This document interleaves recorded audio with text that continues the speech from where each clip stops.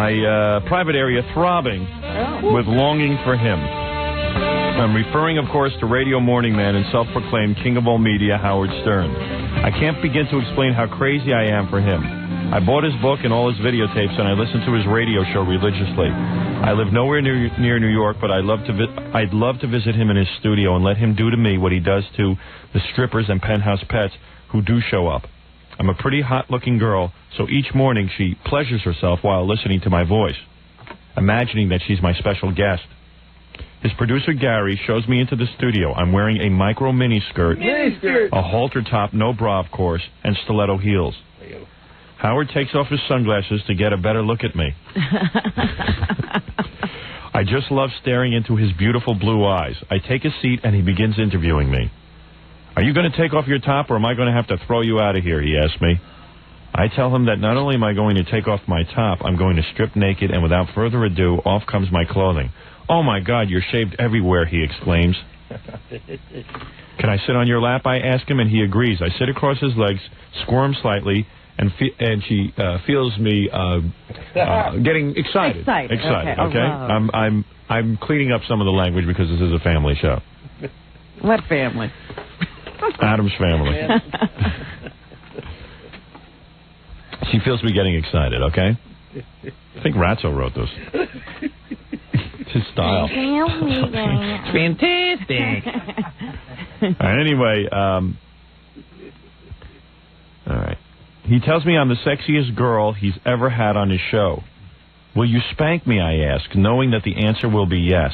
I drape myself over his lap. The whole gang has gathered around to watch. Jackie, Fred, Gary, Stuttering John, even Scott the engineer. No way. He's never in here. Of course not. This is a fantasy. They can't believe that a stunning woman like me is letting herself be spanked like this. Howard tells Fred to play some appropriate music, and soon the song Wipeout comes on. Howard then slaps both cheeks of my ass like a drum. Yeah, butt bongo fiesta, he shouts. When he's finished, I peek at my buttocks, which is crimson. I love that lot. It's crimson. She's almost orgasmed from the spanking. Is that right? Cleaning it up a little. So far, it seems to be a transcript of my show. Howard is taken with me, and during the commercial breaks, he asks me to stick around. I'm thrilled. When the show is over, he tells me that he and his wife have an understanding, and that he keeps an apartment in the city just for an occasion like this. I've had sex with a lot of the girls on the show, he tells me. And boy, what I'd love to do to you. I'm going to spin you around like a top. At this point, her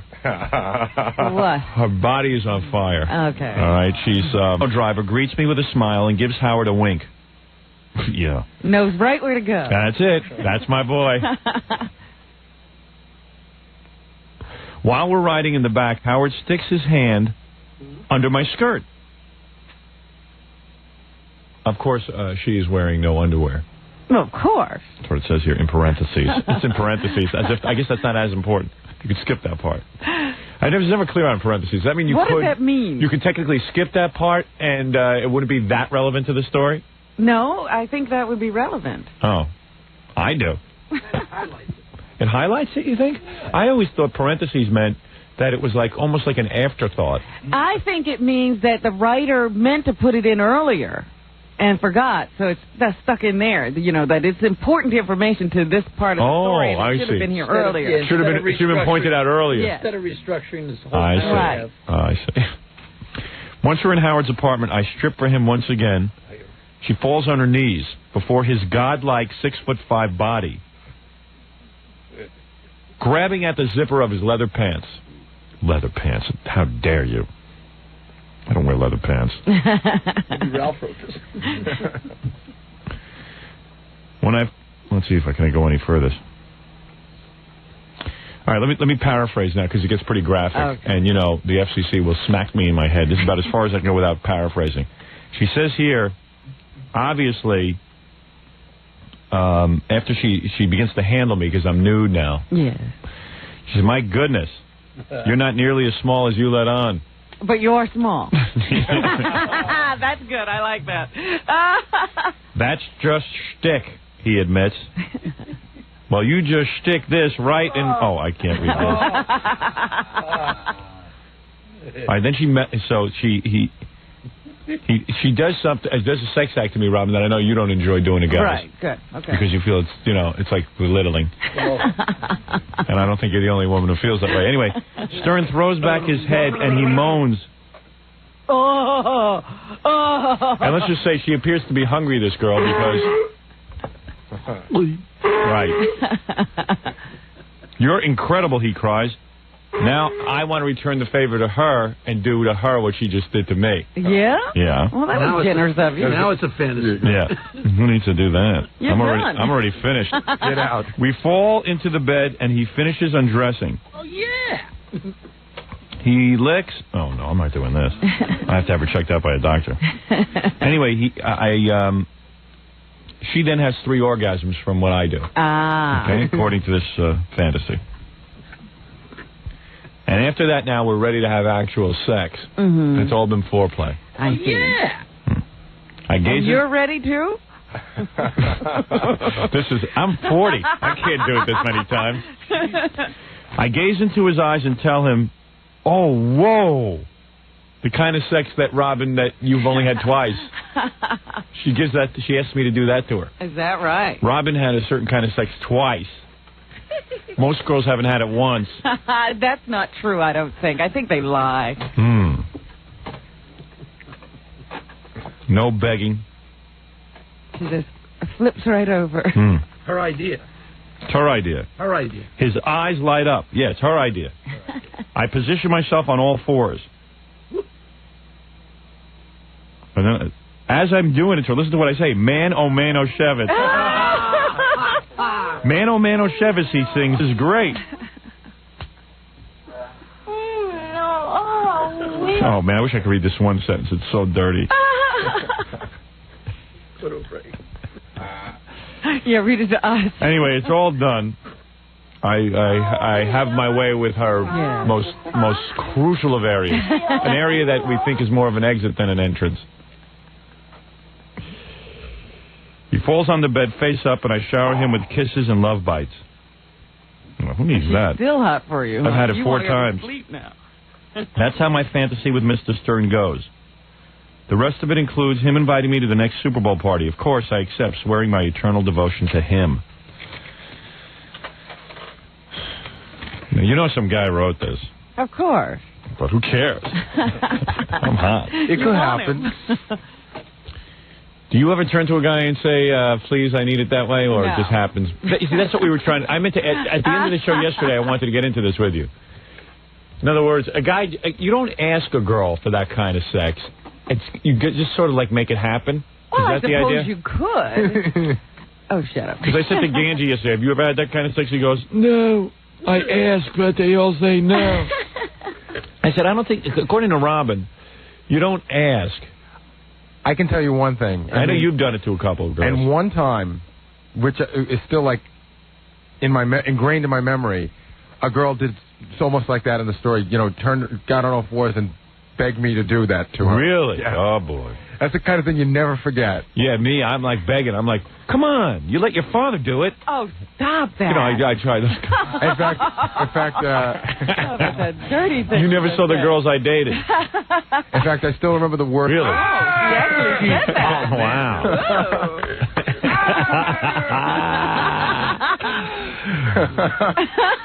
Had a girl say, you know, maybe like... I figure you just do it, and she goes, whoops. You know, you want to try something a little different, but not put it where it doesn't belong. Yeah. Sounds like a sport. You should do, come on, let me do it to you. You let your father do it. Oh. Yeah, that works. I usually have to say, I'll throw in another 50. No, but if somebody had asked me, I'd have said no. I'd just be sneaky. Like if I was with Robin, I'd just say, I bet this would never fit in there. That's ridiculous. See, what are you doing having conversations like that? I don't know. I always feel like I have to ask. Mr. Science. Right. It's a real monument to what I'm packing. One time it happened. And she didn't know? No, she knew, but I didn't. See, I have that fear, too. I don't think I could even handle that She kind. said, do you know where you are? And I was like, oh, wow. But as soon as you know, because that's happened, as soon as you know... Really? You didn't know where you were? Everything changes. I was a little bombed at the time. Of course. But you should could have known. You could be like, you know, hanging around, and then it just seems like really normal. And all of a Right. sudden they tell you that you're in this other area, then everything changes. All of a sudden, it becomes the most exciting thing you've ever done. Yeah, right. Oh, yeah. Oh, boy. Shift gears. I've never had that accident happen. I haven't had sex in 3 months. Oh, stop. 3 weeks. You always exaggerate. 3 weeks. I swear to God. But, you know, this guy who was the fashion photographer who wrote you, Yeah. he had a problem. He was a fashion photographer. Yeah. He couldn't very well stop doing fashion layouts and continue to have his income. Yeah. I know what you're saying. Very well. But, Robin, you're wrong, because that's become a part of the show, and that's why listeners stay, and that is part of Howard's income. No, she's right. But let me say something. She isn't with me the rest of the day when I go places and women are coming on to me. Yes, but they're not naked. They might as well be. Oh, you. They might as well be. See, that's why you're having the problem. Yeah. You know, and the whole thing is, I was thinking about this guy. His problem was probably the camera eyepiece. You know how you put the thing in there all the time? It had nothing to do. That was the wrong eye. Yeah, that gave his eye pain. Wouldn't it be really wild? It was the wrong eye. Wouldn't it be really wild if his wife let him do it, and then she did. And you read the letter. Yeah, but then it didn't go away. It didn't cure his problem. No, believe me, that cures any problem. Yeah. She would have hurt his other eye. Yeah. He could be blind. Oh, this is working. Hey, I've been doing this for 5 years. Hasn't fixed my eye pain. I'm not telling my wife that. You ought to get me that letter. I got to read it later on the air. Robin's got to hear this. Yeah, I want to hear everything. Hey, that's cool, man. The celebrity fantasy. I like that. Put that in my mail. I'm going to go home and read that and fool around with myself. That's like every once in a while these porno movies come out called The Howard Sperm Show and stuff like that. Yeah. And usually the first scene is always me having sex with this black woman, which is Robin, and some bad-looking guy in a black wig is playing me. And I'm watching, I go, boy, I'm having fun in these movies. That should be my life. I'm doing Robin, then Robin goes off and has lesbian sex, and then I'm with 2 girls from the show. It's like, whoa, dude. Yeah. That's what everyone thinks I'm doing. That's why I have eye pain. All right, let me take a break here because I shouldn't have read you the Penthouse Forum letter, but I couldn't resist, Robin. Well, yeah, to be in Penthouse Forum is a great honor. Great honor. Great honor. Hey, you think your wife will pick that up in... For a while. And she claims she never does that. I don't believe her. Because I know she doesn't give me any sex, so she has to have a sexual outlet somewhere. She's probably having an affair. You think she has a sex drive, right? Yeah. I don't think she really does. Oh, stop I think my wife's like a camel. She could drink some water and hold it in for like 3 weeks. All right, let's take a break, and we'll be back right after these words. We're back with the Howard Stern Show. All right. Well, we're back. Glad to be back, too. In your defense, maybe women write those letters, but maybe men punch them up. Yeah, it's got to be. Good morning, everyone. One of the biggest honors of my career happened yesterday. I was in Penthouse Forum, and we just shared it with you, in case you're just waking up. Great highlight in the life of Howard Stern. See, that stuff drives me even more crazy, that, like, I'd be a female fantasy in Penthouse Forum. Do you realize the action I could be getting? But, you know, all those guys tell us that all that anonymous sex is not any good. Really?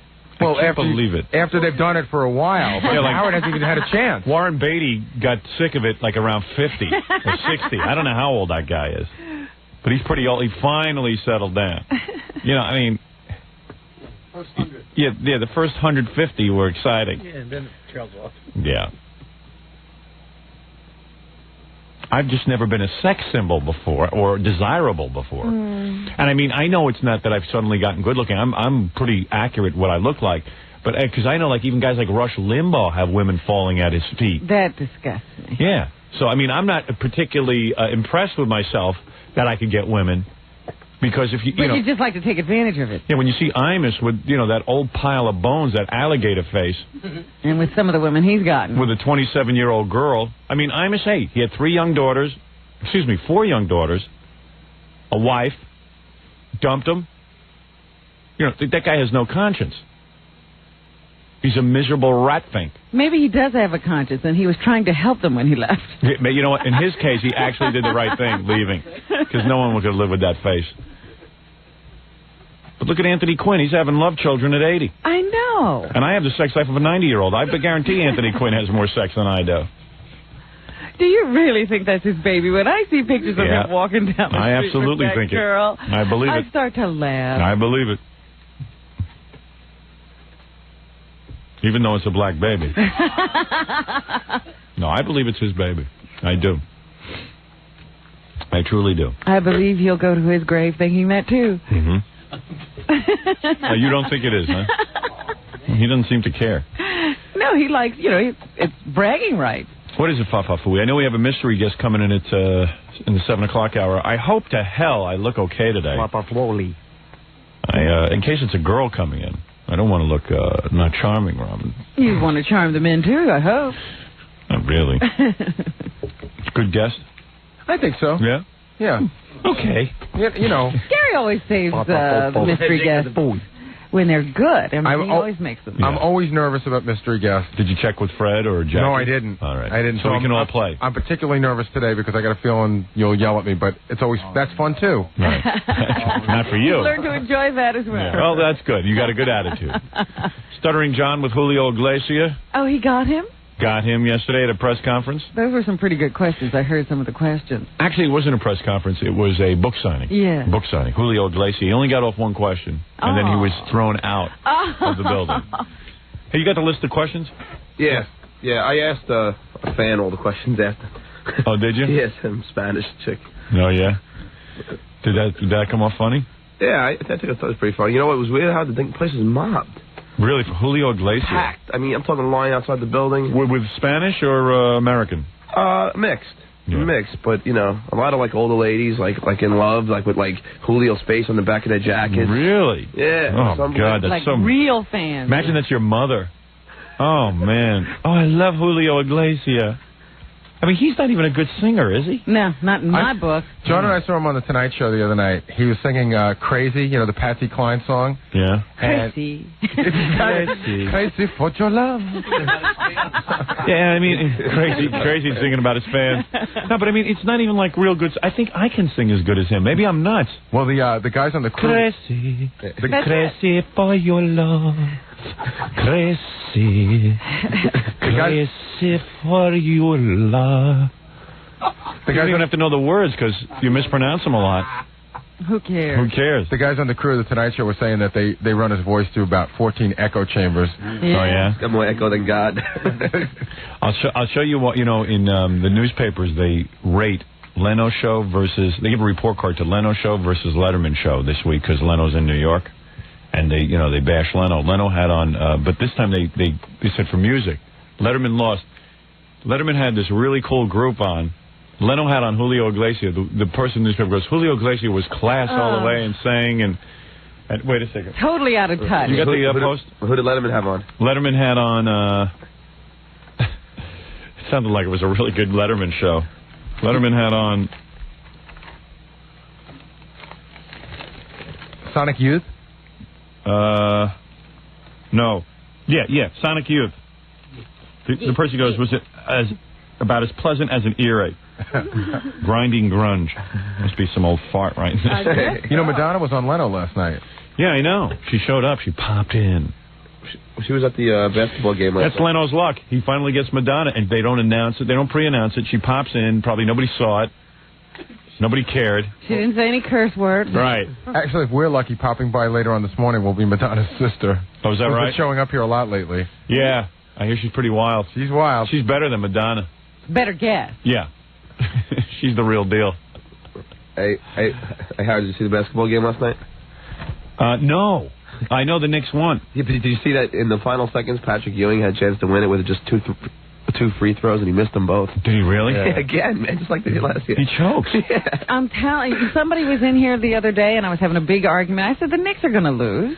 Well, they won last night. They were lucky to win last night. They're one game away. They keep just barely making it. So and Chicago's got a crummy team without Michael Jordan. They're not that crummy. Not that crummy, but the Knicks should be able to beat them. Yeah. Yeah, but Scottie Pippen really stepped up this year and took over. Yeah, I know all that. But meanwhile, the Knicks should be able to beat them. Yeah. And they are. They're beating them. Ewing was like 8. Yeah, I know that. He's impossible, guy. I hate arguing with him. I'm not arguing. I know they're beating You know him. what he said to me the other day when I said the Knicks were choking? You just sound so stupid, he said. Yeah, you don't know what you're talking about. Robin hasn't watched a game this season. You couldn't even name the 5 starters Name a player on the team after Patrick Ewing. Doesn't matter. The Knicks. Yeah, but how would you know, Robin? You don't even follow the... I watched a few games, I could tell. Exactly. She doesn't know. But she's entitled to her opinion. You don't call a person You know stupid. Robin after the show does the Robin show and she likes to argue about everything. You are so stupid. I said, you sound stupid. Not you are stupid. That would be wrong. My father would say that. You sound stupid. You don't know anything. Robin's out there just repeating last year's rap. I used to say stuff to like, yeah, right. I used to say... please. Nobody's ever said those things before. The Knicks game, I forgot. I just fell asleep. First of all, I wouldn't have watched it anyway because Melrose Place had a 2-hour finale. Oh, you're kidding. Yeah, I'm like a woman. I watch Melrose Place. Not the Knicks. Gary went to the actual game. He got tickets from his brother-in-law. And he sat behind Mary Tyler Moore. Oh, yeah? Who is unrecognizable as Mary Tyler Moore. Well, I felt sorry for her because there was this guy, a Chicago fan, and he was like sort of drunk. And he kept standing up during the game. Every time Chicago was winning, he was right in front of Mary Tyler Moore, and he started like dancing around. But he was like a guy in a suit. He just was doing like a cha-cha. Yeah. So people were like throwing things. Yeah. You know, and they're all landing on Mary Tyler Moore. She's getting hit. People were like throwing. They were balling up napkins, or they give you these. Knicks towels. Yeah. Towels are like flying, and then people are yelling. You know. People are like grabbing their genitals, and, you know, and yelling at the guy. Yeah. And you know everything's. Mary Tyler Moore is right behind this guy, so she's getting everything. Oh, Mare. Did you see? You know what's funny about that? I mean, Mary Tyler Moore goes to the game, I guess, to be seen. You know, because she can't possibly be there to see the game. I mean, she hasn't gone all year. She's suddenly going to a game. Yeah, she has to be at the playoffs. Yeah, she has to be at the playoffs. The only reason I think she probably had a miserable time. It made an excellent argument for watching it on TV. Unless you're Spike Lee and you have front row seats. Spike Lee, Gary said, is such a jackass. Yeah. If Spike Lee was a player, they'd throw him out on a technical. Not only that, they'd kick his ass. Yeah, they would kick his ass. He's right in the front row because, you know, he pals up to those guys because he's got a hard-on for the Knicks. And he stands there, and at every play that goes against, or every call that goes against the Knicks, he just stamps his feet, starts screaming at the refs. He starts like wildly flailing. He runs out onto the court. He screams when guys are trying to take their free throws. He's making noise and calling out personal insults. But you know, it's all worth it because at the end of the game, you know what happens when the Knicks get all fired up. Now the new move is. What do you mean it's all worth it? Well, I'm gonna tell you what happens for him. You know how like all the Knicks come by and they pounce chests now. Right. That's the new move. Yes. Yeah. So a couple of the Knicks go over to Spike Lee and they start like pouncing chests with him, like he's like the sixth player. Oh man, that's feeding into that guy's incredible ego. It is. They're like his buddy. Yeah. Well, go see the box office receipts on Crooklyn. Woody and Sun Yi were there too, guys. You see? No, I didn't see them. What's her name? Sun Yi. Yeah. They were there. Yeah. That's not what he said. I love when he screws up names. Woody and Sun Yi. How do people not throw napkins at them? I don't get it. Why Mary Tyler Moore? Mary Tyler Moore. That's funny. Like they were trying to get that guy to sit down and they don't realize Mary's, because Mary doesn't look like anything like what you see on TV. Really? I prefer she would go into hiding so we just remember the Mary that we had on TV. Yeah. Because now like, she has very thin hair and, you know what I mean? It's like, it's not the same Mary. It was just so... Rob! Oh, Rob! With her capri pants. Yeah, capri pants. Oh, do I love that. Oh, Rob! Yeah. What is that hot piece of ass doing with Rob living in New Rochelle? Some writer on some lame TV show. I'm telling you, there was a guy standing on his chair, maybe like 3 rows back and a little bit over to the right, but you know, maybe 10, 15 feet away from Mary Tyler Moore. The guy is standing on his chair while the other guy's dancing, and he's got his genital. He's you know. Has his genitals out? No. He's like squeezing them, you know, giving what I've heard some people call the Sicilian salute. Right. And he's going, over here, right here, do it right here. And he's yelling. So, of course, everyone's turning around, so the guard was going to throw him out. That wasn't Carl Reiner? Oh, Rob. Alan Brady's grabbing his genitals. Oh, Rob. Oh, Rob. I don't know, man. The Knicks, Spike Lee running around like a nut. They should throw him right the hell out. If he was a white guy, they'd throw him out. And you know what? If you ever read interviews with him, his whole big deal is that he did not get. He wants everyone to know he did not get those tickets. Yeah. Because he's a celebrity. He paid for them. He's had 10 years of being moved down. He's been a fan since the early '80s. Yeah. Good. I wish I had that much free time to go to every Knicks game. Maybe if he had put a little more time into the movie Crooklyn, It'd be doing better at the box office. It's already bombed, you know. Good. Ganji thinks that he didn't get his cameo in Crooklyn because we talked about it. Yeah. What are you talking about? Ganji, you know, auditioned for an extra in that movie. I never talked. I didn't even know about it. Yeah, who knew anything about this? I don't even remember. What's he talking about? Well, he goes, well, you know, maybe they heard Howard mention it, and that's why. What? Yeah, maybe it has to do with the fact that you can't act and you have no voice. You know, we get to see Ganji's acting. I saw it yesterday. You have to see it. See what? Ganji was in Mr. Gorilla's college production. Steve Gorilla, our intern. Right. And Ganji, Mr. Gorilla. Ganji and Billy West's wife have like a makeout scene. I don't think they're really making out though, but it's a parody of Beverly Hills 90210. It's I don't know, Coney Island 11253 or something. I don't know. I don't want to hear about it. Ganji acts, so you have to see. We might even want to play it. I don't care. I lost out on the Spike Lee. That's like the stutterer who goes in for an announcing job and he goes, I didn't get it because I'm Jewish. What's he talking about? Oh, man. We cost him his role in Spike Lee's movie. The Ganji out there. Yeah. He's the De Niro of our you lost out as an extra Ganji? This is my Ganji. Yeah, well, it happened. Yeah. You know, John tends to exaggerate a little bit. Oh, stop it. First of all, I didn't really care, and the only reason I was trying out was I figured it was a good story for you. Right. Okay? Yeah. Did you ever tell him the story? No, the next day he never told me the story. Did you ever tell me the story? Yes, I did. On air, I did, yeah. Did you? No one remembers it. Wow. It's very memorable, yeah. Spike Lee was tuned in and decided not to hire Ganji. Well, he had him on the list, and when he heard that, he took him off. You took him right off. He was going to make you the star of a black film. Well, that's what I figured. Yeah. You could have played the the little only reason girl. I tried out was for a story, because I heard he's really... But don't you want to be an actor? Yeah, no, but I heard he's a real jerk to the extras, so I figured I would get in there and have him be a jerk to me and you know, have He'd be a spy. Hey, where's your demo tape? I want to play it for Robin. Oh, really? All right, I have it. You have a demo tape? Yeah, he has. He played it for me at my house. Oh. You want me to have Scott run it off? Yeah, why don't you do that? I'll play that for Robin maybe later in the show. How is it? What? How is it? I'll let you guys decide. I don't want to influence you either way. That's not a promising thought. No. Walk out. You can walk out. I'm not going to talk about it. Run it off. A cliff. When did he put this? I don't know. A couple of days ago. He's been working on this for a year, you know. Yeah, I know. Yeah. It sounds it. Sounds like a guy who put a lot of thought into it. You could hear every minute, huh? Oh, yeah. I critiqued it off the air, and I told him what was wrong with it and what was right with it. There was something right with it? It was on a nice box. No, there was something right with it, sure. I don't want to say what it is.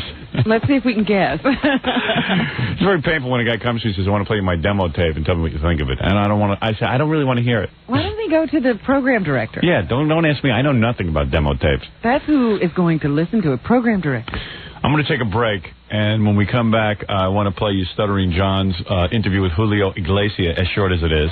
What did John call Julio Iglesias? Iglesias. Julio Iglesias. Yeah, it's a funny question. There's a couple of funny questions. We got to talk about Cleveland. Who's going to get to go to Cleveland with us? There's a question as to who can go? Well, we have to create an A list and a B list. Like who we want there, who we think will be the best. And because, you know, the people in Cleveland who own the radio station have to fly in the people we want to bring, so they want to know how many plane tickets they have to buy, and they only have a certain amount of money to spend to plane tickets, so we have to now cut certain people off the list. You know what I'm thinking Fred, about? I'm sorry. Damn. You know what I'm thinking about? How you made that big deal about John going to Albany with us? Yeah. And John had that awful schedule that week where he had his party for his record. Yeah. And he had all kinds of concerts and appearances the whole week. And I didn't talk to John once. Not once. I He know. made him fly here and there to be on the bus.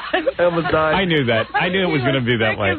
I might have done it on purpose to test his loyalty. And that's never all. talked to him. No, I really had every intention of talking to him. We just never, you never know what's going to be. I do know that there's a 2-for-1 deal going to Cleveland, though, plane-wise. Is there? Yeah, you get two tickets for the price of one. Well, we better hop right on that. All right, we'll be back right after these words. We'll discuss everything with you. We'll take your phone calls. We have mystery guests coming in. It's going to be a really big shoe. Oh, and we have a big press conference today. Oh, that's right. I forgot to mention Orlando that. press conference is You know, our new market, Orlando, we have the big press conference today. I hope that all the press guests will be there so I can address. We never have any way of knowing who shows up. Yeah. I hope that guy who wrote the article from the other day that we read from the Sentinel is there. Yeah. Yeah, let's talk to that guy. But we'll be back right after these words. Oh, tiptoe through the tulips. Hello, my dear friends. This is Tiny Tim saying, I'm happy and you're happy. We're all happy listening to the fabulous Howard Stern Show. Is it time to go home yet? Oh, okay. I'm not wearing my watch. I thought maybe the show was over. That'd be cool. Wish the show would go so fast that it was over already. I'd like to be like Mayor Koch, do an hour a day. And that would be okay with me. We'd be done now. We'd be wrapping up. Well, are you going to be like Larry King now, start cutting back? Yeah, I need to cut back my hours. Just an hour a day, an hour of Howard. It's enough. In fact, I might even stay an extra 5 minutes because I got so much to say today. What kind of show business is this? 5 hours on the air every day, no break. What is that? That's no job. That's not show business. That's work. It's supposed to go in a half hour, an hour. Yeah, show business is a little bit of work concentrated in a small amount of time. By the way, I'm doing the Tonight Show Friday night, even though Jay's getting slammed in the ratings. Do you like my idea of changing outfits? Yes, I do. I like that very much. I was going to actually bring 4 outfits and change every segment. But I said 2 is enough because it'll drive me crazy. So you're going to wear one outfit for the time he's actually interviewing you and then one outfit for the couch? No, I was thinking I'd come out, be interviewed, then they take a commercial break. I'm usually on for 2 segments at least. Yeah. And during the commercial break, change and come back and be in a different outfit. And then go with that second outfit for the rest of the show. All right. Because you might want to think of a third just for the couch. For my couch segment? Yeah. Ooh. All right, 3 outfits it is. That's so annoying if you're sitting there not even talking to anyone. Right. Jay, I've changed again. I have a new outfit on. So when he comes back from commercial, you can ask if he noticed. Yeah, but I mean, like, look at the Academy Awards. Angela Lansbury has 3 or 4 different changes to keep the show fresh. Oh, that works. Yeah. Oh, good. Angela's in a different outfit. Wow, what a number. Oh, I'm so glad. How sexy. Let me throw up out of the other side of my mouth. Yeah. Oh. Angela Lansbury changing outfits like somebody's looking at her. Yeah, too much. Stugatz. I love those. You know, in the Inquirer, they always have, you know, the week's personal appearances by famous people, you know, and they show these different women in their different outfits. Yeah. And they always have a blast from the past. Yeah, yeah. To see how they're holding up. Papa Fui's an amazing guy. What has he done now? Well, Papa Floli. You know, we're having a mystery guest in here in a few minutes. Mm-hmm. So every time we have a mystery guest, we have to wear blindfolds. We wear blindfolds so we can't see the mystery guest. Right. And every time we do this, Fafa Fui is missing a blindfold. Stop it. And it's like, what about the concept of having a few extra blindfolds around? Is there a shortage of blindfolds? Yeah. And we have to hold on to these few we have. So Gary was in during the commercials because he has to find a blindfold for Fred. There's 3 blindfolds. The regular blindfolds are going to me, Robin, and Jackie. And Fred is really... Fred has now... I don't know. Gary He took out... ripped off the bottom of a hat. Gary took the bottom of a ski cap. I think it's a panty shield. It's like...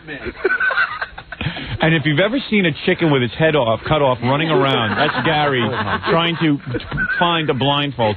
Gary, what about, like, being a producer and you write down on your little list of things to do, maybe I'll buy a few more blindfolds. Howard, we had 5 of them. Yeah, I had 5 Gary, of them. go crazy. Get 12. No, they were there. They've always been there.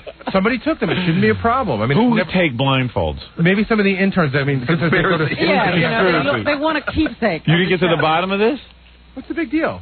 The big deal is you run around like a chicken with his head cut off. Ripping the bottoms off. They've been there. Trying to find They've always blindfolds. been there. Yeah. There's no reason why they shouldn't every do that. show that we do with mystery guests and the blindfolds, well, you're running around. Well, you know what's funny? After we do the mystery guest segment, Gary runs around, give me your blindfold, he collects them. Oh, that's fine. That's really stupid because then we wouldn't have this to do. Well, that's fine. I like that he does that. But, you know, it's just, he obviously didn't do it last time. No. Snap on me, Stuffy. Sucks me to stutter. What? In the back, he's fucking around. Johnny, see the blindfolds? We're on. He's in a panic each time. Go on, go crazy. Buy 10 blindfolds. Then you're not going to have to run around like a nut. Around here. And he's pulling his pants how up. many years have we been using those blindfolds anyway? They're probably full of gunk. Yeah. Robin, they're brand new blindfolds. Oh, I wish that window wasn't there. Eye cheese. Phooey. Oh, man. Is this the best you could do? I told him they're in the back where he was asleep last. What? I told him they're in the back where he was asleep last. I can't hear you. Slowly. No, he's interrupting. Forget it. Forget it. No, what did you say about Gary? Twice, and I said that the blindfolds in the back where he was asleep last, in your office. But forget it. That's funny. It was funny the first time around, but you got to explain it. I always love what Gary thinks is weak. Halfway while I'm yelling at him about the blindfolds, he goes, "Is this the best you can do? Is this?" I bet you I'll pick up the phone right now. I bet you every listener will say, "This is the funniest thing they ever heard." It's always funny when you yell at me, but I'd like to, Oh, this is not good enough? More solid, Oh, you think this isn't solid? You running around for the same stupid blindfolds each time we do Mystery Guest.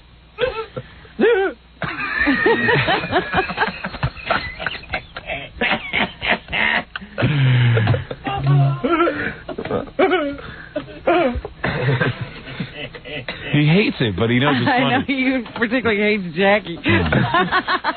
Jackie's laugh is almost as evil as yours when you're on the wrong end of something. Hey, don't you think it's funny when we yell at Gary about blindfolds? I said, don't you think it's funny when we yell at Gary about blindfolds? Yeah. Of course. Oh, my God, I can't believe I got through. She's going to say yes to anything. I know.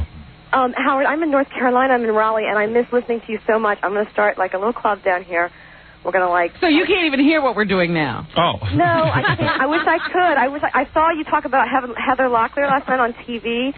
And I did? What TV was that? It was something down here in Raleigh. During some show, they were talking about Richie Sambora. I didn't know about them. Yeah. And the fact that we interviewed and got the scoop on it? Yeah. Yeah. And it just made me miss you a lot. Yeah, well, I had a deal to be on in North Carolina, quite frankly, and the great senator, your great senator, is he the Jesse Helms from North Carolina, Robin? Yeah, awful. I don't know because I just moved here. Well, your great senator, Jesse Helms, made a deal with the FCC to allow this company to buy radio stations as long as they would not make a deal for me in North Carolina. Some kind of wacky deal. And that I wouldn't be allowed on in Atlanta. Jesse Helms, another great senator, busy with the real problems of the world. Well, are you on Monday, Memorial Day? Because I'm going to be up there. No. You're not? No. Sorry about that. No, we don't work Memorial Day. It's we take a tremendous amount of vacation. It'll be the best up there, then, huh? We get 1 day off out of months of radio shows. So like the rest of the world, the reason we can relate to the rest of the world is we have the same crappy schedule. Well, where else can I see you or hear you on it? I'll be on the Tonight Show Friday night. Okay, that sounds great. Hi, Robin. Jay Leno. I'll be wearing 3 different outfits. Awesome. I'll have costume changes. It's my whole new concept for talk show appearances. Why not be like Angela Lansbury? Sure. You pattern your whole career after her. Well, Cher always did it.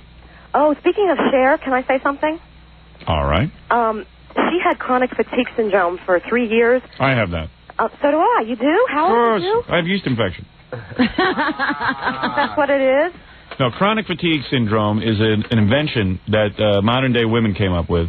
No, because there's men who don't get enough sleep. Well, I heard Flea from the Red Hot Chili Peppers had it, too. No, let me tell you something. Well, he's like a woman. Yeah, he wears a dress and runs around with long hair. Well... a real disease is crabs, AIDS, TB. You're willing to accept AIDS as a real disease? Yeah, of course. Crabs disease. Well, thank you. Yeah, you got to take Quell and rub it on your hairs. And it can be cured. If it Right. can be cured, then it's real. Chronic fatigue syndrome is an invention some yentas on Long Island came up with. They come up with one every couple of weeks I'm so tired. Well, of course you're tired. You go to bed at 1 o'clock in the morning. You're with your stupid charity organizations that you raise money for. You have 3 kids. You're running around like a nut. You got to go do exercise every day. Of course you're fatigued. Of course you're fatigued. But you don't know how to sleep. Well, how did Cher get it? Oh, my God, how did Cher get it? She's so neurotic about that stupid... You know how she got rid of it? I read about it. She put on 5 pounds. She got rid of it. Laugh about this. Of course, we'll laugh about it. It's the truth.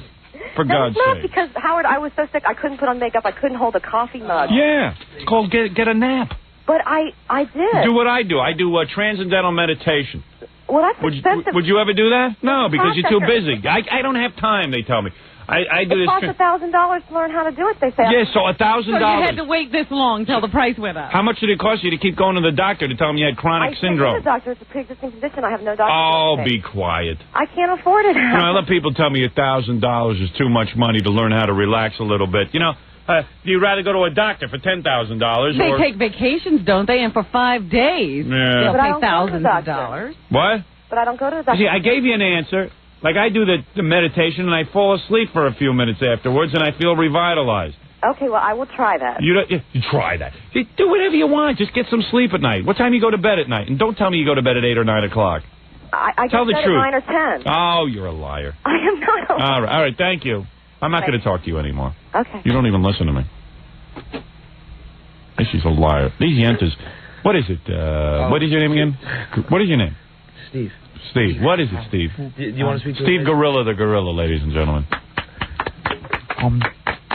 Thank you very much. I can't hear you. Get right into the microphone. There you go. There's a lady on the phone that's pissed that says that it is really a disease. Oh, she's an idiot. Of course she thinks it's a disease. How come she has so much energy to pick up the phone and call? Yeah, I thought you can't dial the phone. Howard? What? Listen, seriously. It's called Epstein-Barr syndrome. I know what it's called. You find out about it through a titer count in your white blood cells. No. Don't tell me Darling, I have it. you don't have a thing. The only thing, if you were married to me, I would take you, Let me tell you I'd slam your head into the wall, and you'd knock you out, and you'd sleep for 3 weeks like Rip Van Winkle. Easy life, Howard. You got it easy. You got it easy. I got it easy. Tell me about your life. Don't tell me about every woman. You want to know about my life? Epstein-Barr. First of all, you want to know what it's like? That was invented by Mrs. Epstein, a yenta from Long Island. And Roseanne Barr. Yeah. No, but seriously, Howard, don't say false information I'm not saying false information. I firmly believe it. Most of these diseases, these so-called new diseases, listen, it's not can be cured. How do you think Cher cured her? You know that it's closely related to non-Hodgkin's disease. It's the same test, and it's a high titer count. Honey, that's just another excuse so you could sit there and go, I'm so tired, I'm so tired. If you were honest with me and told me your schedule, I can cure your Epstein-Barr syndrome in one day. I wish I knew you because I would bet you anything on this. It is from stress because you're all stressed out. I'm stressed out when I hear misinformation. Listen to your voice. Listen to your voice. You're a high-strung. You're a high-strung yenta from Long Island. I'm not a yenta, number one. Yeah. Are you from Long Island? Are you from Long Island? I've never been in Long Island. Yeah, a liar. I'm not a liar. I bet you are. I was born in Italy and I was raised in the Upper East Side in Manhattan. Oh, you don't think an Italian can be a yenta? No, but an Italian born in Italy doesn't live in Long Island, okay? No, you live on Long Island. Howard, why are you being so obnoxious? Jesus. I'm not being obnoxious. I am telling you the truth. Okay. Epstein-Barr, it does not exist. It's called get some sleep and mellow out. No, it's not. All of these so-called diseases are stress-related. You don't know how to. They may be brought on by stress. You don't go to bed on time. You don't. You know what? I'm going to tell you something. I would have Epstein-Barr syndrome if I didn't go to bed at 8 o'clock every night. It's not a condition. It's a virus. It is not. Just go back and go back. By the way, I just wanted to tell you when you were doing Nixon the other day, yes. You floored me. Thank you. You were so hysterically funny. You should do. Oh, she wasn't fine. Just keep doing Nixon and stop talking about everything. Yeah, stop listening to the radio so much and go get some sleep. These women with their Epstein-Barr. I see them all on TV. Oh, Oprah, I got Epstein-Barr. I'd take them. I would give them 2 Valium and let them sleep it off. And where was I, Robin? I don't remember now. I'm not going to get into a whole medical discussion. There is no such thing as Epstein-Barr syndrome. Period. Period. Where was it all these years? Suddenly it appeared, Epstein-Barr syndrome. Nobody had it. My grandmother never had Epstein-Barr. You know why? She worked her ass off, and then she went to sleep at night. She was busy. There was no TV to sit and watch. These yentas sit and watch TV. They're on the phone all night. I know. I'm married to a yenta. She's on the phone till 1 in the morning. Does she have Epstein-Barr? Of course. She has no voice left the next day. Of course she has Epstein-Barr. She goes, my voice is gone. Every day. I go, yeah, because you go to bed at 1 in the morning. The kids, and she goes, oh, the baby woke up at 7. I go, Allison, that's when the baby wakes up. Get it through your head. This is a year and a half of the baby waking up at 7 in the morning. I wish she would learn to sleep later. I go, she's not going to learn to sleep later. Why don't you go to bed earlier? You should be up, dressed, and showered by the time the baby wakes up. Because she tells me her problem every day. I guess women need me to women, all women need you. All women need me. Thank you. You do too, believe me. Oh. You're another woman that needs me. Excuse me. You're lucky you have me in your life to straighten you out. Thank God for you. You're not fixed kidding. me, didn't you? I did. Do you have Epstein-Barr? No. No, my wife comes up to me. She goes, oh, my God. The baby wakes up at 7. I haven't meditated. I haven't showered. I haven't dressed.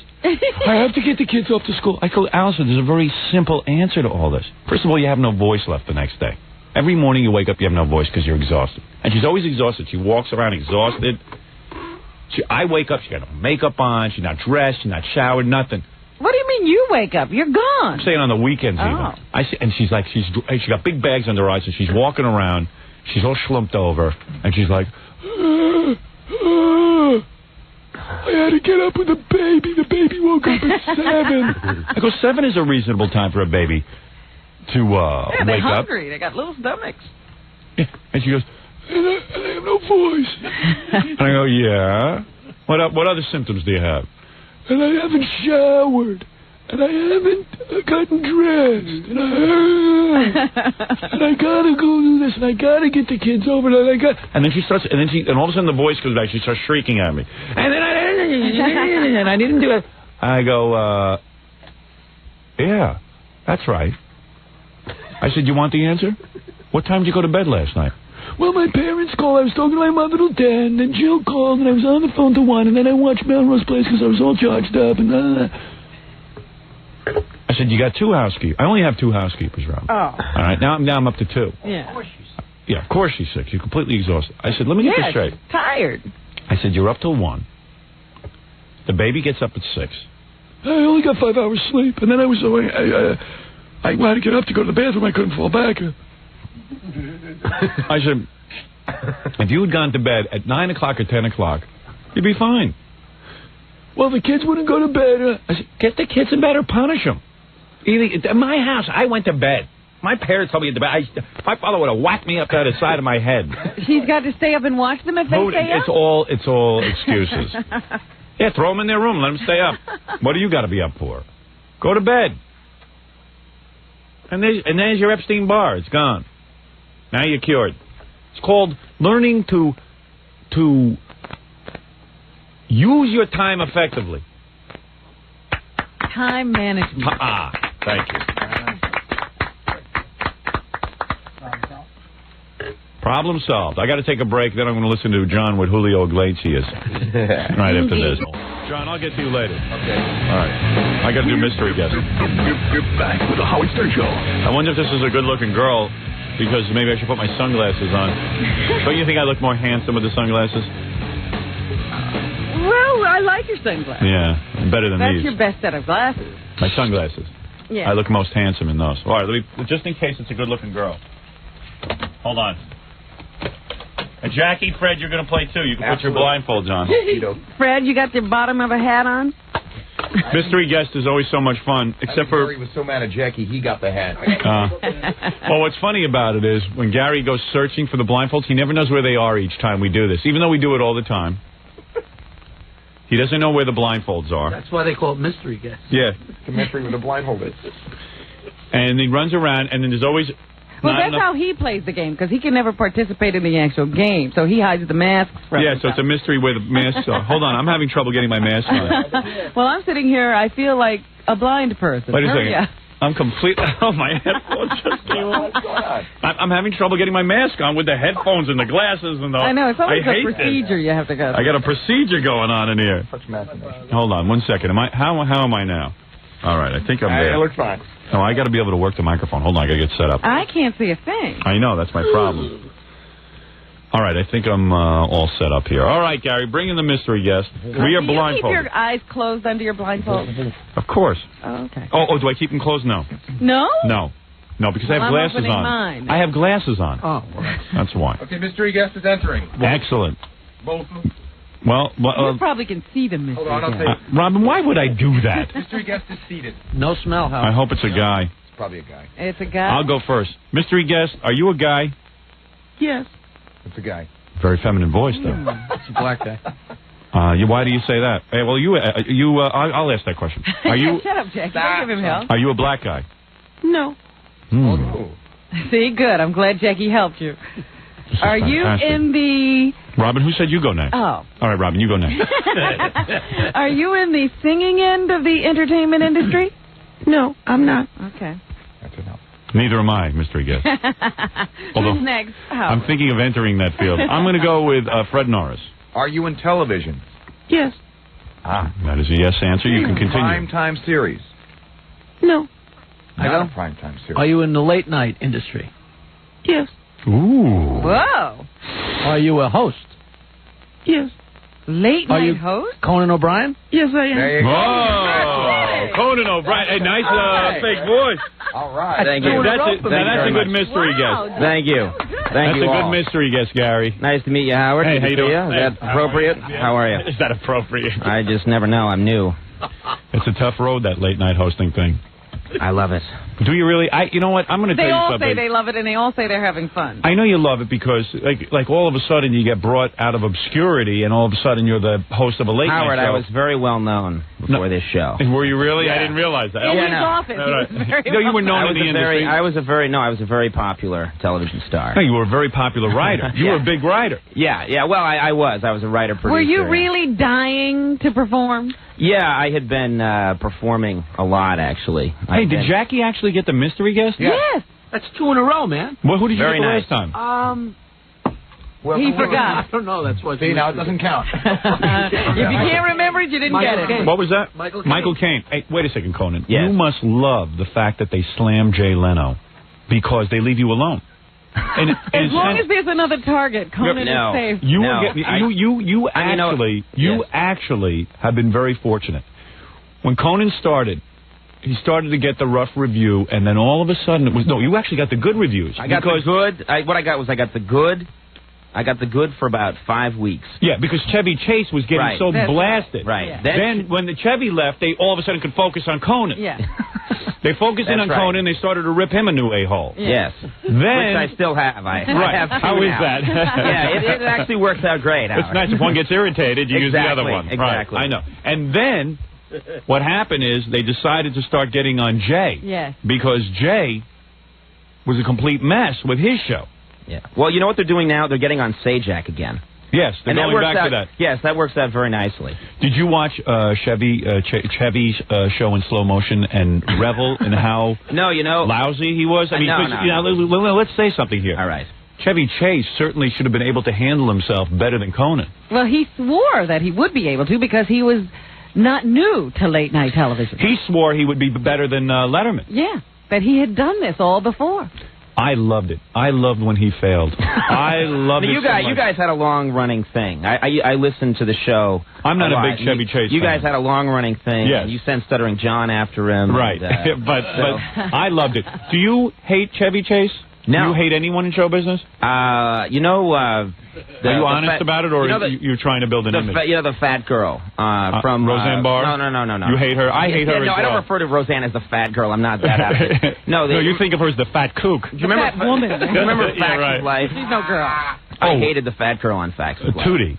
No, not Lisa. Tootie. No, what was her name? Mindy Cohn. Mindy Cohn. Mindy Cohn. You don't like her? I don't know what it is. You don't like her. All right. Well, at least you admit to not liking someone in show business. No. That, by the way, going out on a limb there. Yeah. Listen, always pick someone who's been off the air since like '84. But you are in a tough position because it's hard to get guests when you're a new guy and the show doesn't have a huge rating yet. Right. So you really have to watch what you say about people because you have to rely on getting guests. I, on the other hand, have no guests whatsoever. I don't care. The guests show up and it's fun. I will talk to them. If nobody shows up, you'll interview yourself. Yes. No, I can do 4 hours myself. For a while there, it actually was. I was interviewing. So you give tokens away at the on the Bruckner. What's your story? You get laid? I mean, if you network this into you would not believe it. No, Conan, you don't really read about. Let me think. I remember when he first came out, I think there was a girlfriend. Yeah, Conan's a good-looking guy. Thank you.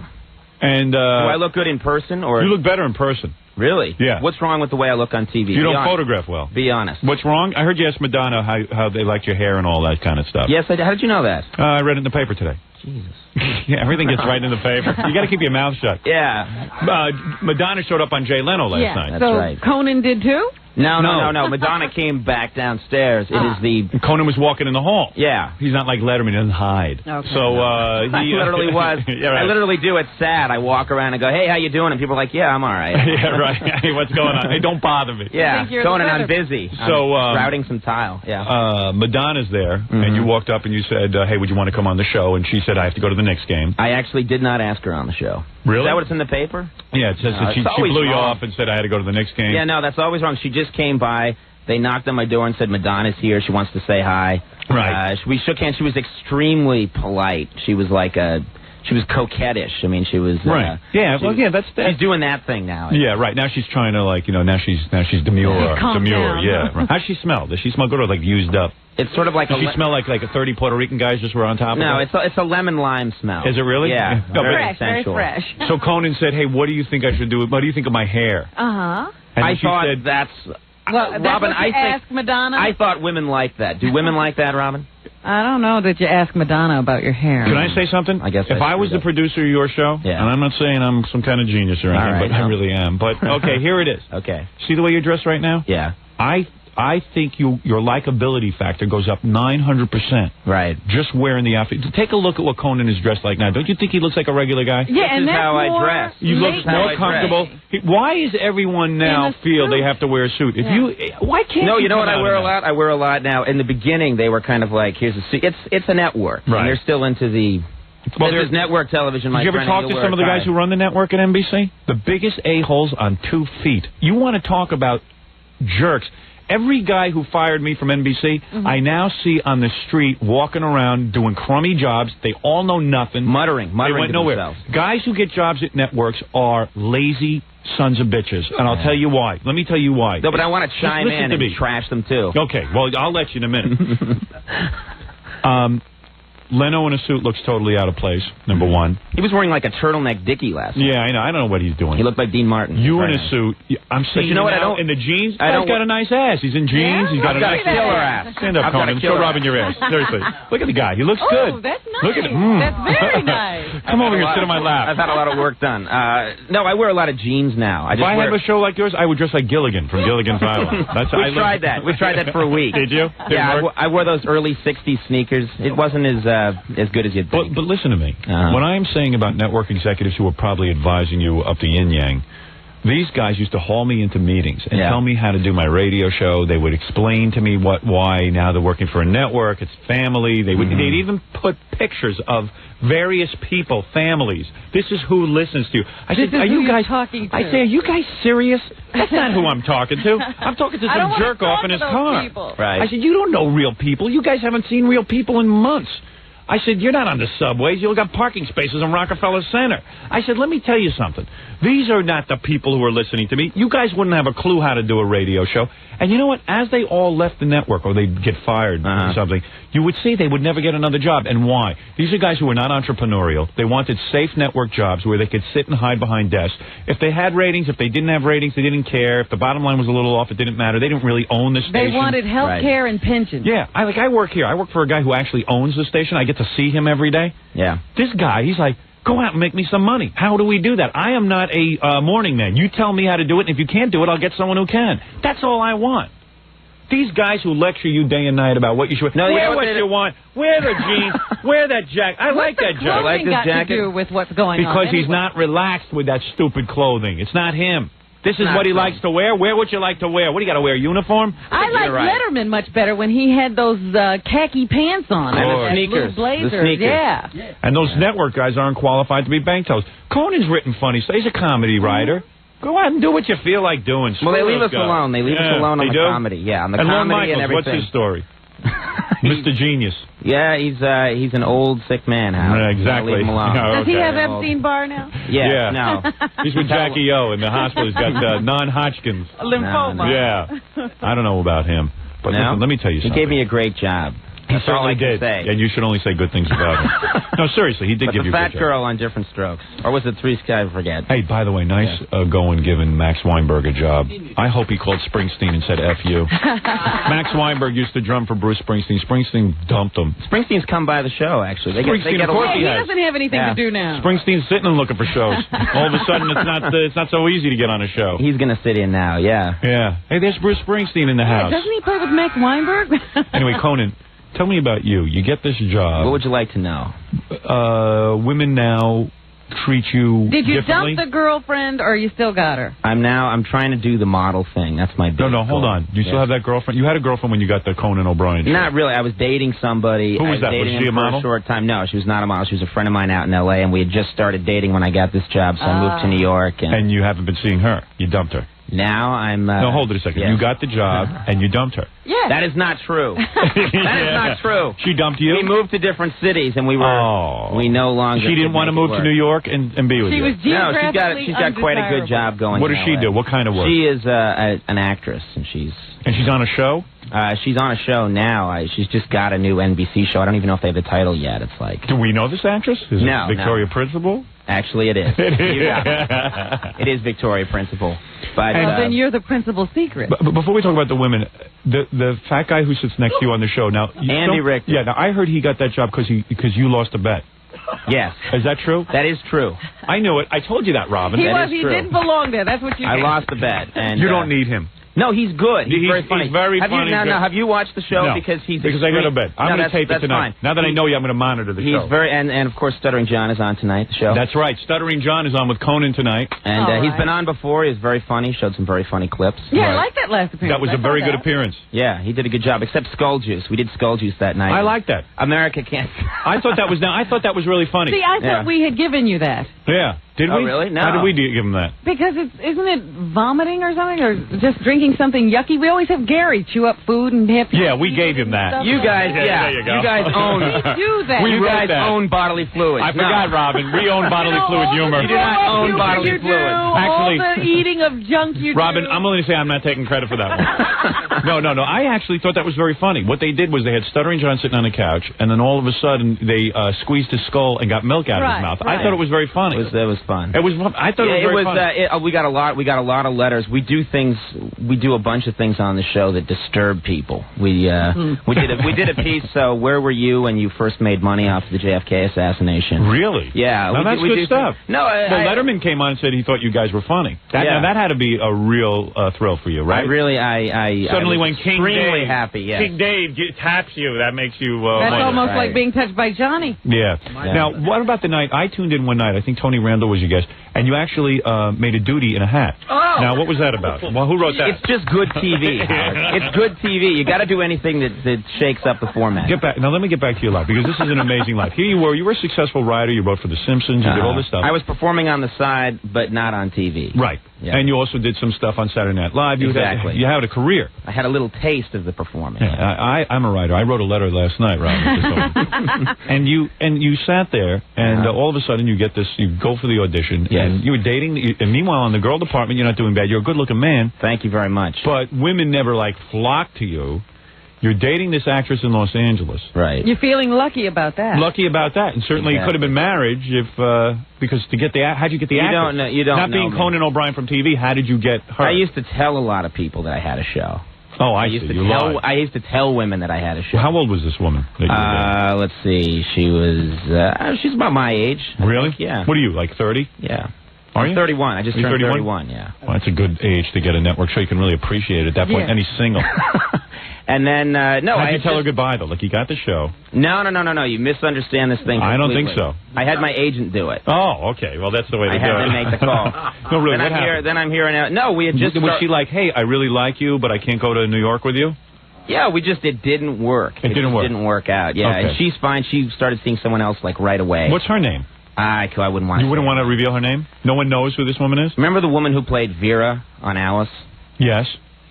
That was her. No, she was good. I just liked her. Okay. I think she's a very talented woman. But this is a woman that we see on TV every week? No, it's not. No. Well, the Inquirer will find out now. We know that guy, Mike Walker. He'll find out. Yeah, he'll go give us the name. Yeah, Mike will find out in 2 days. But, since then, Now, since then, you're in New York. Right. And what do? You live in the city? Yes. Yes, So you got like a bachelor pad? I live on the Upper West Side. I have like a late 60s bachelor pad. And, you know, I have a always wet bar and everything. I always fantasize now with my life, you know, being somewhat famous, of what my bachelor pad would look like. Oh, man. I would have, first of all, I get one of those lofts. You know, one big room. That drives women crazy.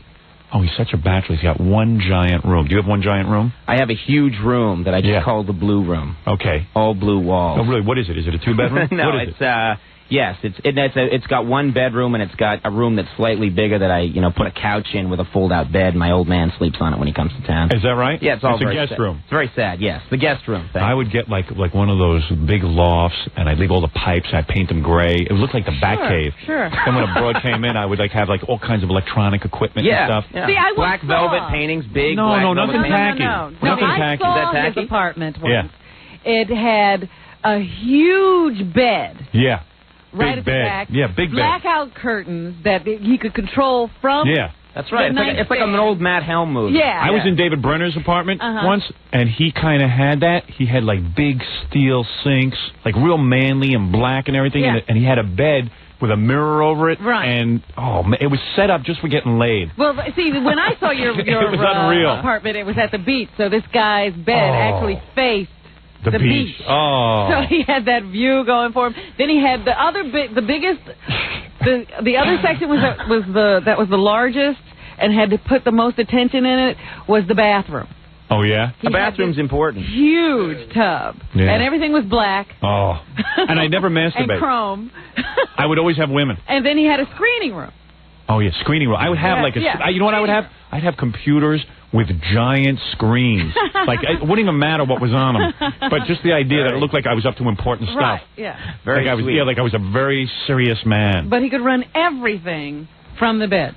Oh, man, I would have that. That's pretty much, you've described my life. Why don't you do it, man? I mean, just, don't worry about what's right to do in life. Just do it. I was raised I come from a big Irish Catholic family. There's a lot of that kind of... Really? Yeah. I see what you mean. I got to let that go. You can't shake that, huh? Why don't you just drink more? I'm shaking it, yeah. Yeah. Oh, man, I'd have everything. All right, so anyway, so you have this place. Yes. And now women come up to you and go, wow, Conan, hi. Right? I mean, I can't deny it. Women pretty much grab my ass. Being Conan O'Brien. Yeah, so you have a regular girlfriend now? Yes, I do have a girlfriend. Man, yeah. Is she modeling? No, she's not modeling. She's not a model. What type of work? She works in entertainment. Yes, but she's not in front of the camera. You keep it close to home, though. No, let me think. Let me see. Well, anyone in entertainment looks good. What do you mean in entertainment? Like what kind of in? Like a casting person? Yeah, someone in television. That's all. Yeah, who works. Like what kind of work, though? I mean, without giving away too much. What kind of work? She works for a TV show. Yes, for a TV show. It's really not that. It's really. She worked for your TV show? Yes, she does. I knew it. No, yes, I'm dating someone who works on my show, yes. You're kidding me. Oh, that's the best. Very nice woman. Man. Oh, that's not a TV show. That's a dating service. It is. That's exactly what it is. That's perfect. It's perfect. Oh, you lucky. And some of the women that work in television are such pieces of ass. Her name isn't Tula, is it? It is Tula. It is. Yes, it's Tula. And she has no last name, just So you're Tula. the star of the show. Yes. And suddenly, you begin working together. And listen. She sees you every day. That's right. It's sweet. Oh, are you lucky, Conan? Well, I work very hard. You just got to keep that. Yeah, you need someone to mellow you out. Hard. Yes, that's right. And you need her right there. And you know what? He's never going to get married. You think not? No, he's got ruined. He's ruined. He's ruined. You think so? I know you're ruined. I would be ruined. I just got married very young. How old were you when you got married? 24, I think. Now, did you've talked a lot about your marriage. You seem very happy. Do I? Yeah, you do. I'm happy in my marriage. I want to date a little bit, just so I can see what that would be like. That's what the Europeans do. The Europeans have a very healthy attitude. They say, I have a good marriage, I love my wife, right, and then a little something on the side. Yeah, that's the way to be. My wife won't allow that, though. So you were born in the wrong place, and you got married at the wrong time. Imagine the broads you're going to get when the show really takes off and you start getting some really big ratings. Oh, man, it's going to be really nice. Then you can dump that girl. So how are you going to dump this girl, though, who worked with you? Do you want to know how he's going to do it? My agent's going to do it. No, he's going to do it. It's going to happen. It's going to be uncomfortable for a while, and they'll become friends. Conan will be friends with her. Yeah? Yeah, you'll see. It'll all be taken care of. Well, it'll be taken care of by a corporate entity. He was smart. You see what it is? He's a good-looking guy, so he probably always got girls. I was so hideous. Keep saying that, by the way. No, listen to me. I was so hideous that what happened to me is when Allison would pay attention to me, and I had an attractive... my wife's attractive. Yes. This was the first woman who would stay with me more than 1 or 2 dates. I would make love to them, and then it would all fall apart. Exactly. She stayed with me. Listen, you're saying the first woman, like there would have been more. This was the only one. I mean, I couldn't imagine. Every woman that I ever got involved with was, like, freaky, or, like, had freaky hair, and was, like, into freaky stuff, and then would, like, date other guys, and not even really consider me their boyfriend. I never even had a girlfriend before Allison. It was never a girlfriend. It was always... I had sex with him, and then there'd be a lot of crying. I'm being serious. I had 2 girls in my life actually cry hysterically. I had to drive them home after I had sex with them. So you're talking about a guy who was a loser. Yeah, and it's worse when they laugh, though. It's much worse when they laugh. I never had someone laugh. I had people cry. I had a girl call her boyfriend who was at college after I had sex with her. Yeah, imagine that. You have sex, you nail a girl, and then she starts hysterically crying, saying, I think, I made a mistake here. And she says, can I call my boyfriend in Albany? Yeah. I said, my father's going to kill me. You can't call Albany. You go home. So can you imagine the stability of the women? I mean, you can imagine. And these are women. And then I try to get them on the show now that I'm famous. Their families don't even know where they are. They're freaks. They're freaks. Nature. They're freaks of nature. Now, once you became big, you've been married for a while, you became big. Did you then have a strong... And women started... Yes, I've always had a strong marriage, and I never even thought about it. But now that I'm... What do you mean you never thought about it? All right, I thought about it every day. I've had 12 years of women throwing themselves at me. And your wife, what always amazed me, and I listened to you on the radio a lot in Los Angeles, you would talk about the situation, and your wife does not seem to be threatened in any way or get jealous. No, because she knows I love her. She knows I love her. And I'm watching him. Right, and Robin watches me. But in your case, you probably had normal relations. You even had girlfriends growing up. True? In high school, you probably had a girlfriend. Yes. You're a good-looking guy. I can see he's a handsome man. Yeah. Very handsome. Yeah. Well, I want to don't get crazy. You know Tom Selleck. Yeah. You're not Tom Selleck, but you're a handsome guy. I can see where girls would like to be your girlfriend. Yes. Yes, I can see that too. No, yes. Now that I have a show.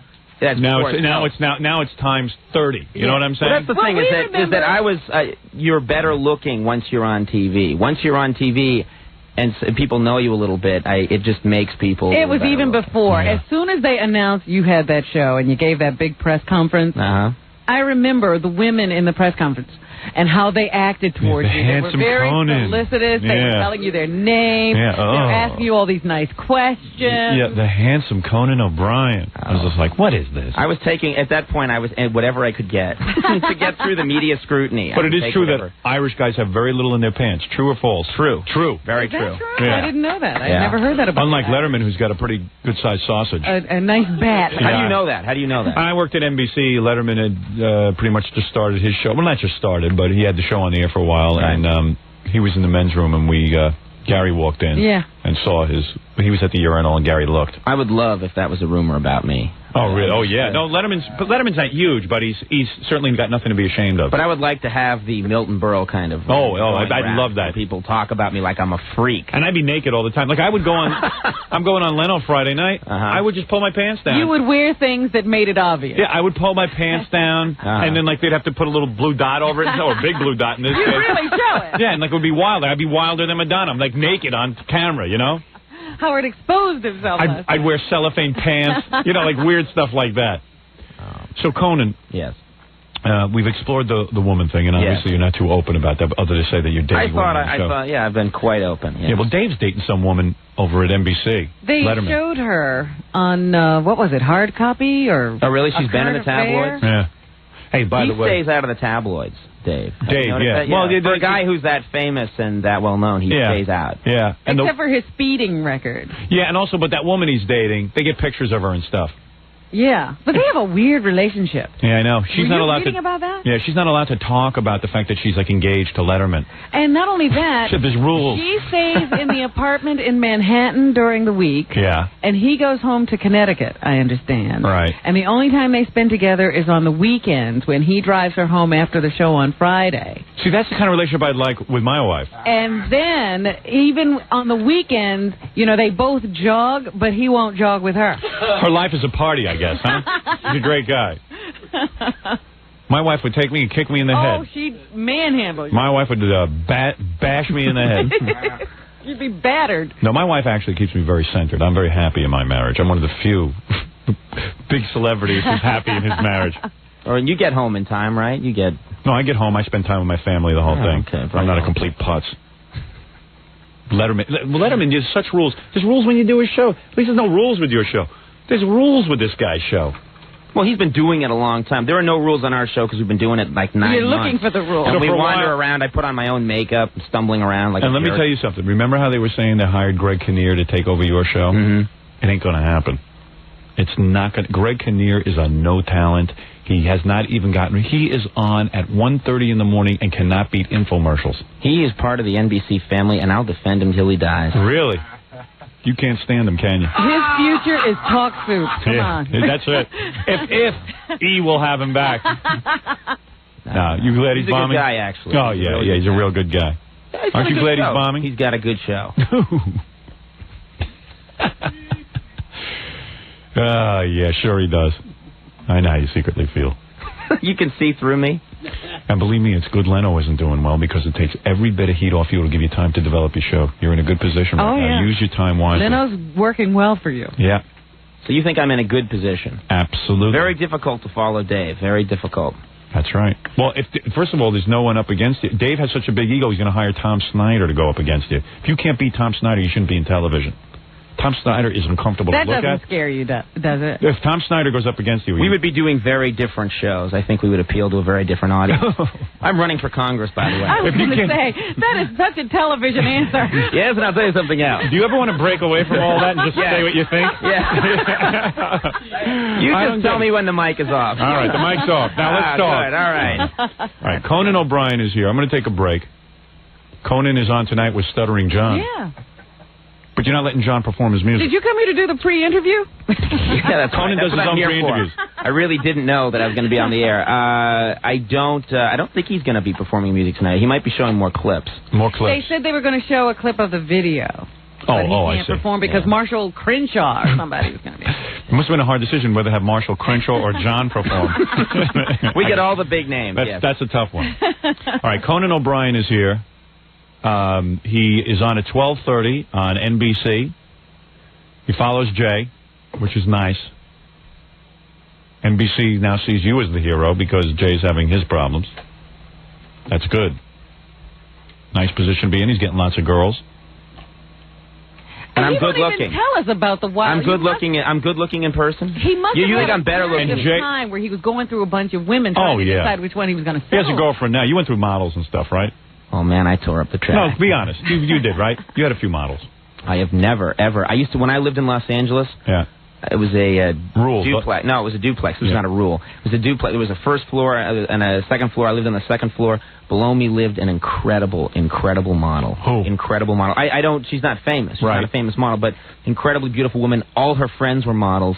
And I was the lonely guy who lived on the second floor. She and her friends used to go into the backyard and model miniskirts and take pictures of each other. Oh. And I would be like the sad freak on the second floor looking out the window going, oh. Yeah, but you weren't Conan yet. You know, you weren't the guy on TV yet. That's why you had to sit and stare out the window. That's right, but now. Shows you how fickle women are. It was the same guy standing there. They didn't want him there. I don't know. I don't know if they'd go for me now. At the window? Yeah. I bet you since you became Conan on TV, you've had some actresses and models. I've gone out with mostly, no. Have you gone out with any of your guests? Have you ever Yeah, see, that's what I wanted to know. Are you that kind of a person? Yes. No, because You've never dated someone you met on the show. My experience is that what it looks like on TV is very different from what it really is. You know, on TV, you just see an attractive woman coming out, sitting next to me, and we have this great, we have like a nice conversation, we flirt a little bit. The minute the camera's off, they're whisked off to, the next show. But you could call and ask for their number, and you'd probably get it. Yeah, I'd be like Elvis. I'd have one of my guys. Yeah, one of you guys. I'd have Frank Smiley make the call. Yeah, right. Let him do it. He's been doing that his whole life, making phone calls for other guys. That's right. That's I'd right. have him do it. It's unbelievable. You always have that one commercial break where you can lean over and get kind of personal. He did that with James Coburn. He's dating him now. Yes. I gave him a little kiss on the back of the neck, and it's magic. He loved that. You're not actually dating James Coburn, are you? No. No, I'm not. All right, let's take a break. Conan is here.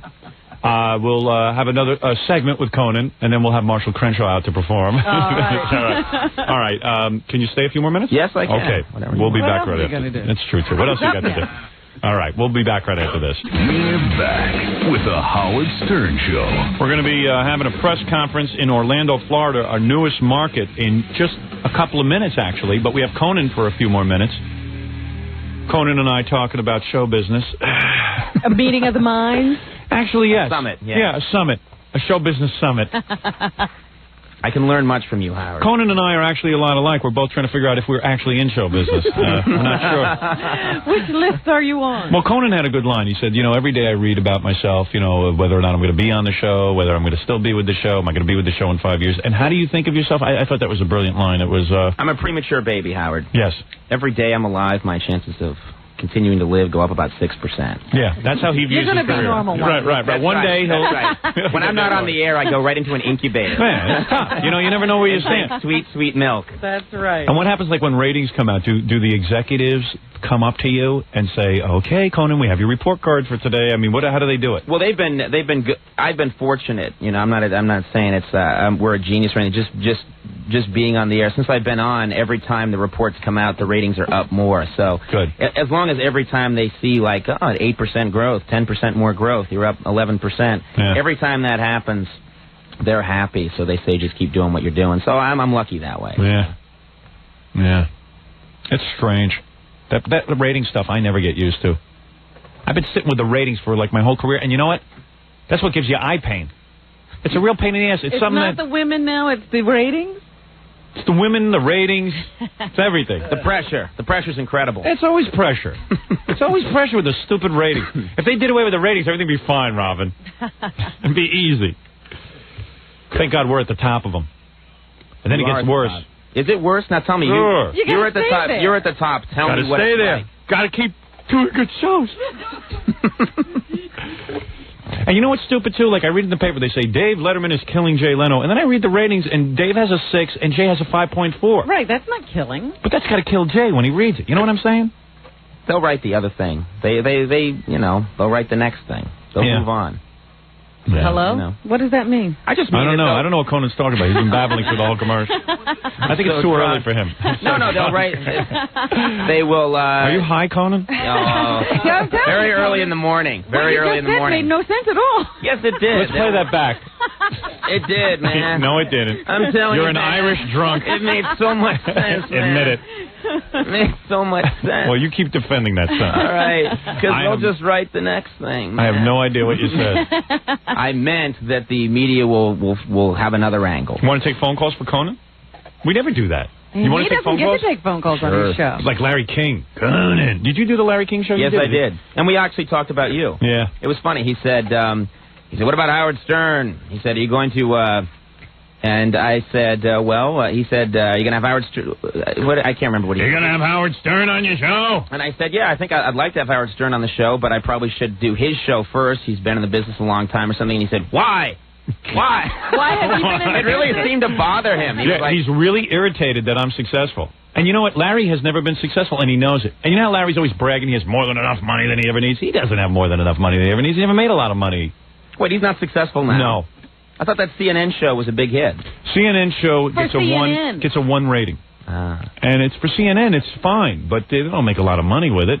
So therefore, he gets Larry huge does. people. He's on with Dustin Hoffman. Because he's a kiss ass. Muhammad Ali. He'll have Mia Farrow on and not bring up Woody Allen. You know what I mean? He'll do whatever you say. I'll kiss your ass 6 ways, sideways, any way you want. I don't care what it is. Maybe that's a good idea. Maybe I should do that. Yeah, you got to do that. Kiss ass. All right. Everybody kisses ass. Except me. I'll insult you. The most biting question Larry King asks is, how are you? No, how are you really? You want to ask Conan a question? Very ominous. You want to ask Conan a question? Because I got to move on to Orlando. Hey, Howard. Dude, I can hardly hear you. Is this better? Yeah, and you wonder where the phone is because it's making all that noise.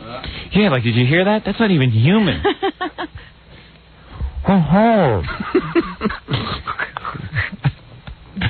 Yeah, that's like... What is that? Hey, Howard. Like, what's going on in that house? Not a whole lot. Hey, ask that guy about Mary Lou Retton when she was on his show. What happened? Oh, the dude damn near made the girl cry. You made Mary Lou Retton cry? That was a bit, my friend. Was it? Yeah. We did a bit where... Maybe your humor's going over everyone's head, Tony. Maybe it's time to reevaluate what's going on. This is not a good sign. This is good for you. Now you're going to hear what... This is who watches the show. I know. You know what I mean? This is not a good sign. You probably put a lot of work into that bit, we do. too. Yeah, we do a bit where I scream, where I say something happened last night. We've had a lot of calls, and we should show it and clear it up. Apparently, I thought that we were off camera. I thought we had gone to commercial. It's my mistake. And then we just roll the thing, and Mary Lou Retton will make some little quip, and I'll at my expense, and I'll say, "All right, well, we'll be right back." Right. To these words, and of course, I think then we keep rolling, and I scream at her for like 3 minutes full out. Oh yeah. And alienate all my viewers. Well, evidently, this guy doesn't like you now. All right, I'm sorry. Hey, Conan, this doesn't mean I have to go on your show now, does it? Yes, it does. Oh no, it doesn't. Come on. It was part of the. Come on, I'm like a hermit. You'll love it. We have such a friendly show. Ask the guys, Gary, Stuttering John. They're always hanging around there. Very friendly. But you ruined it. You had Stuttering John on. Any show that would have Stuttering John on, I'm not going on. Well, Letterman doesn't do this show. You do his show. Why does it all of a sudden mean he has to do your show? Right. Thank you. Oh, I think Robin was sticking up for me. No, but I'm just going to pretend. He just says thank you. Right. Your viewers are going to misunderstand. That's a good move. You stick up for me, and then the guest goes, thank you. Anybody listening right now, driving in their car, is going to be like, Robin stood up for Conan. Yeah, right. You're smart that way. I'm clever. Question for Conan? Yeah, I want to know why he's so cool as a guest, and why he's such a dick on his regular show. All right, that's a legitimate question. Why are you a dick? Why are you a dick on your regular show? Because it's fun. It's more fun. All right. He's such a cool guest. I mean, the guy is really funny. Why don't he loosen up on his show? I'm very loose on the show. Let's just say, let's say Conan. Very powerful horse steroid just before going on. That's what it is. No, you know what it is. You and I working together, doing our thing. There's a chemistry going on here. I'm making you top, and the audience loves it. Now you'll watch Conan maybe in a different light. Thank you. That's all. See a different side. And tonight maybe he won't be such a dick. No, tonight I am. Actually. You are a dick. It's scheduled. Tomorrow night he might not be such a dick. No, tell him to loosen up. Tell him to be himself more. Yeah, I told him, wear your clothes the way you like to wear them. Don't listen to NBC. All right. I hear what you say. By the way, I don't know if you recognize the voice of this gentleman. This is Greg Kinnear on the phone. All right, anyway, Conan. Sounded very familiar. Well, that was a good segment, asking the listeners to call in. Yeah, I enjoyed that. Hey, man, why are you being such a dick? Why'd you yell at Mary Lou Retton? I don't know. I lost my temper. Why'd you let Mary Lou? You're a dick. I love our audience. They're the best. Hey, don't be a dick. I got some advice.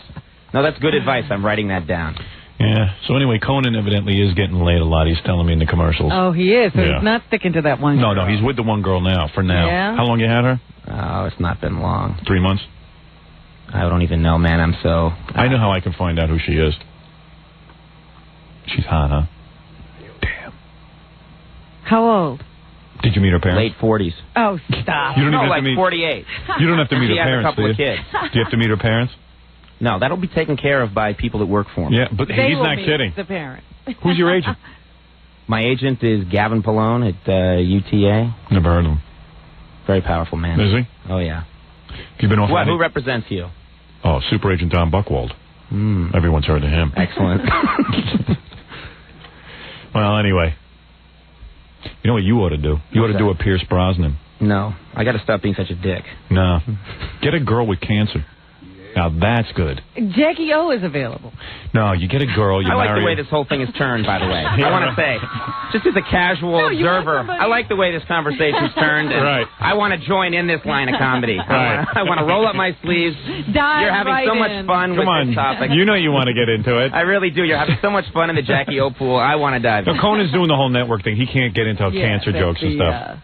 Controversial stuff is out. Think if I cut out the cancer jokes, I'll get a network show? I was telling Conan how I was offered a big network show, and I turned it down. He even said that was pretty cool that I turned it down. It's much cooler to turn it down. Yeah. Remember when I was being offered that Fox show? Mm-hmm. And I turned it down? Yeah. And the papers loved me. Oh, Conan absolutely. said, it's amazing when you get offered a show, they love you. They can't. Everyone was like, it's going to be exciting. Howard's going to take a show. He's going to go up against Dave and Jay and blah, blah, blah, blah, blah, blah, blah. Oh, could it happen? Yeah. Then the day I got it, I'm sure they would have been blasting away what a nitwit I was. You know? Unbelievable. All right, anyway. Conan, anything you want to say to the audience? You're on tonight, 12:30, with Stuttering John. Stuttering John's going to be there. Who else? James Coburn. Oh, James Coburn. That's right. It's going to be sweet. Boy, he looks awful, James Coburn. Didn't he have that arthritis thing happening? I don't know. Boy, he used to be so handsome. Yeah. Are you going to address that, or are you going to just avoid it? That's going to be the first question. What happened to your looks, Mr. What the hell happened to you? Losing your looks. Yeah. Actually, it's James Coburn's, what did you say, 110th birthday tonight? It's 108. Oh, 108. That's right, it's his 110th year in show business. Now, how could he have 110 years in show business and be 108? I don't know. He started when he was 2. He used to model. Your math is so bad. No, there's a guy who must get laid a lot. James Coburn. I like him. Our man Flint. Didn't he have wives all that time? I know he's got some young girl now. Yeah. You going to ask him about that? Yes. Just give me a list of questions. Just anything you want to know. Is Stuttering John going to panel with James Coburn? I'm going to make them interact. Are you? That's why I like the couch. We have a couch on our show, and I can make people who shouldn't interact. Yeah, I like the couch. I understand on the Tonight Show Friday night when I'm on that, I'm supposed to be interacting with Paulina, the model. I like that. Yeah, now that's good. That's the one fun thing about the Tonight Show. That's why I'm doing 3 outfit changes. I really am. I'm not kidding. Really? Yeah. I'll sit down. I'll be interviewed by Jay for the first segment. I'll have 1 outfit on. During commercial, I'll go back. You know how Angela Lansbury did it on the Academy Awards? Right. And, of course, everyone was looking forward to the next Angela Lansbury outfit. Nobody cared. It was like, hey, I know I was. Outfit. Yeah. Why was she changing outfits? Oh. But I've bought some new clothes and stuff, so I figured I'll show them all off on the Tonight Show. What I'm going to do is, and then during the commercial, I will change and have a completely different outfit on. And I'll make no reference to it. That's great. And people will that will keep viewers throughout the hour and keep the overall HUT levels very high. Right. And then hey, you're talking like a network guy. HUT levels. All right. That's right. Homes using television. If Angela Lansbury was nude, no one would have noticed. Would have known it. All right, now I've got the goods on your girlfriend. I know who it is now. Conan's girlfriend is his personal assistant. You're kidding. That is a cool move. That's a very cozy relationship. That is cool. What was that? It's not your girlfriend? It's not true? He doesn't know what to say now. We've got him. I got you, didn't I? On the rope. My audience knows everything. It's one of the people that works the cameras. That's all I'll say. That's all you'll say? Yeah. All right. That's all I will say. Really? Mm-hmm. I don't know. You turned awfully red and shot me a look. Yeah. I don't know. Are you mad at me? No. Oh, okay. No. I don't know. He's looking at me like... I thought we had him. Yeah. You've got a camera? On the crew. Someone on the crew? On the crew. Lucky bastard. Gary, get me out of the studio. Conan looks like he's going to punch her. She's not married, is she? No. Your girlfriend's not married, is she? She has kids, and yes, there is a marriage. There is? No. Oh. I love that. I love that. Yeah, I thought I'd open up about that. It's not Lorne Michaels' wife, is it? That would be good. I really have to go now. All right, okay. Conan. Yeah. We'll all watch the show tonight to see Stuttering John with you. I'm sure it'll be interesting interaction. Mr. James Coburn and, of course, Marshall Crenshaw. I was thinking maybe we should send Stuttering John with some questions for James. For James Coburn? Yeah, might as well. Just cut in at any point. Might as well. And I want to thank you for coming on. This was a real surprise. Yeah, good. Well, it was nice meeting you. Nice meeting you, too. And glad you're not being a dick anymore. You're going to change all I'm going to have to go back to it. I'm going back to it tonight. Did you discuss with Lorne that you were coming on the show? No. Lorne Michaels is the head of Saturday Night Live. Oh, you're out without permission? Really? He might not like it. That's right. I got off my little restraining leash. He's not a real big fan of mine. Remember when Conan was first running around doing a lot of publicity, and then we called and they said, nope, he's not doing any more publicity. Yeah, right. No, he can't come on your show. Yeah, well, that's when you were talking to everyone. But tonight, the new Conan. He's going to be more aggressive, and you're going to be angry at your guests. Yeah, I'm gonna really. Yeah, you're going to be really loose and really nail them. Yeah. All right, I'm really going to ask the tough questions. Good. I like that. Yeah, he's only got Stuttering John and James Coburn. I'm going to nail Stuttering John. Yeah, hell, he's It's finished. about time someone hung him out to dry. And thanks for giving us your assessment of the Late Night Wars. Thank you. So you don't like Letterman's show, but you like Jay. That's what he told me. What? No. Oh, yes. Yeah, right. No, Dave came and told Conan, you're good. Yeah. And now that Dave told you, you know you're good. I know I am. He gave you new confidence, didn't That's right. And we find you very funny over at our show. Put the starch back in your I like myself now. Yeah, you feel better about yourself. Every day starts with me looking in the mirror. I don't like me, but Dave likes me. What do you think about Carson, the way he acts towards Jay and that suck? What's he been doing? He made Dave's show. And of course, I can't talk on the Letterman show. Conan, you should go into politics. Yeah. What's he doing? He's going to pretend that he doesn't know what Johnny Carson's been up to. This Carson. You have no clue? No one's been talking about it at NBC? All right, you know what, Conan? How does that work? You're right. You know what? I don't want to ask you any more uncomfortable questions. All right, anyway, everyone watch Conan O'Brien tonight. We got to take a little break. When we come back, we're doing a press conference in Orlando, Florida. Also, Stuttering John with Julio Iglesias. Oh, whatever. Whatever his name is. And we'll be back right after these words. Thanks, Conan. And don't forget about my friend Jackie Platinum Joke Page Martling. To order Jackie's Wild Comedy CD, only $10 plus free shipping and handling. Price includes full-color Jokeland catalog. Call 1-800-323-5464. Saturday night, it's the Jackie Show, June 4th at the Starlight Theater in Albany, New York.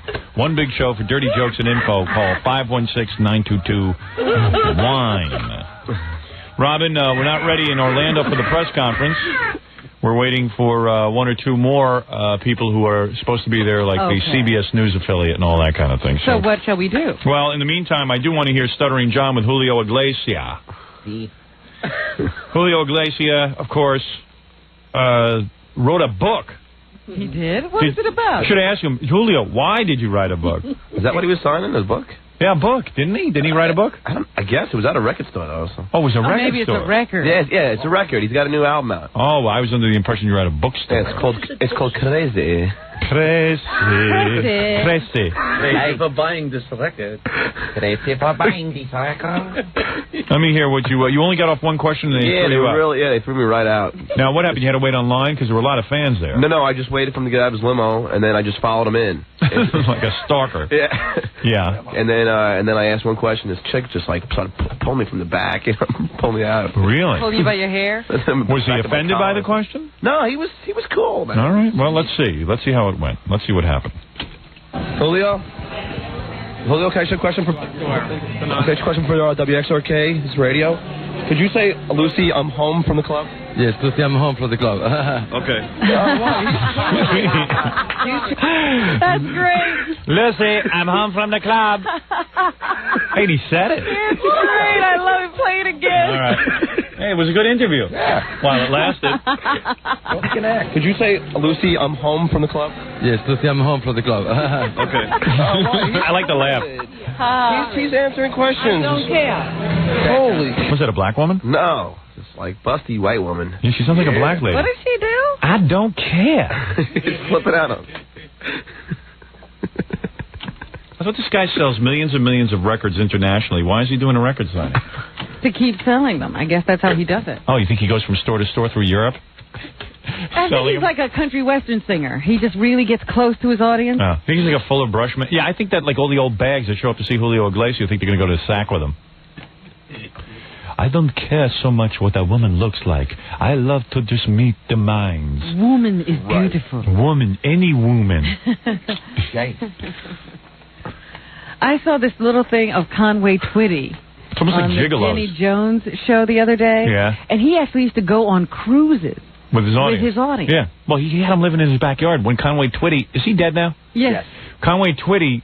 Good, then we can say anything. Let's have him doing it. Conway Twitty, I guess toward the end of his career, I don't think he was selling that many records. So he like had his fans sleeping in his backyard. Then all of a sudden someone must have said to him, hey, if you're going to let him sleep in the backyard, why don't you charge him a couple of bucks and just call it Twitty City? So he's like, yeah. So I understand, like, his fans would sleep. They called it Twitty City. It was like a trailer camp, wasn't it? Yeah. Well, Twitty City was in Conway Twitty's backyard. I mean, the house he actually lived. Yeah. So you'd hang with Twitty, and you could go in the house, get a glass of water, and, like, cook and use the facilities. Tour it and everything. Yeah, you would tour Conway Twitty's house. And it became like these idiots would show up and, like, camp out in his house. It was real fun. When I was on the road, down in Nashville, the other comedians, I never went, but they used to take journeys and go there for a goof. They said it was unbelievable. Yeah, and like, couldn't you like walk... small time, it was like hysterical. Yeah, couldn't you walk into the house and like... Well, I think it was a tour, but it was like touring somebody's actual house. Right, like it's not a great house. Yeah, not a big roped-off mansion. It wasn't Graceland. See, that's why I always tell my wife, let's not worry about finances, because if worse comes to worse, we just open up the house to my fans. Like, let them live with us. And we could charge them a couple of bucks. But can you imagine, I mean, being on a cruise ship is really close quarters. Yeah. Oh, yeah. And you cannot get away. Would you take a cruise with some of the idiots who listen to us? I wouldn't. I won't go to a whole island with them. You know? I won't walk down the streets of Manhattan. I won't go to the Caribbean anymore. I won't even leave my house to go to a movie. Oh, that I have to pass wind. All right. Save it for the The whole show has to stop. Oh, you better go to the bathroom, be quiet. Don't worry, I can handle it. Oh, hey, it's like a spray. Do you feel the mist? Spray. You ever have an accident, man? No. Yes, he does. Oh, come on. Oh, come on. Don't embarrass me. Members of the press are listening. I got the roids, man. Oh, do you? I can get rid of those roids. I know, but you Come say... here, bend over. No, you say... You say to wipe 3 times, you know? But Howard, man, you do that 3 times, man. I don't know. It doesn't soak up enough. Well, dude, I don't know what you're doing. You know what you're doing? What are you arguing about? You only go. Wait a second. Let me just talk to the guy because this is really important. And I wrote this in my book, and maybe I wasn't clear enough. If anybody out there wants to get rid of hemorrhoids, the way to do it, because I had an anal fissure, which is much worse, and I got rid of mine. It has never acted up since I figured it out.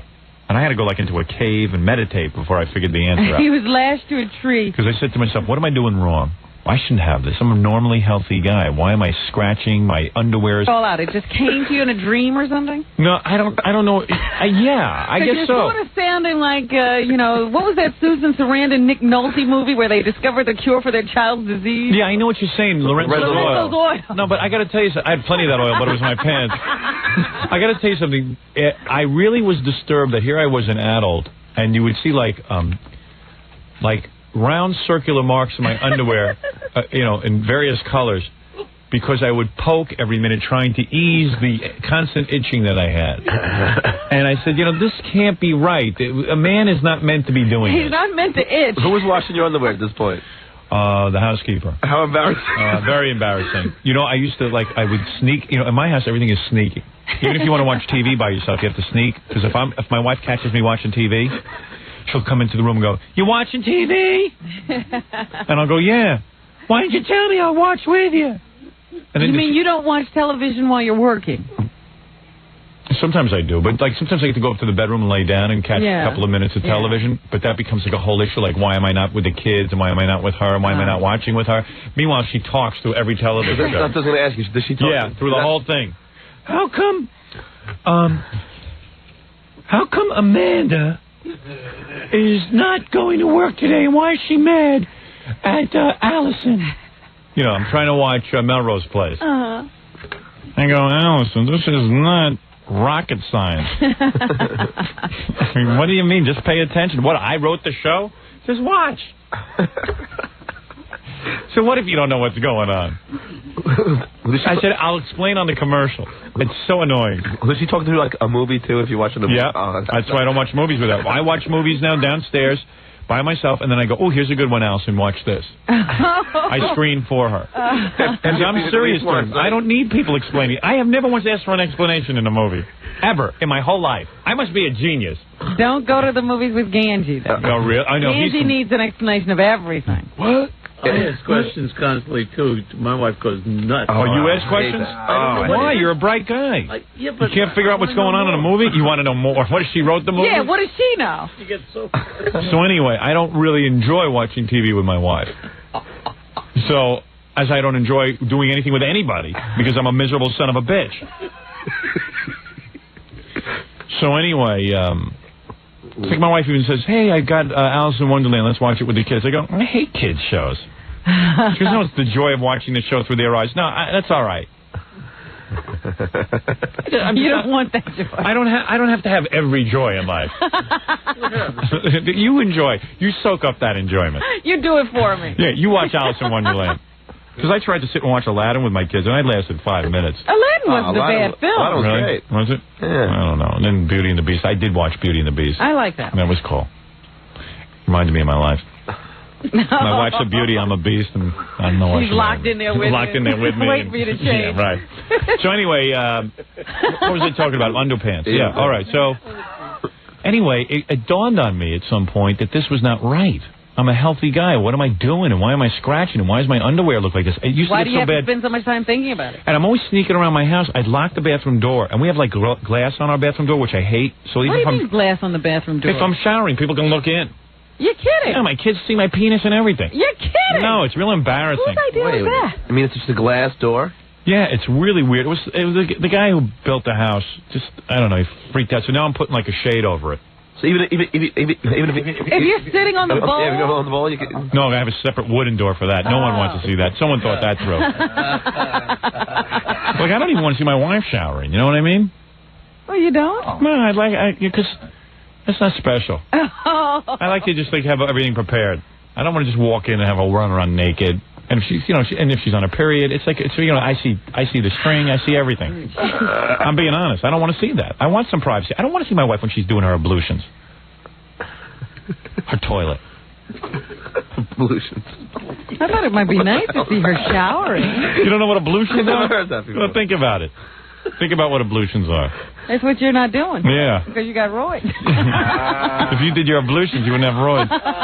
So, dude, what would happen is I would find myself forcing myself to go to the bathroom sometimes. Like, I kind of think I have to go, and then I'd sit down, and that's when you run into trouble. That's when 3 wives is How long are you sitting there, John? On the bowl? Yeah. I listened to everything you said. The only thing that I disagree with... She asked you a question. How long are you sitting there? Oh, maybe like 5 minutes. That's way too long.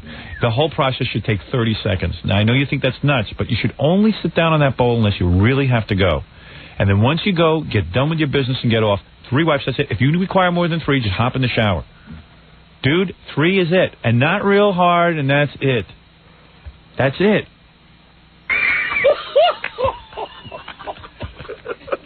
Oh, stop it. Ridiculous. 3 wipes. 3 wipes, and that's it. Right, Jackie? Health advice. Right. I have to agree with Jonas. I have to agree. 3 wipes is just way too long. I'm telling you. You want hemorrhoids? You want that pain? You want that misery? You want that itching and scratching? You want to be walking around with your little pads in your pocket? Yeah. What do you carry, pads? Well, I actually have hemorrhoidal tucks, the things that actually, which is like baby, like wet wipes. Yeah, well, let me tell you something. I don't mind you wipe with tucks, but do 3. That's it. Yeah. I was going to say, I have the You guys go to... I've tried very hard. I've reread that page a bunch of times in your book. Right. And it just doesn't use that page, and it's just not working. Finally, he ripped that page. Because you know what happens? You have to rip it and wipe with it. After 3, you walk and you get like what when you step in a puddle, how your foot feels. You get that in your pants. No, it feels greasy. It's greasy. Guys, can I say something? Can I say something? And let me clear this up, Robin. Please, I know what I'm talking about. Greasy. Guys, that means that you're doing something wrong. I'm probably eating wrong. No, you're not eating wrong. You're not finishing. You're forcing yourself to go at the wrong time. Wait till you absolutely have to go. Guys, I can't stress this enough. You should be running to the bathroom. But Howard, and also you might, Gary, I know you're very hairy. You might want to do what I did. Right. I shaved back there. Well, wait a second. Here's a key question. Right? Yeah. You do 3 wipes, okay? Yeah. After the 3rd wipe, all right? Now, obviously, you have to look to see if you're done. Do you have to shave back there? No, you have to... Easy, John just fell out of his chair. I think he's got to go. If you have to go, John, go. But after the 3rd time you look, right, if it's very obvious... No, let me if it's very obvious you're not finished... then you're going to the bathroom prematurely. That can't be. It is. I'm getting a shower. Gary, I'm almost going to volunteer to wipe you like a baby, just so I can show you. I'm going to open up a clinic. Well, I'm telling you, man. You want to know something, Gary? And this is the truth. This is the God's honest truth. I'm really serious. When I'm sitting there, I don't even look. I'm so confident that I know what I'm doing back there.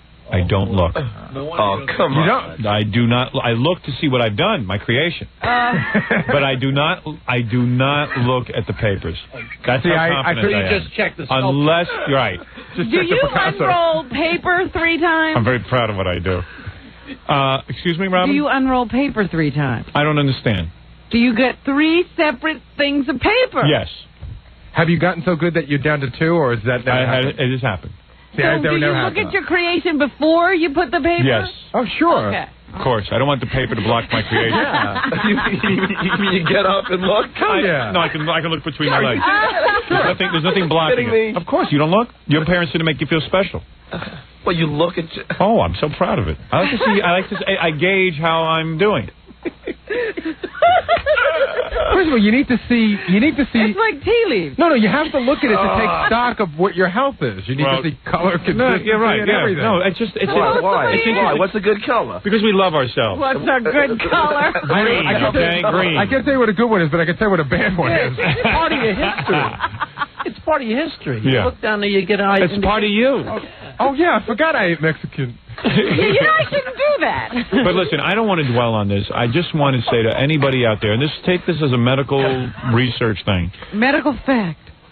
I cured myself of something that people never cure themselves of, and that's anal fissure. And I'm going to tell you boys something. If you're having the problem that you state that you are, and I see that you're serious. And it seems that all of you are having it. Right. What you got to do is re-examine when you sit down on that bowl.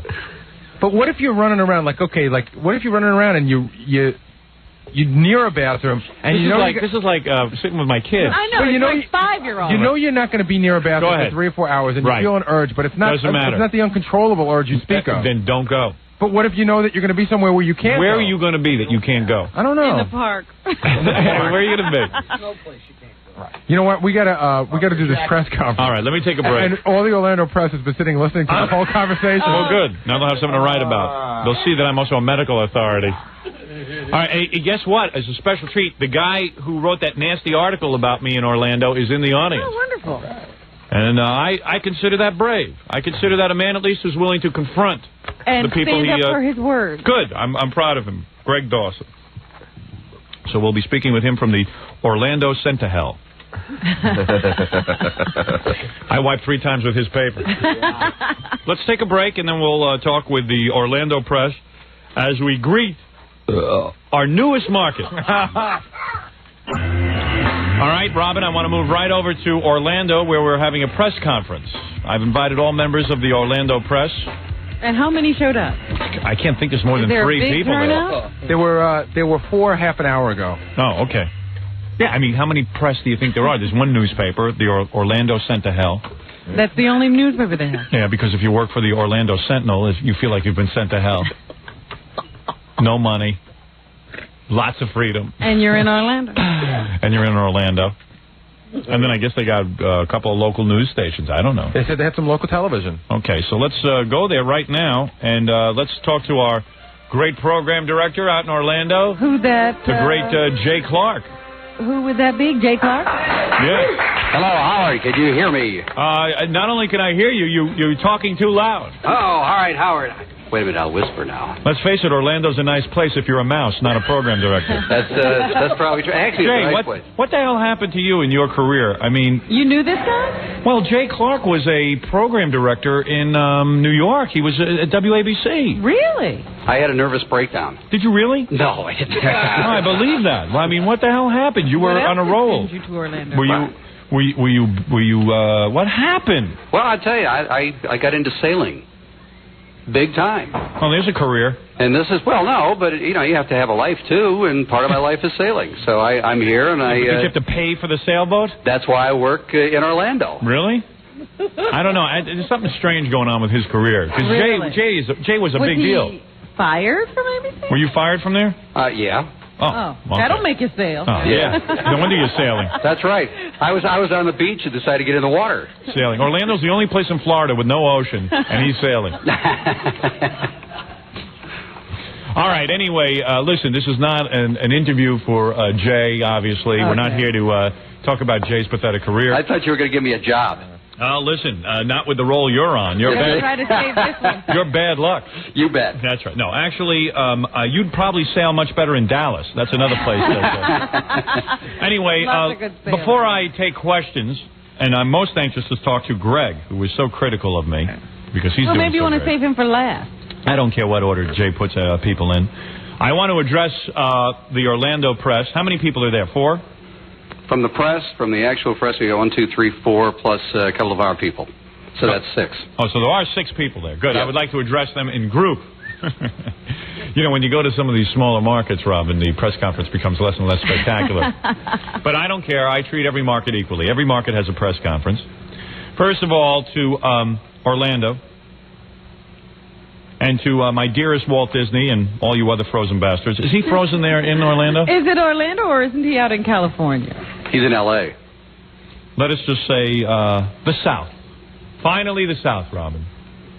All the way down. Home of alligators that eat small children, Ku Klux Klan rebels, and not one friggin' dentist, I might add. What a dream come true. Orlando. Now Goofy can hear me talk about my penis, can't he, Robin? That's true. That is true. Thank you. I haven't checked, but I'm sure we're number one in the morning already. Christ, am I good. You should all take a minute and tell your ears how lucky they are. Thanks to me, you now have 5 hours of stellar entertainment 5 days a week. Me and my nudniks will make your stupid, insignificant lives a tad worth living.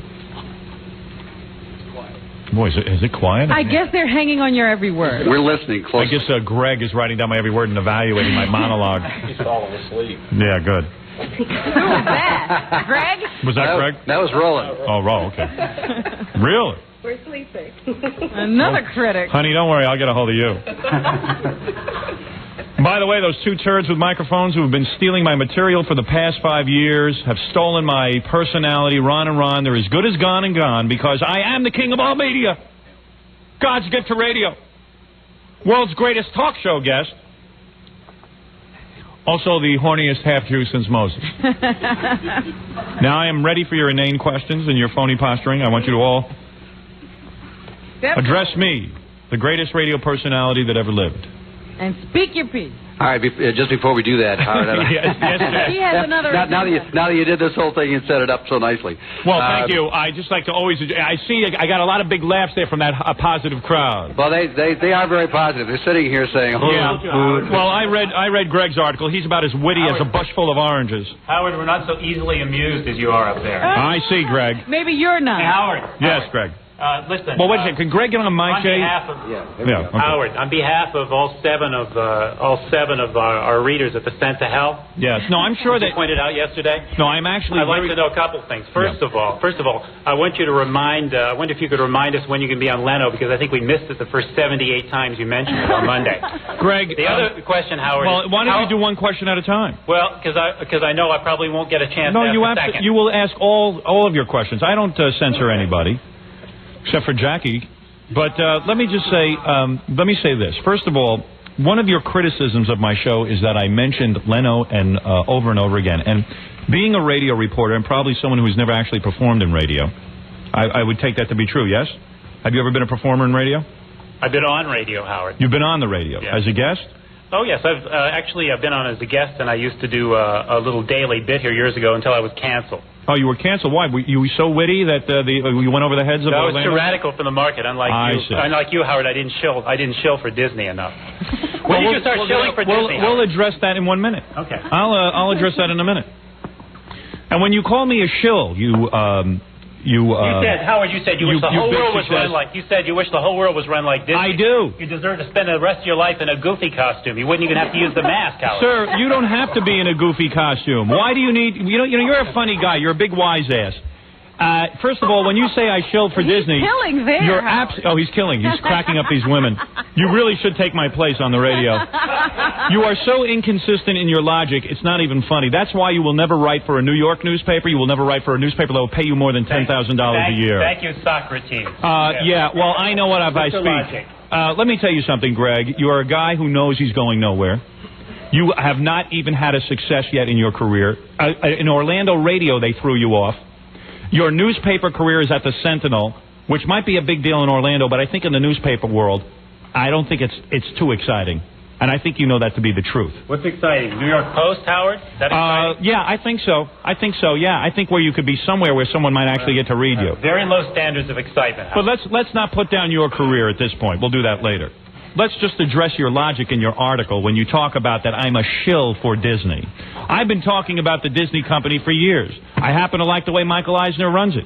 I notice you don't run anything for a living. You're not a guy who has helped anybody and given anybody any jobs. You sit there with that dopey typewriter. Howard? What was that? You say, what do you run for a living besides your mouth? What do I earn for a living? What do you run? What do you say? You say I run nothing for. You don't hire anyone. You don't employ anyone. You don't run a business. You've never run a business. You sound like every Republican on Capitol Hill. No, you're just a guy who critiques. Michael Eisner's no good. Howard Stern's no good. Howard Stern is a big success. Disney's a success. But you're not a success. But you know how to be a success. By the way, you've never been a success. When are you going to be a success in your life? Since you know so much. A message from Eisner, Howard. Yeah. He said the shine was not good enough on his shoes. He's FedExing them back to you. You mean because somebody says that a company is run well, you say that is someone gets a payoff? Are you accusing me of receiving a payoff from Disney? Because if you are, sir, I'll sue you for libel. No, Howard. The worst Are you thing assuming is that I've been paid by Disney? Even worse, you're doing it for free. That's even more pathetic. Why? Because I have an opinion that the guy runs a company and employs people? I think you're like anybody who makes money, Howard. Well, what's wrong with that? Because you don't make money, what does that make you? A failure. What are you, a communist? This is not very radical. What's this bad boy image? You sticking up for... I didn't say I have a bad... Sir, I didn't say I had a bad boy image. The press said I had a bad boy image. I don't think I have a bad boy image at all. I say what's on my mind. That's an opinion of mine. And regardless of what you may say here as me being a shill, sir, let me just address this. You write a column that says that I suck up to Disney, and I suck up to the audience of Orlando, but at the same point you're saying the people of Orlando don't like Disney. So why am I sucking up to Orlando? If anything, I'm doing exactly what the people of Orlando don't like. Nice try, Isn't that refreshing? What do you mean, nice try? That makes like perfect logic. Spin. That sounds like lousy White House spin. That's perfect logic, Greg. Something you don't have. That's why you write for the Orlando Sentinel. Maybe perfect logic in New York, Howard. It isn't washed He's saying I'm sucking up to the audience of Orlando. Greg, I don't know that you speak for anybody but yourself. Why do you keep saying this we? You keep assuming that you represent Orlando. You represent nobody. You obviously are not in touch with the people because you went on the radio and failed. You're a failed newspaper columnist as far as I'm concerned because have you ever been out of Orlando? What do you mean out of Orlando? Have you had a job outside of Orlando? Yes, Howard. Where was that? Lots of places. I worked in Boston for a while. What happened there, Greg? I had a great time. What happened? Why are you no longer there? I didn't want to live in Boston. It was a headache. Oh, you left Boston. You didn't want to live there. Exactly. You didn't want to write for a big metropolitan newspaper. It was annoying. I loved the media. I loved the And you wrote a column. And you wrote a column in Boston. Yes, I did. I was and what a TV newspaper? There. What newspaper? At the Herald. At the Boston Herald, you wrote, and you left there. You left there. You did not resign. Absolutely. You did not get fired. Absolutely not. Call him and ask. I did fine in Boston. Howard. Never heard of you. Never read any of your stuff. Never read you nationally. Never heard of you. But you're entitled to your opinion. I'm stunned, Howard. And what I love about you is, too, you say, well, I promoted the Leno appearance 7 times. If you knew anything about radio, you would know that in drive time, people tune in about 15-minute increments. If my fans want to know that I'm on Leno, they're not going to hear about, if I say it at 6 in the morning, the same people aren't listening at 8 in the morning. That's the nature of radio, How are they genius. going to be tuning out at 15-second intervals if you keep self-promoting? Let me ask you something. I've been on radio for 20 years. I've been #1 in Los Angeles, Philadelphia, New York. Everywhere I go, Boston, they put me on at night, I'm #1. How is it you know so much more about radio than I do? How is it you're so in touch with the public that you know what they like? How are you raising your voice? And I am so boring. Of course I'm raising my voice. I'm annoyed with you. You're a phony. You don't know what you're talking about. Howard, You've never been on TV. You've never been on radio. You critique it like if I dare say, an imbecile. Howard, you say he mentioned Leno 7 times. Well, of course I did. It's boring. It's boring, but I'm #1 in Las Vegas, and I'm #1 in Cleveland, and I'm #1 in New York, the biggest city in the world, and I'm #1 in Los Angeles, the most jaded city in the world. And yet you sitting there in Orlando deem me boring. So maybe you're out of touch, and other people are in touch. Well, did it ever occur to you that might be happening, Greg?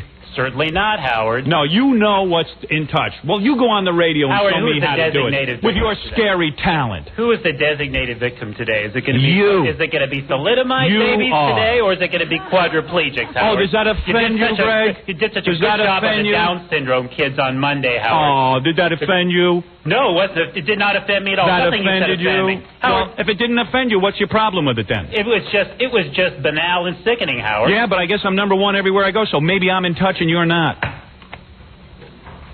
I have more talent in my little finger than you have in your whole nuts. Thank you. Can't believe I applauded myself. I'm stunned. Next. Well, where's Greg? How come he doesn't finish what he has to say? Oh, Howard, I think they're getting tired of listening. No, I want to talk. I don't want you to leave here and say... Howard, you're talking all morning. Programming again. I don't want you going away from here saying that I didn't address your questions. What was the question? Down syndrome. What about it? What do you want me to say? Take Down a few syndrome. more shots at him. Take a few more shots at him, Howard. I believe every woman in the country should get amniocentesis. If she has a Down syndrome baby, it is best to abort the baby. If you think that that is not a realistic issue in our society, get your head out of the sand. Let's hear what you said on Monday, Howard. What did I say? Repeat it for me. Flatheads and a silly grin. That's right. Yeah, you want a kid with a flat head and a silly grin if you don't have to have one. It is a conversation that goes on in every household in this country. And if you don't know that, you're nuts. Okay, Howard. Do you have any kids? Do you have any kids? Yes, I do. You do? Mm-hmm. Did you and your wife ever consider the fact that the baby could be retarded? You always consider that, Howard, don't you? You always think do, about don't those you? sorts of So things, it's a legitimate conversation, isn't it? It's a legitimate subject. But we don't all act politically correct like you, Greg, and we don't all sit there and word it just like you do in public. We know how people talk in private. Well, let's go after a different target. Like you say, go after the quadriplegics today, the thalidomide babies, Howard. I'm sure that's a good. Well, why would I go after them? Because you like to jump on the powerless and the dispossessed. Oh, and tell me something. When I go after anybody who can help you get some airtime on national TV. Boy, you're right on their lap. Who would that be? Anybody can get you airtime on national TV. Yeah, I guess, something, Greg? Letterman, all those. Isn't it amazing to you? Yeah, I really suck up to Leno and Letterman, huh? That's why Bob Martin calls me every day and says, how come you're giving it up the A-hole to Dave Letterman? That's why, I love all these Howard, guys you who never tell burn a me... bridge to anybody who can you are so full of crap. You are so full of crap.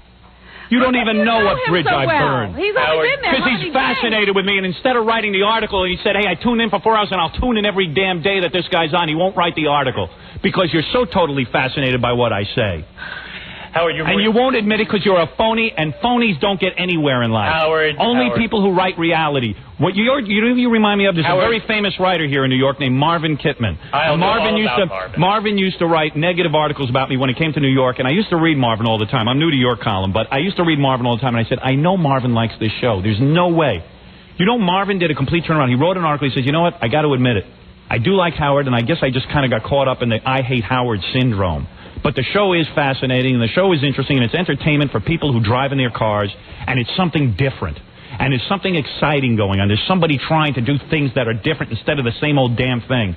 And then he did a turnaround. And you know what, Greg? If you ever sit down with yourself honestly and you start writing from the heart, you'll start to write how you really feel, and then people will begin being interested in what you have to say. When I write about you, that's not the part of the anatomy I would write from, Howard. And Greg, tell me, Howard, I will send you every column. When I went into Los Angeles, they're identical columns to yours. It's the same thing. You're not in touch with the people and what they want from their radios or their TVs or anything else. And you're jealous of successful people, and you sit there in Orlando and you say, why didn't it happen to me? Why didn't God touch me and put me in touch with the people? And Greg, you're just not the guy.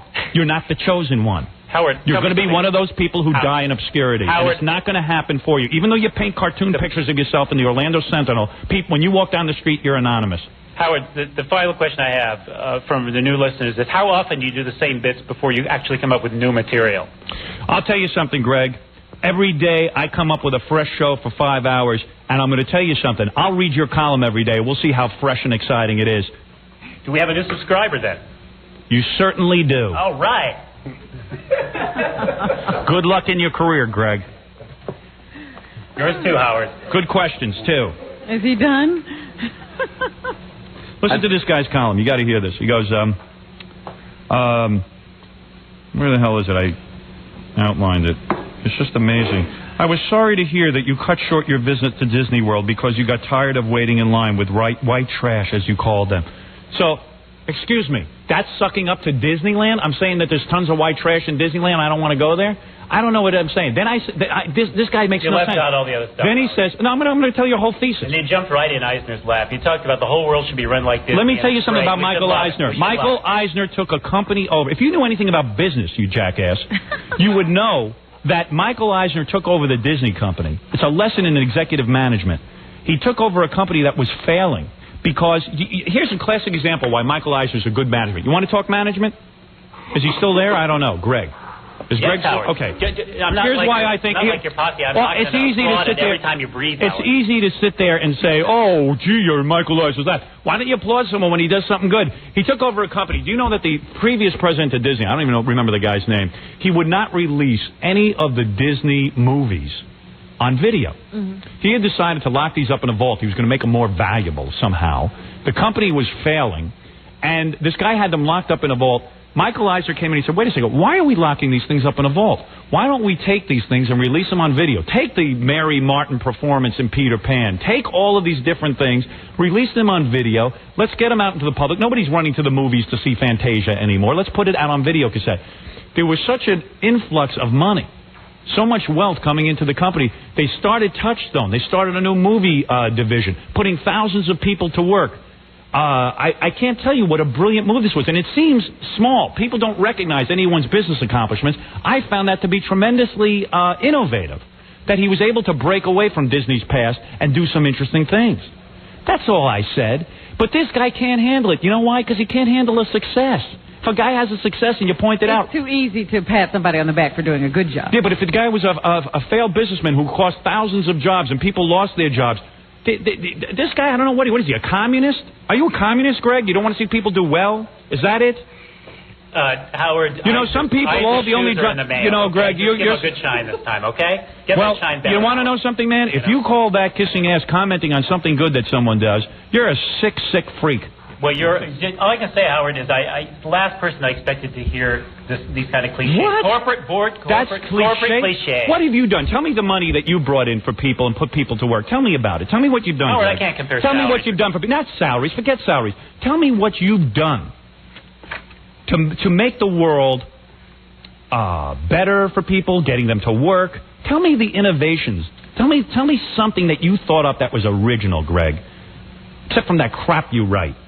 That lame column that the Orlando Sentinel seems to be the only one who appreciates. Howard, go home and take care of your kids. Howard. Go home and be a house husband. Let your wife go earn some money. Maybe she'll have a better chance of making a better living for your family. Does your wife work? She certainly does. Of course she does. She's a teacher. She's got you as a provider. Hey, Howard. Go home and think up some good articles, Greg. See you at the next Disney parade, Howard. All right, man. I'll see you in your goofy costume. Okay. All right. Get that second job going. She's a teacher, your wife. Tell her to teach you something. Jay, is this the kind of press conference you envisioned? No, not exactly. It's full of a lot of fun, but how's it working out? Well, so far, okay. Sentinel. Now that I sucked up to the major newspaper down there, let me suck up to some more people. Okay, it's time for TV now. Let's go to Sean. Good. I would be happy to speak to Sean. Hi, Howard. Hi, Sean. How are you? I'm doing fine. Nice to meet you. Very nice to meet you. Now that sparring session with you and Greg is over, let's get on with some other things, because I know a lot of people here in Orlando want to know... You are a black woman, right? I certainly am. Yes, I recognize the voice. Yeah, just like Robin. Now, Robin is a black woman, too. Beautiful black woman. I hope you are as beautiful as she is. Well, I do my best. What does Greg look like, the guy I was just talking to? Oh, Greg is a very attractive guy. For a white man. Yeah, you know. I'm kidding. Well, listen here. Now, I understand that you are running for governor in the state of New York. That is correct, okay. Sean. And I know a lot of people here in Orlando are probably wondering, what in God's name makes this guy think that he is qualified to be governor? Tell us. I'm not qualified to be governor. I never was qualified to be governor. I would be the worst governor that ever served the state of New York. The only thing that I promised to do was find a good running mate who would take over for me. Once I got elected, I would put the death penalty in. Because the people here in New York, I don't know, do you have a death penalty in Florida? Yes, we do. I got to tell you something. We are so piled high. We have a stack of criminals here that need to be executed. And we are so desperate for a death penalty. Mario will not give us the death penalty. He is afraid. I guess he's getting older. He's afraid he's going to go die somewhere, and God is going to pull him up into heaven and say, Mario, you did good. You didn't execute anyone, and he wants to go to heaven. Me, I know I'm going to hell. So I'm ready to bring us the death penalty. We have to kill the criminals. We have innocent people being killed all the time. So once I do it, I have no conscience. I will do the death penalty thing, and then I will hand over my office to Stan Dworkin, who's a very capable guy who would be a good governor. Well, you know, even though we do have the death penalty here, I know a lot of people think it's totally useless, myself being one of them. Because don't think that way. You got to understand something. Well, average time on death row we know is 14 years. Danny Rolling, I'm sure you've heard of him. Yes. 14 years the guy's going to be hanging around for no absolute reason at all. You're absolutely right, because of the appeals process. It's unbelievable. I can't solve that problem. I'm hoping that future governors will. I got to get the ball rolling here in New York. The reason you're lucky you have a death penalty, at least there's a chance. If you've ever had anybody killed in your family, if you've ever been a part of that or someone you know. Thank God I haven't. We have to have retribution. We have to have a way. We have to have a way to at least say, oh, my God, at least this guy's off the planet. We have to at least think it exists. Yeah. We need that. So we need it here in New York. And I'll tell you something. Personally, if I was governor, I'd execute them on the way to jail from court. Okay. But we have this endless appeals process. Lawyers are killing the country. Okay, well, good luck with your bid for governor. And I just got one more question. Now, I listened to your show for the first time this morning. I mean, I've heard, you know, what you've done this morning, obviously, because I'm here at the press conference. But I got to tell you, I listened and I heard you reading something from Forum magazine. Penthouse Forum, that's right. And it was disgusting. I had to turn the station. Did you write it? Bothered you? Did you write? Really? You know, I mean, naturally, I mean, I'm a grown woman, and I'm not easily offended. Yes, how old are you? A lady never tells her age. But I assume you're an adult. How do you know that you're not easily offended? Because I know. I mean, I've read these things. You are easily offended. I'm going to tell you why. Well, maybe I am, but just can I say something, Sean? Listen to me. Listen to me. Yes, Howard. You're a woman. I assume you've had sexual relations. Have you? Yes, I have. All right. Listen, we're all adults. There's I've nothing been fortunate. to be ashamed. What did we... Well, you're very blessed. I assume you are very full-bodied. Let me say something. When you're a woman, sexuality is nothing to be embarrassed about. The fact that you have a vagina, I assume you have one. And you have a penis, Howard. We know. Very little, but I have one.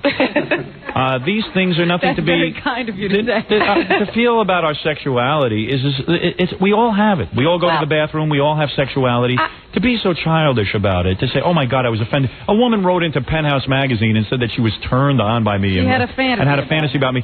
For God's sake. Was that what offended you, that she was fantasizing about Howard? What should offend you is criminals. You know what I'm saying? There's better things to be offended about. This is just a bodily function. Are you embarrassed about going to the bathroom? I'm just going to tell you, I think I turned it on for the first time, and I think certainly this week a lot of Orlando people are turning it on for the first time. Good. And we've heard all of these things. I mean, you're a shock jock, and we know you say things to really, you know, just... No, I don't. Shock people. I say things that are on my mind. And that's how it came across to me, that you were talking, I mean, very, very explicit things about, I didn't even say. I was very excited. Yeah, I know you called yourself cleaning up the article, but you were very explicit. Really? Well, thank you. I must tell you. I know you're proud of it. Would talking about a murder have turned you off? Oh, no. Not at all. You see, people are willing to talk about you're murders. right. Here in America, we've got to really get that together. You're an Afro-American. No, that's African. Yeah, and what does that have to do with anything, Howard? Nothing. I just like to remind people. You don't have to remind me. I see it in the mirror every day. You know, I have never made love to a black woman. You are unfortunate. I am. You are missing. Don't think I'm not eating my heart out. Let me tell you something. I would love to have an African American woman. I'm sure. Or American African. Can you fly up here and marry me? I don't know what your wife would have to say about that. Oh, forget her. This is kismet. You're as uptight sexually as she is. I love it. No, actually, you really got to calm down with that. I mean, you're an adult. It's about time you realial that your vagina is nothing to be embarrassed about. No. If anything should have offended you, it was Greg. No. Okay, well, I'm going to pass the mic to somebody else. That's very childish, Sean. It is not childish. That's childish. Of course it is. And I don't even believe for a minute that you're offended by that. You were titillated, and that's what bothered you. Were you titillated? No, if I was so titillated. You had to turn off the radio, or you would have That's true. That's true. I was trying to get ready for work, and I only had a limited amount of time. Who do you work for? I work for WCPX TV, CBS affiliate here. I want you to tell everyone in the audience, and I want you to even tell yourself, that this is a comedy show. I want everyone to relax. All right? This is not the President of the United States talking. Everybody mellow out. Little sex is okay. Cool out. Cool out. Don't be so uptight. You know, just lay back and... You never watch porno or relax with maybe a fantasy magazine? When you're alone, I assume you're single? Well, I'm blessed that I don't have to do that. Yeah, but I'm saying when you haven't had a man for like a year or something. Maybe she's married or something. Are you married? No, I'm not married. All right, but let's say it's been between dates, Let's say some of the guys in Orlando aren't that happening, and let's say you haven't found the right someone. Yeah. And you, listen, you're a woman, you have desires, you have needs. Yeah. And suddenly, okay, it hasn't been a man in a while, you never would consider a vibrator or something? Hey, I could just whip out my vibrator and turn on the Howard Stern show, Well, that's what I'm saying. What's wrong with that? Well, I would hope you do. Let me say something, Howard. I think that a lot of times people have a reaction. Yeah. They don't stop to evaluate what the reaction is. They're having a strong reaction, and they turn off the radio, and they decide that they were offended, and that's why they had to leave the radio. Yes. If she really thought about what was happening to her during that conversation... Yes, she was getting excited, maybe. She was being turned on. Were you getting turned on? Well, was that the problem? Dr. Robin, I don't believe... Did you get turned on? I don't believe that I was getting excited. I think what it was I listened and I said... I've heard about the Howard Stern show, and I knew it was coming to Orlando. And I was you were hoping looking to be offended. No, well, you know what? Unfortunately, we do have prejudices. Yeah. But that's why I turned it on, because I wanted to make up my own mind. Let me say what I just didn't like hearing about this woman. You're talking about these things that this woman was doing, sitting in your lap. She wanted to sit in my lap and make love to me. And you were obviously very pleased by that. Yes, of course. Wouldn't you be complimented? Listen, I bet you there's some guys, applaud if you would like to make love to Sean. All right. Now, obviously, there's some men there. What are they thinking? Even though you're a professional reporter, there are guys thinking about you sitting in their lap. I hate to break the news to you. We're sexual beings. Well, now, I guess... Maybe. And you got a lot of applause, by the way. You should be very proud of yourself.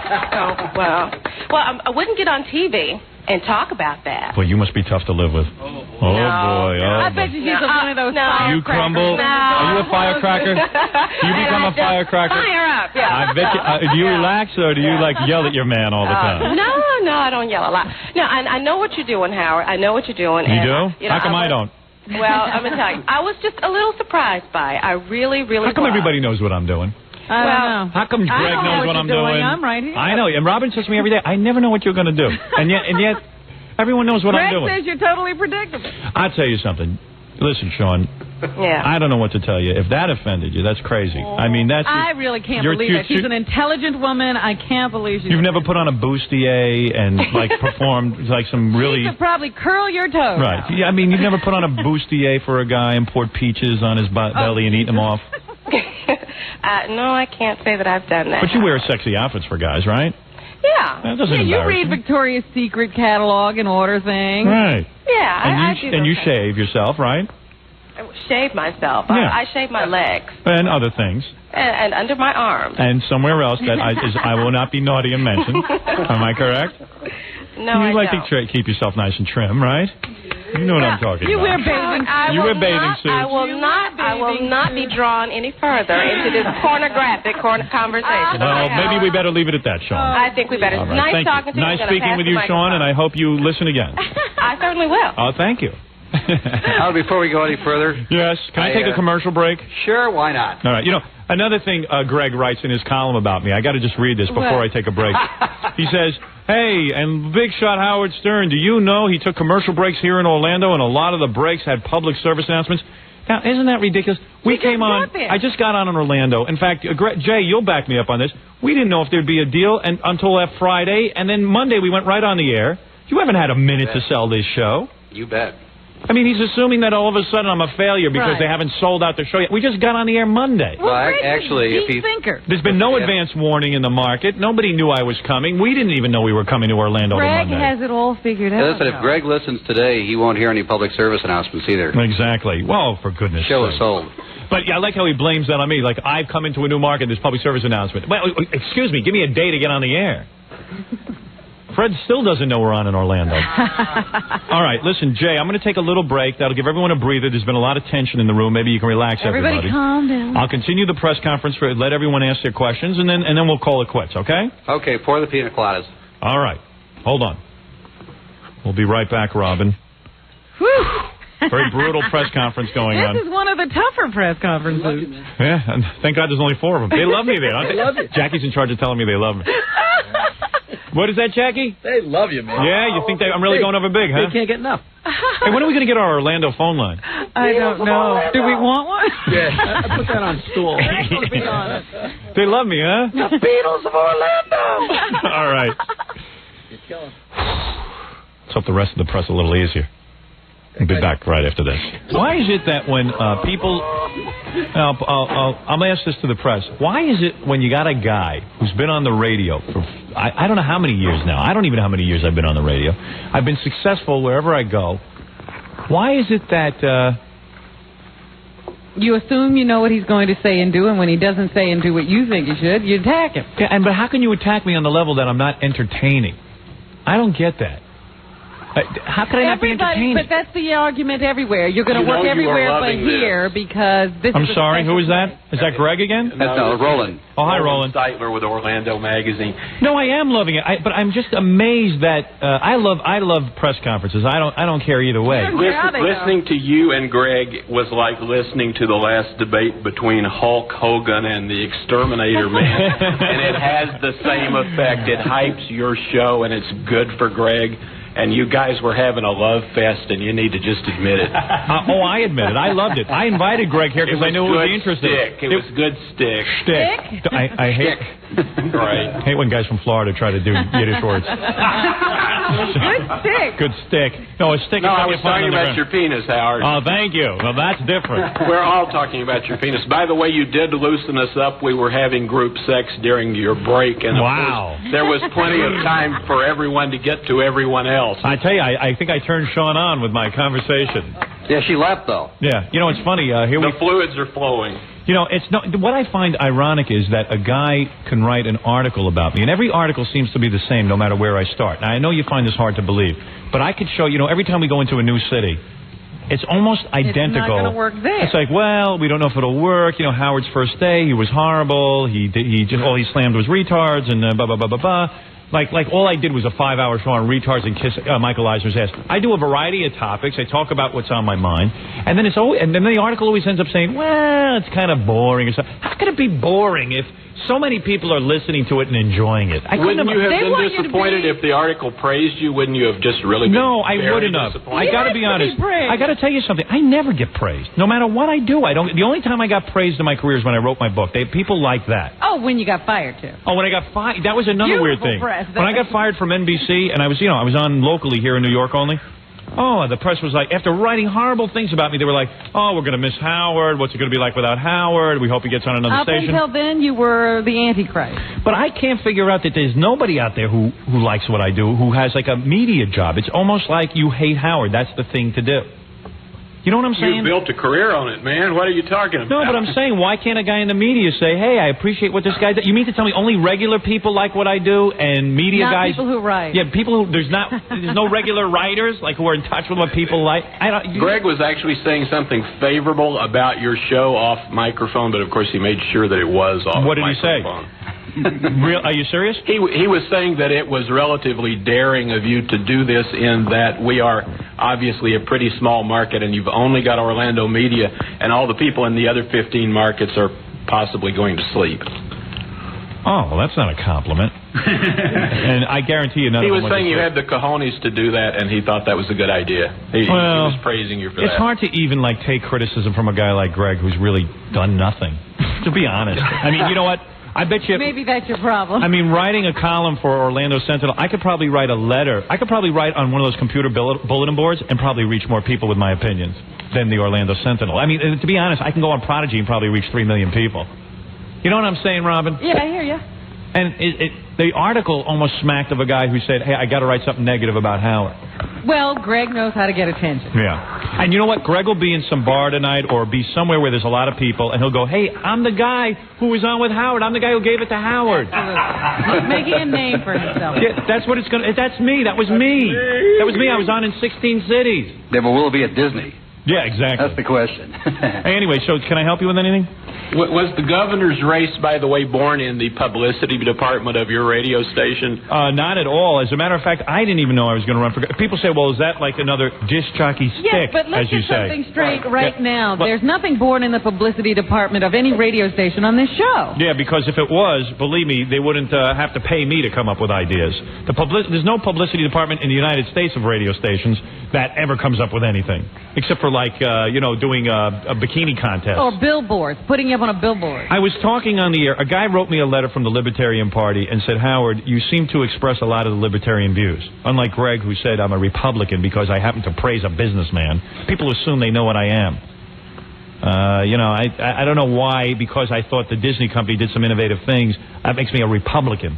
Not that that's necessarily a bad thing. But anyway, I love how people try to that's a put down. Like, oh, you like guys who are good for the country and create business. I mean, where's this guy coming from? And the thing is that when this guy wrote me a letter and said, hey, you seem to express a lot of libertarian views about censorship and all this kind of stuff, laissez-faire government, you ought to run for libertarian, run on the Libertarian Party for governor. And I got on the air and just said, I would just want to run just to bring the death penalty. And that's all it started. And then people kept calling me, and I decided to run. Question about the show here. The other stations are basically saying they paid so much money to Howard Stern that they're going to have like 30-minute commercial spots to ever make their money back. Are you prepared to talk at all about what kind of bucks you're getting to do this show? I'm not going to. First of all, that's personal between me and the radio station we're on. What is the name of the station we're on? Real Radio 104.1. Sounds good. Anyway, Real Radio. Yeah, the day they have Real Radio in this country, Greg's head will explode. Anyway, the point is that I would not talk about what they paid me.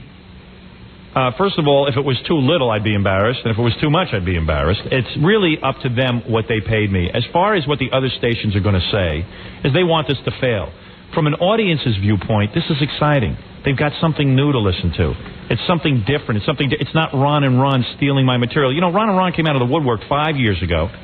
I've been doing this for 20 years. I virtually did every one of my bits, including the Dream Date Weekend and all the other crap that I do. And I have a bunch of guys around the country doing this stuff.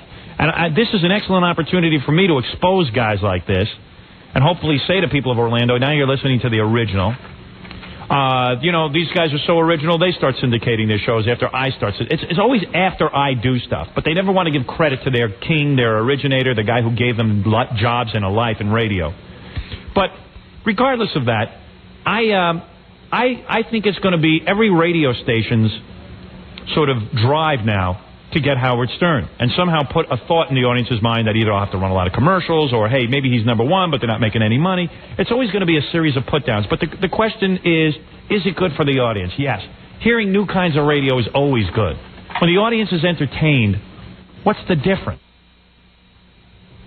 What's the difference if it comes from New York or a guy paid too much money for it or too little money for it? What's the difference? The public's being entertained. Howard, hello. Hey, his voice just changed. That's a pretty good move, by the way. I wish some of the guys who are working on this show could do that. Yeah. Hi, Howard. Who is this? My name is Colleen Moore. And I'm very beautiful and young. Well, thank you. Are you a TV reporter? No. I'm a newspaper reporter for Florida Today newspaper. Is that a free newspaper? No, we're affiliated with USA Today. Oh, so you mean there's another paper besides Orlando Sentinel? Yes. Good. Mm-hmm. And you are Irish? Yes, as a matter of fact. Oh, very sexy. Well, thank you. With red hair, I assume? Yes, red hair, but not natural. Oh, not natural? No, unfortunately not. All right, well, you might have to prove that. You are single? Yes, I am. And your measurements are? No comment. Thank you. All right, then talk to the guy. But I have a couple of questions for you. All right, go ahead. Okay. I had never heard your show before until you were picked up by this Orlando radio station this week. Thank you. And which Orlando radio station was that, please? By the way, I have an A cup.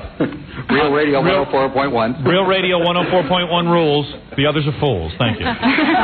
What is Real Radio 104 supposed to mean? What do you mean Real Radio 104? The idea here is that we're all of our shows are pretty much in your face, and we have and we're talking to the people. We're not talking like other radio stations talk, which is really one of the reasons I'm down here. It's kind of an exciting experiment. Oh, yeah? Yeah. Yeah, sure, Jay. Real exciting. Well, come on down and listen, Howard. I'll send you a tape. That explanation just put me to sleep. Howard, I have only tuned into your show a couple of times, but one of the things that strikes me about it is that you seem to have a very hard-edged New York kind of sense of humor. And Florida is a very laid-back kind of place, and I was wondering how you think the show is going to play. It will fail miserably. Is that what you want me to say? No, of course it'll do well. It does. Everywhere I've gone, when I went into Philadelphia, that was the first experiment I did with syndication. They said, Philadelphians hate New Yorkers. I said, oh, really? You mean they wouldn't watch the Johnny Carson show? They wouldn't watch Letterman? They wouldn't watch Leno? They won't watch any... You mean they won't watch network television? That's how much they hate New Yorkers and Los Angelinos and all.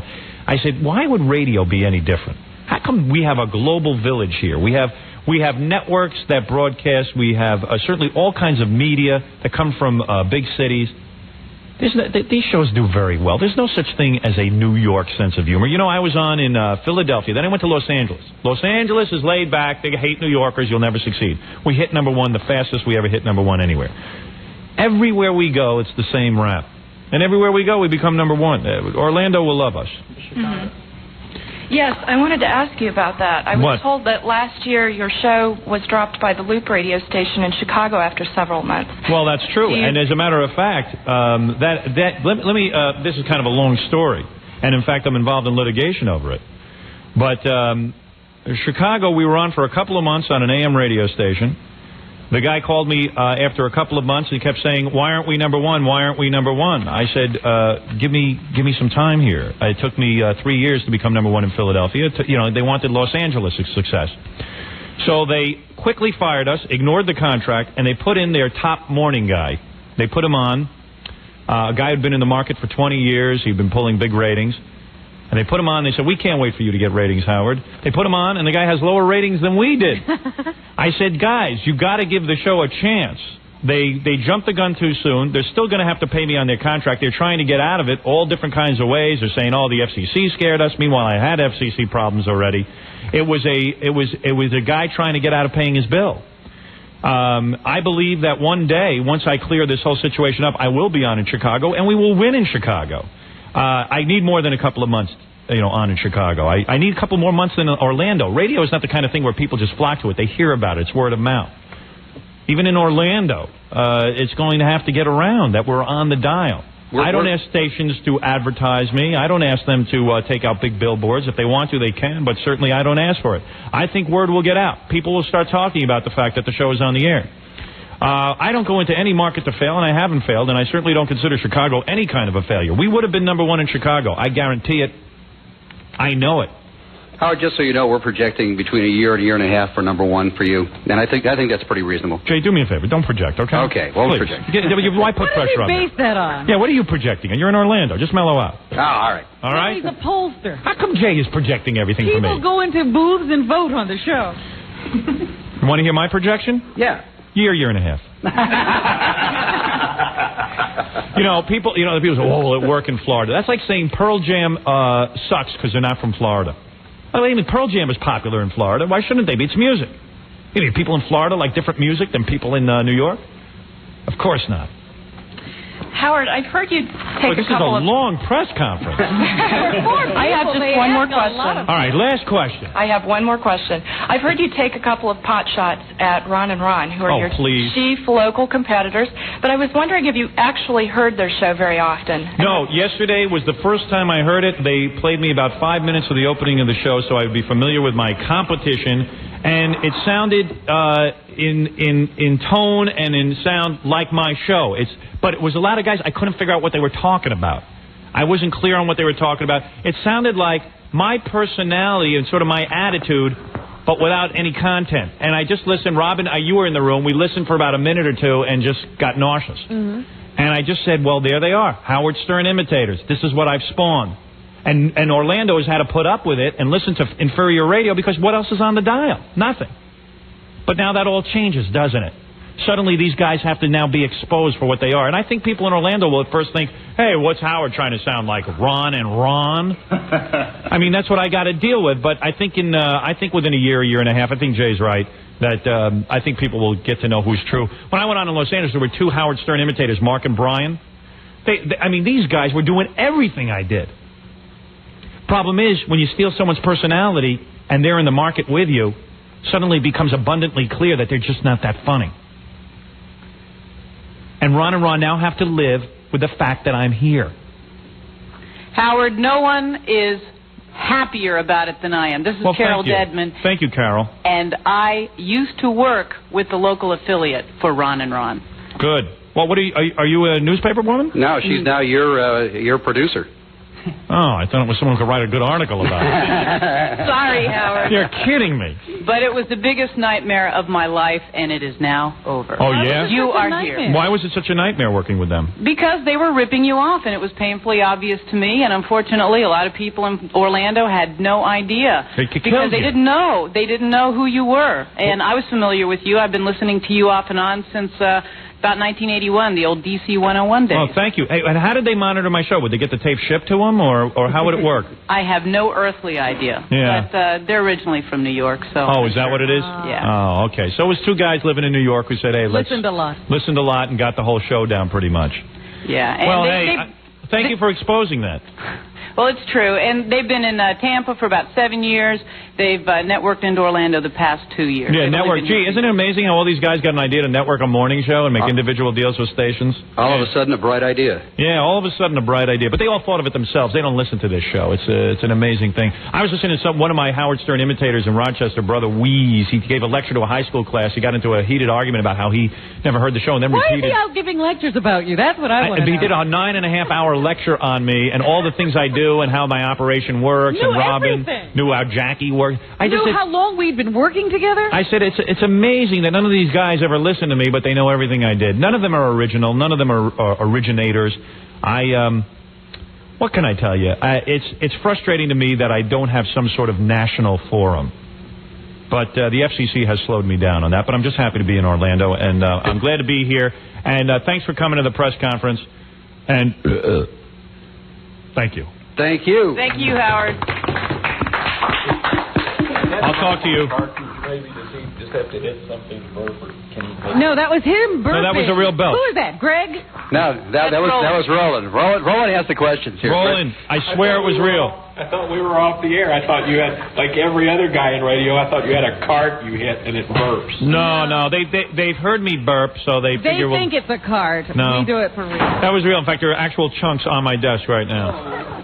All right, thank you. Stellar. Hey, congratulations, Howard. You're only now 350 markets behind Rush Limbaugh. Yeah, I know. Except the problem is that Rush Limbaugh... Who's that, Greg? Yeah, let's talk again. Greg, if you ever manage to get into the 20 markets. Hey, Greg, okay? can I tell you something? Yeah. This is something that you ought to study.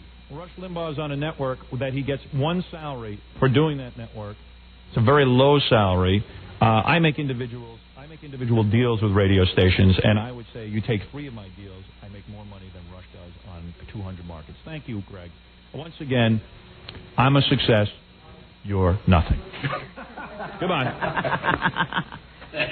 Greg's always in there chipping. Yeah, but Greg doesn't know a thing about the radio business or any other business. He's just reactionary. That's why I love him. Well, there you go. Yeah, people like to point that out to me, that Rush Limbaugh's on 200 stations because he's a pussy. Meanwhile, Greg should be touting his own accomplishments. Yeah. He's reading about everybody else's. If other people weren't doing things, Greg would have nothing to say. If I wasn't such a suck-ass, Greg, actually, if I was a suck-ass, I would be on in 200 markets. I'd suck ass on the FCC, and my problems would be over. Rush Limbaugh. I hate that guy so much, only because I have to deal with it. That big fat pig who sat there, didn't know what to do in radio for years, got out of it, and then listened to my show and figured it all out. What a creep. I'd love to go up against Rush Limbaugh and wipe him out. In one show. Boom. Take away his whole audience. Sometimes I wish I was two people so I could hate him twice as much. Well, I guess I'll sit here and run my little empire, and Greg can go back now and run his empire. Yeah, he rules the typewriter. No, he's going to stand in line and wait for the the one computer terminal they have. Yeah. Come on, I got to write my article. Well, maybe the mass murder is a little more important than the Howard Stern interview. You're ranting, Greg. Greg so badly wanted to win the argument, but you can't win, Greg. He's just happy you've mentioned his name so many times. This is more exposure than he's ever gotten. He's like Stu Bykowski in Philly, hoping that he'll get some mention by hating me. And he will. You know what drives those guys crazy who hate me the most? What? When I decide not to mention them at all. They keep writing articles. Them, I did that to Roberto Santiago in Cleveland. Drove him crazy. He actually got out of radio reporting. It actually motivated him to get a better job. Can you imagine not only working for the Orlando Sentinel, but you write the radio column?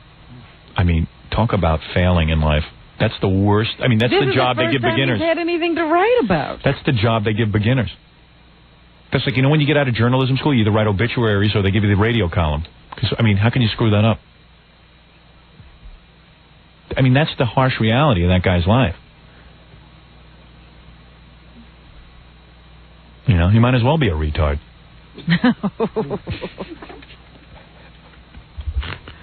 Let's check his head for flatness. All right, I got to take a break, Robin. I really do. And then we got to do news. All right. Where I get to analyze the facts with you.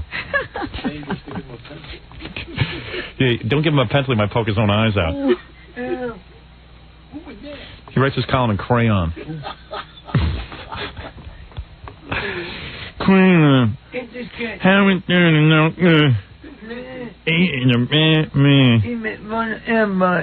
He's like that character in The Stand. M-O-O-N, spell Stern. M-O-N-N. Haven't done today. Bang, bang, soap, and God, he make fun of retarded people.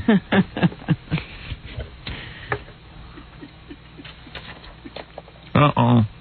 Wipe me. Uh-oh. All right, I got to take a break.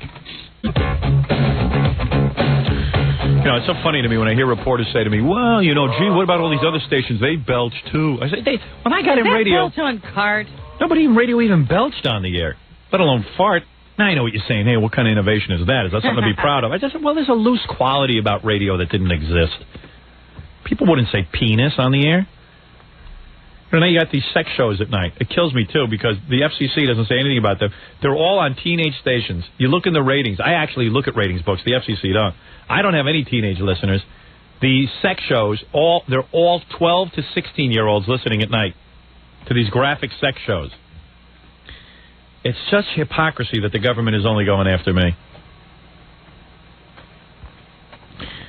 I don't know. I'm sick of tooting my own horn. I want someone else to toot my horn.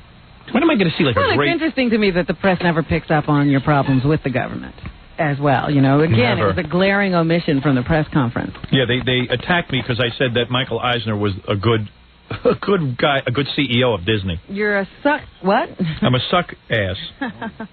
I'm a suck up. I said, gee, it's amazing. For a guy who hasn't sucked up his entire career, I can't believe I'm the one who's called a suck up. Jay Leno goes on TV every night. Letterman doesn't even ask Mia Farrow about Woody Allen and what happened. And I'm a suck up? I don't think so. I don't think I got to where I am being a suck up. Even the other night when Jay Leno promised us he'd ask Cindy Crawford about her problems with her marriage and taking out that ad in London, he never did. Of course not. Nobody asks anybody anything. Larry King. The toughest question he asks is, how are you? I'm sitting here. No one in show business will even come on the show. Unless they're desperate, like Conan. And I'm a suck up. Well, you know what? I can't get a nice article. I can't. But for some reason, the public loves me. I'm a man of the people. So the people must all be sick retards like me. I guess there's a couple of reporters out there who are better than all of us.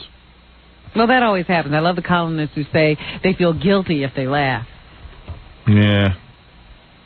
Yeah. I'll admit it. I'm a Howard Stern fan, but I do feel guilty about it. Like, what are you so There's guilty about? What's wrong with me? Why do you got so much guilt? Go put your head in an oven. Well, it was just like the woman who said she was offended by the forum letter. Now that I was thinking about it, I should have asked her, have you ever read a forum magazine? And was it the fact that it was being read on the air that offended you? What was the problem? I tried to ask her, about her sex life, but she got all uptight. What do you do in private? Yeah, but it doesn't even matter what a person does. What was so offensive about you reading a letter about a woman fantasizing you? I don't understand where the offense is. I personally don't think she was offended at all. I think she was just trying to be provocative. I don't think it had anything to do with it. I really do believe that people are so used to only hearing certain things. They've decided what should come out of the radio and what shouldn't. It's sort of like my feeling. Whenever the first time I turned on HBO and saw a breast on television. Yeah, what a great day. It was I know the exact date. November 13th, 1979. I know that day. That was the first day I saw a breast on television. Well, because you had never seen a breast on your TV before. I think it was shocking. I think she was just protecting her image as a TV reporter. You know how uptight they all are. And, it's like... Because how could you be shocked with what's going on in the world today? She wasn't shocked. If I was a black woman living in Florida, land of hanging... quote-unquote niggers from trees. Burning the Negroes in their cars. Yeah. I would be offended by that. I would be a little more upset about that than someone talking about their sexuality. Reading a letter. I don't know. Yeah, reading a letter. It just amazes me. I'll tell you what's shocking and offensive. Larry King and his ex-wife Julie Andrews, or Alexander King. No, Julie Andrews, that's right. No, Julie Alexander King have settled their differences out of court. They had already gotten divorced, but then I guess she decided to go and write a book or something. So he sued her for breach of contract, slander, and intentional infliction of emotional distress. So she countered by suing him for breach of contract. Now, I thought they were married. What is this contract? Well, when you marry someone after 2 weeks of a courtship, this is what you can expect. Like a contract. Yeah, maybe you ought to get to know each other a little better. Tuesday, their lawyers cut a deal. Larry should stay away from women and watch cable TV. His lawyer says that Larry is very happy with the settlement. But don't look for any details because the court has forbid Mrs. King from making any statements. She gets to keep the King name. Ms. King is what she's calling herself now. From making any statements concerning the parties' marital relationship. Why is she keeping his... And that goes for Larry King as well. She's so proud of being Larry King's wife for 2 weeks. I would want to... Isn't that kind of embarrassing? Yeah. It's almost like saying, wow, what's with me that I married a guy after 2 weeks? I don't know, man. I swear. You know, I know Nancy, the receptionist, who I pass in the hall for 5 seconds every day. I know her better than Larry King knows his wives. That's right. Do you know that? Think about it. It's true. Is he stable? Is he stable? This is something I meant to talk to you about the other day, and I never got around to it. In Chicago, a fourth grader got into trouble in a classroom. I forget exactly what she did. But she got into trouble in this classroom, and she decided, you know what, I don't want this teacher writing anything home to my parents and getting on my case. So I know what I'll do. I'll have some of the other kids accuse him of sexual abuse. Cool. So that's exactly what she did. She paid off some students. How old? She's in fourth grade, 9 years old. Wow. Boy, that's a street smart kid. She paid off some, and it didn't cost much either to make these kids tell these stories. $1 was all she paid. The morality in this country is so sucky. I saw that report on the news, too, Robin. Yeah. It freaked me out. I just said, man, kids are like bribing other kids to accuse teachers of sexual harassment in the fourth grade. And you can do it. And you can pull it off. Oh, almost. She almost got away with it. She's crafty. Yeah. Well, what happened was the kids didn't realize what kind of grilling they were going to get. You know, because the kids just thought, I'll go in, I'll make this accusation, I'll take my $1, go buy some candy. What a crafty kid. Hire her to be my producer. I need someone like that. Somebody who's thinking of new ideas. Yeah. Creative is right. I'd like to see Papa Flowley work that hard. But the point is that, I can't tell you how many adults I know who fake accidents and stuff. I'm serious. Oh, I've mentioned those stories before on the air when they do these stings, and you actually have people who listen to the police scanners, and they hear the calls of a bus accident, and they drive to the area and jump on the bus before the EMS people can get there, so they can claim that they were on the bus and sue, too. I had a relative who used to go to... Like whenever they see new houses being built, they would go get a tour of the model. Yeah. And then they would trip themselves, they'd fall down. These are your relatives? Yeah. There's one relative. And they would fall down in the home and then sue the builder. Pretty sleazy, huh? Were you close to these people? I don't want to talk about it. You could imagine if I was. No, I was not. All right. So why can't I talk about it? Because it's much too painful. By the way, my relative now owns Rhode Island. So you are talking to them. I'm talking to him. I'm trying to get a job with him. I'm trying to get a radio show there. I was reading some interesting information or reports about these kids who accepted the bribe and went in to tell the lie on the teacher. The teacher is devastated, of course, and has not been rehired as a substitute teacher. It's a very serious thing that went on here. And the experts are saying, well, the children understand, that they get a lot of attention, that sexual abuse is the kind of thing that gets people's attention, puts adults into action immediately. They just don't realize how serious these allegations are, they said. You know what sucks for that guy, too? It's like, from now on, even though he's completely innocent, like he'll just walk around the school and they'll say, hey, there's that guy who was up on the child molesting. Right. Even though everyone knows he's innocent. Labeled forever. He's labeled. Well, I was thinking about that with the guy who won the suit the other day in California, where his daughter accused him of sexual abuse. Yep. He won the case against the psychiatrist, and the counselor, he claims, planted these memories. Yeah. Under hypnosis. But you still look at him and go, Yeah, you go, hey, I wonder what's up there. You do. It doesn't matter. Once the accusation is made, ruined. I mean, his wife hasn't come back to him. No. His daughter still contends that it happened. Yeah. Yeah, it's miserable. And people do that all the time because people are real skunks. People say, do you love humanity? No. So you think that guy in Florida didn't do it, huh? What guy in Florida? I mean, in California. Do I think he didn't do it? Don't ask me. Don't you see? That's what I mean. See, Robin isn't even convinced. The guy was completely exonerated. No, the question wasn't whether he molested his daughter or not. Right. The question was, did these psychiatrists plant that in act their head negligently? Yeah. Yeah, it sucks. Everything sucks. That's why I stay away from Fred. I'm always afraid he's going to accuse me of something. His daughter is still suing him, as a matter of fact, so I'm waiting to see how that case goes. Yeah. Let me take a little break here, Rob, and we'll be back with more news. I got to hear that song more. I want to share that with the rest of the country. You know, unfortunately, the rest of the country didn't get to hear that. Yeah, they're not as lucky as we are. We're in a commercial break, and we got to play a jingle from one of the sponsors. It was the most brilliant jingle I ever heard in my life. Want to share it with the rest of the country? Play the Modell's jingle for the rest of the country. I bet you it's not ready. I knew it. It's not ready? 15 seconds. Because you got to share that kind of genius with the world. You don't keep that bottled up just in New York. Yeah. Exactly, Jackie. Yeah.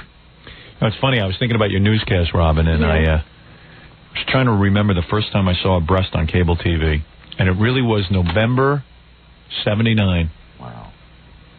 Now, that's amazing that I remember. And I remember what I did. I'm amazed. I reached over and I felt up my mother. I'll never forget it. Because, again, I was a young man. And she was the only woman around. And, boy, she had D cups. Beautiful woman. Beautiful chest. Anyway. Never forget it. There was another thing I wanted to bring up. These TV shows. Montel Williams and Ricky Lake seem to have a franchise now. Geraldo started this, I suppose. I'll tell you who's better. This was his innovation on the talk show theme. You get people on, and then you surprise them with why they're there. Yeah. They bring them under one premise, and then they get them on another premise. Yeah. And Ricky Lake and Montel seem to be doing this on a daily basis. Yesterday I'm watching the Ricky Lake show, and she has a bunch of people on who are having babies or have had babies, and they got one guy thinking he's the father, and then they have these guys come out and they say, the women tell them, you're not the father of my baby. Yeah, that's great to do on national television. Hey, listen, between you and me, that Ricky Lake show is good.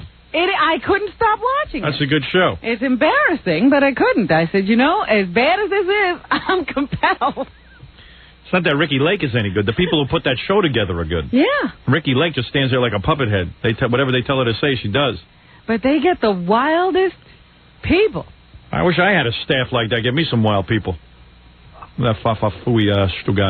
One girl gets on and she's telling the audience, because there's a guy out somewhere in her community telling everybody that he is the father of her baby, and she wants everybody to know he's not the father of her baby. And the audience says, well, how does all this happen? She says, well, yes, we did have a physical relationship, because my boyfriend, who is the father of my baby at the time, had gone to jail. Oh, boy. And you're thinking, this is apparent. The father of my baby, nobody has husbands. They have fathers of their babies. Right. They're supposed to sit there and accept it. Yes. Well, that's what they all do. They sit there, this is not an unusual thing. So the father of my baby was going to jail, or he went to jail, and I was going through a depression stage. And I needed somebody to talk to. And this guy would talk to me. He seemed like he wanted to talk. Are you doing a black woman impression? I'm doing this woman. Yeah. But it became a physical thing. Girlfriend. Do these people understand what I went through? Do these people attempt to return to their real lives after they do these shows? I mean, do they ever like try to go live? I'd like to follow them out of the show and see what happens when they go back to their real lives and suddenly they need those guys who they convinced were the fathers of their babies. Yeah. Jerks. They all ruin their lives for free. That's the amazing part. Queen for a Day at least used to give you a washer dryer. Well, that's what it finally dawned on me the other day that these are the new game shows. Yeah, that's great. But they don't even have to give prizes. Yeah, no the prize is just coming on TV. You didn't get to talk about your problems. Ricky Lake. The guy who put that show together was Garth Anseer. Yes, he did. He did a good job, too. Yeah, I figured he was nuts. Putting it together. Yeah, I said, well, Ricky Lake, what is it going to be like another one of those Oprah, Donnie? Why her? They've already used up all the topics. No, Garth found some new ones. Garth, they rewarded him. I heard he got a big fancy job, Garth. Yeah? He's now like a head of some big studio or something. Good for him. That son of a bitch deserves it. But Montel Williams is now being sued. Oh, yeah? By one of the people he did this to. I understand there's like a $10 million suit out there pending. A woman came on to a show she thought was about one thing, and they promised her that she would not be embarrassed. Right. And that nothing bad was going to happen. You know, they take these people... And they kept her like in a sealed room so she couldn't see what was going on the show before she came out. And then once she got out there on national television, her sister revealed to her that she had been sleeping with her boyfriend. Yeah. See, this is... they really should be punished for this. And you say, why didn't the woman just get up and walk out? She tried to on the first commercial break, according to her lawsuit. Yeah. But the people who work on the Montel Williams show refused to disconnect her microphone. She had a hardwired lavalier mic on. Yeah. And it was plugged into something. And they refused to unplug it for her, so she really felt that she was imprisoned there and could not leave. Well, listen, that's ridiculous. You could take and rip those microphones right out. Who knows? This is what she's saying. Please, but she has a good point. Grounds. She does. She definitely has grounds. You can't bring people on a show and say to them, "Okay, here's the surprise. We're going to bring out your homosexual lover." I mean, that's, you got to tell someone up front what the hell they're getting themselves into. You're wrecking someone's life. You just made a mockery of that person's entire life. Yeah, maybe she wants to be in disguise. Maybe she wants, she doesn't want to do this with sitting there where everybody can see her. Maybe she doesn't want to do it at all. And most of these people, I don't know about this woman, but most of these people have very limited IQ. You see what's on these shows. It's mostly black people who can't talk. I mean, literally cannot talk. They hardly have a command of the English language. And white people who can't talk. And white people who can't talk. And where the hell these white people come from, I don't know. They appear not to be living anywhere near a dentist. And it's unbelievable. Where is this location where there is no dentist? Please show me the state. Someone from the American Dental Association contacted me. They said, Howard, please find out where Oprah gets her guests. Yeah, there's a gold mine out there. We got to get in there. It's unbelievable. I think they ship them in from Europe or something. But, yeah, you dog is, Oprah. Well, what's that? My brother, yes, my brother was my lover. You revealed it. It was amazing to me watching Donahue yesterday, the people who have computers and know how to use them. Yeah. Yeah. I can't get mine to work, but boy, they get theirs. They are going into private rooms and doing all kinds of things. Yeah. Yeah. These shows are incredible. They sure are. I think they're ruining the country. Yeah. I used to think more of Americans before these shows. Bastards. What else you got there, Robin? This is going to kill you. Was that an actual news story, Robin, that you just did? Yes. Or was that commentary? $10 million lawsuit. Yeah. All right. Oh, well, everything's commentary. Right, there's a lot of commentary in there. Go ahead. Good day. Well, you're going to comment again. When was the first time you saw a penis on TV? That was probably when I first started tuning into Channel J. Really? That's not true. What, HBO showed male genitalia? When? Richard Gere movie, this kind of thing. I didn't see it. Really? I'll never forget the first time I saw male genitalia on television. Remember exactly what... I remember the day. What was the day? November of 86. And? I don't want to say what happened. My father remembers, too. You sure that was TV? Oh, yeah, that was TV, all right. You know, when I first saw a breast on TV, I reached over and felt up my mother. Yes. I can't say what happened between me and my father. But you're very close. Yeah. What is it, Baba Fohai? I know it's late in the show. I know you're really busy, and I know we'd rather do this live, but would you like to talk to Madonna's sister on the phone for a minute? Sure, I'll tell her to come in. Papa Flunky. Try. Robin, this is an exclusive. Madonna's sister. This is Paula. Hey, Paula. Hey, Paula, it's Howard. You're on the air, Paula. You're on the air, Paula. How much you getting paid for this? Me? No, Madonna. How much is Madonna getting paid for this? I was down there with David's show. What? Stephen Hudson's getting paid, you're getting paid, Madonna's getting paid off, but we're all going to get bumped. I mean, we're all going to get, You got to come in here, honey. Listen to me. Who's getting off on this one? Listen to me, Paula. Now, Paula... Listen to me. I was down there speaking. No, this is Madonna's sister, I swear to God. How do you know? Because I know she's been up here. Oh, wait, I'm choking. Madonna's sister got a nasty. If Madonna's sister dies on our show, it'll be a big show. You're going to die laughing. No, Madonna. All right, listen to me. Wait, will you with me? Hey, how is it having a famous sister? Oh. This is, by the way, this is really Madonna's sister. You get off every minute. That's true. This is Paula. Paula Chacon. Wait a minute. Paula does she does movies. Yeah, she's. What do you do? Whoa. Hey, Paula, what kind of movies do you do? Dominatrix movies? Nope, I do movies as far as Jesus Christ only knows, God only knows. I love God, I love Jesus. And you ask Madonna, how come every time she goes to David Letterman, she doesn't believe in the balloons anymore? How come when I get on the You know what I like about you? I like that you have a famous sister and it hasn't affected you. You know, you haven't become like a big. I got if I got the same birthmarks. Yeah. Now, when's the last time you saw your sister? She shows you the birthmark, by the way. Yeah, I know she does. I see her every day. Do you really? Uh-huh. You see Madonna every day? Mm-hmm. Oh, no kidding. So she's I still... look at myself every day and I get sick of the best of this. And she's a big... I got the same exact birthmarks, everything. She's got big... Oh, she thinks she looks at herself and she sees her sister. But you don't get this. And when's the last time you saw the real Madonna? I remember the love that she gave me, I tell you that much. What was that? I remember the love that she gave, the love that, you gave me. You remember the love she gave you? No, the song, I remember. It's a line from a Madonna song. Oh, really? I had a reason to cry. You tell me why. Well, listen, the thing is, though... Are you sure this is Madonna? It really is. Gary met her. Scam. Yeah, when are you going to... Will you be... I want to tell you a story, okay? Let me ask you something. Will you be stopping in to see... When I was born, I was born by accident, number one. My godmother wouldn't tell me. Are you older than Madonna? If I tell you what happened the day I was born, you wouldn't believe it. What happened? Yes, God, it's the honest truth. All right. My God, my number one, okay? I'm not ashamed to say it. I don't think you should be ashamed to say it. I just wish I knew what you said.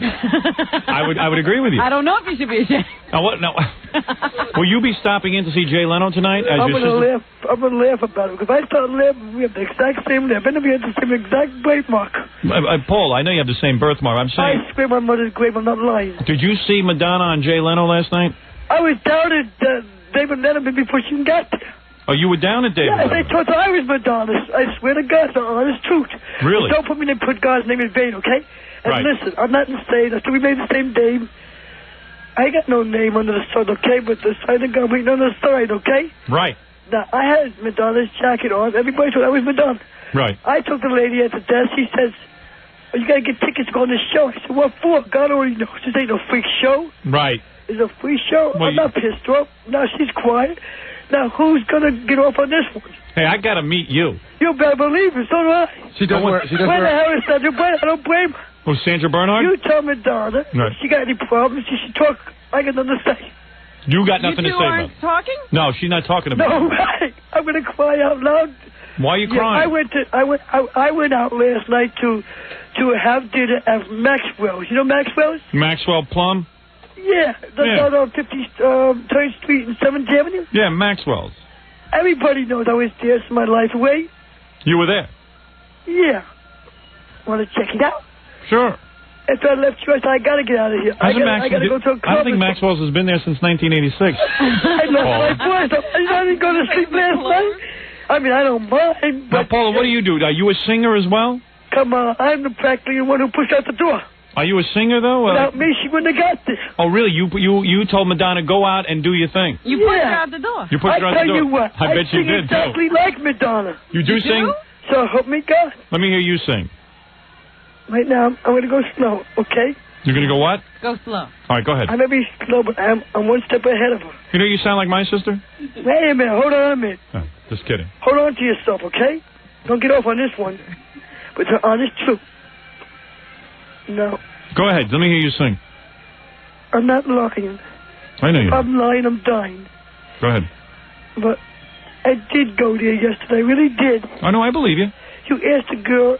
You asked CBS if I called him up, and he'd mad at me too now, David Letterman. No, As you I won't. came there in 1980. I'll protect and Daniel Bernhardt went bye-byes to Hollywood. Right. Now, Ingrid's laughing. I'd like to know what's so funny. What's the big joke? Why is C-100 laughing and say Howard Stern must die? I don't know. I don't think so. Are you going to be on a silver platter? Or are you going to have another record to cut? All right, listen to me. When we talk about this face-to-face. Right. Listen, come in tomorrow. Tomorrow morning at 7:30, Paula. Nope, you're going to come and get me. Okay. All right, we'll come and get you. I got much more to say. Can you imagine what I'm going to say next? I can't imagine what you're going to do. You're more outrageous than your sister. Well, you better believe it. I'm going to go down to 2036 Oklahoma Street in Michigan, and we're going to see how many Michigans we got. That's their home address and All right. the hometown. All right, Paul, I'll see you tomorrow at 7:30. I'm going to put you on hold. Gary will make the arrangement. You tell Pat my missus is going to kill me now. Mistress Christiana. What is it? Oh, my God, oh, God. Nah, she ain't going to kill you. Don't, you know something? My lawyer's going to have a fit if you change these words. But that's okay. You leave it the way it is. It's all natural, right or wrong? Right, I'm with you. Know All natural. My friend Aaron, Right. you know, he's got something to say about it. Okay, I'll speak to you tomorrow. Hold on. And so does God. All right, hold on. I'll talk to you tomorrow. Down. She's going to cry about this one, so we'll keep on talking. All right. I'll be quiet, okay? I got you. Talking and don't crack up on me, okay? All right, But Paula. when she hears about this one, you tell her what you're going to do then. Hey, you got a man in your life? I know a guy named Ian I'm going to fix you up with. I'll tell you what. Go ahead. I got something that you ain't got. I know you do. Oh, man, amen, thank God. Right. Viva la Now, difference. don't forget. All right. The fruit of that womb, Jesus, the word of God. All right, and I'll talk to you Remember, tomorrow. this is not ratting nobody. I'm not a rat. I love my family. It's not a freak show, okay? Right. It's not a freak show. I don't want to get paid for this. I know. But you got to do, okay? Just do me a favor. Right.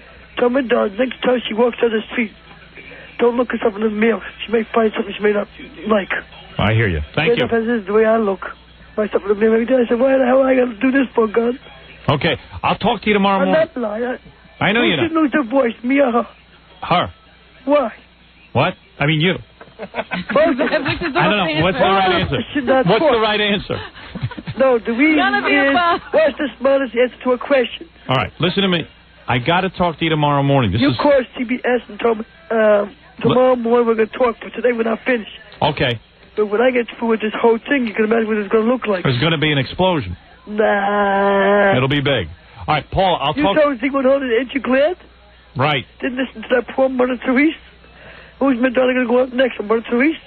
All right. Oh, please, God only knows. All right, hold on. The Rose of Jesus? No. Just put her on hold. God, She won't know the difference. All right. Hold on. We're going to hold on to her. Hold on, because Gary's got to talk to you. Hold on. Thank God. All right. Thank God. Hey, there's an exclusive of Madonna's sister. She's more outrageous than Madonna. She is 500 times more honest and outrageous than Madonna. What are you talking about? What? What? Hey, you shut up. Stop that in my head. I hear laughing in my head. Does anybody else hear it? How do you know who that is? Because she's been up here a couple of times. I could come up here. No, they came up with a publicist and everything. A publicist? Somebody. It's Madonna's sister. That's Madonna's sister. We're really sure of that, right? Gary is 100% sure. I don't know. That's Paula. I'm telling you. Just because, I mean, Mrs. David Letterman knows David Letterman's address, that doesn't mean they're related. Hold it, I'll get Gary in here. He'll tell you how he knows. You can't fool Gary. Nobody's ever done that. Maybe it isn't. I don't know. The blindfolds, Bull. Papa Pohai. Let me ask Gary how he knows.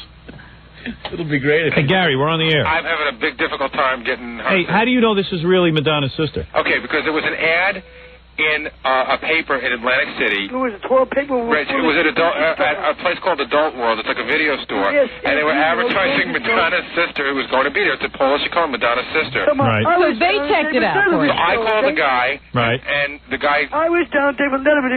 gave me her beeper number. And I've been beeping her for weeks. But it's hard to hold a conversation. Hey, wait a minute. Sorry. That doesn't mean she's Madonna's sister. Proof is that? Boy, that could be proof. No, please. That's enough proof for me. Madonna has a sister. Hey, between you and me, I don't care if it's Madonna's sister. I just want to interview her. Well, I'm just saying. I mean, how can we get on and say we know positively this is Madonna? We know that Madonna has a sister named Paula. That we know because she did some... that doesn't mean this is her. Look like that. Don't look like that anymore. God only knows what I'm going to look like tomorrow morning. So you don't even know if it's Madonna. So you think it is, though. Give me a break. I'm not lying. I think it is. No, I know God only knows. He's the judge. That's God. Then again, the other thing is, if this really is Madonna's sister, how could we be the first people to find out about it? Yeah, like where's the current affair on this one? Come on. Madonna, I'm so pissed off that she should talk. Hey, maybe you're someone who goes around saying she thinks she's Madonna's sister. No. How do you know you're Madonna's sister? Hey, you know what? Why don't you talk to her and I'll get a guy who can verify it on the other line. Okay, all right. How do we know who that guy is? That's Madonna's brother. Hey, how do we know you're not just somebody going around saying... I'm going to call Z100 and ask them what they got to say about.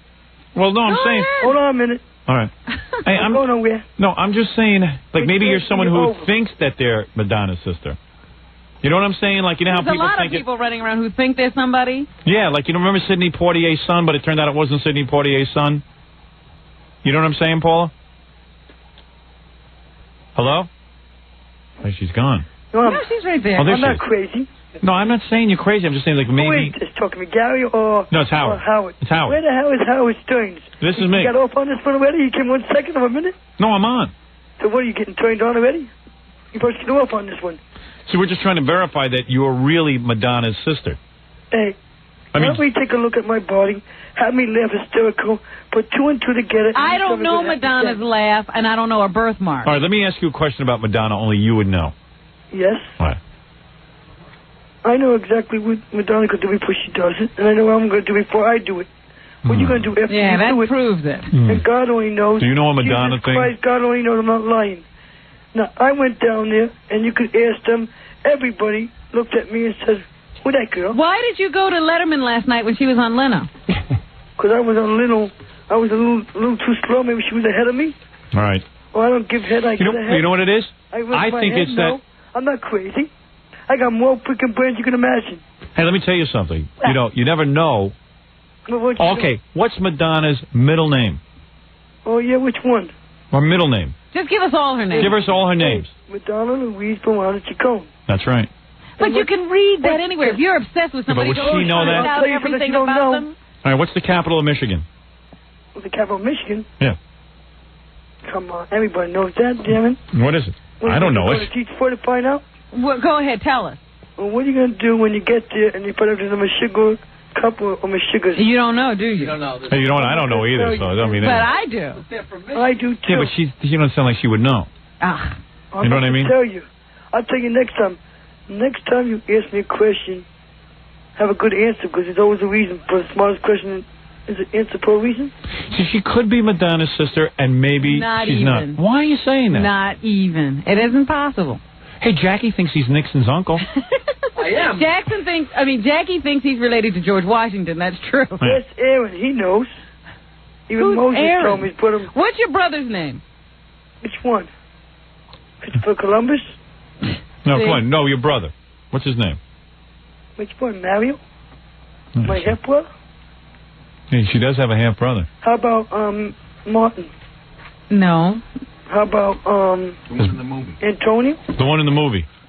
Which one you talk about? My Hey, you know, she might not be... She's not Madonna's sister. Here's what the guy told me. The guy told me that The guy. She showed her... Robert, just be quiet a second. Hey, come on. He's got the FBI working. Give him a break. Go ahead. Yeah, the guy told you.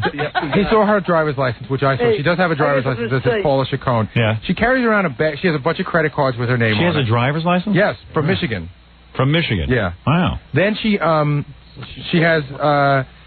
she carries a bag full of, as the guy calls it, tchotchkes. It's all Madonna-related stuff. Yeah. She's got a book from the wedding that lists, like, all the bridesmaids and stuff, I guess. And I don't know. He said that she had some home movies with her as well. I would have to see that stuff.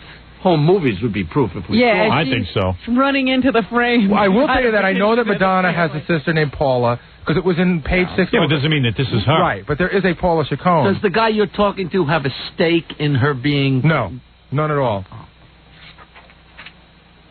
What's the brother's name? I don't know. His name is I don't know? You didn't know that? It's a good name. You got any pictures of you and Madonna together?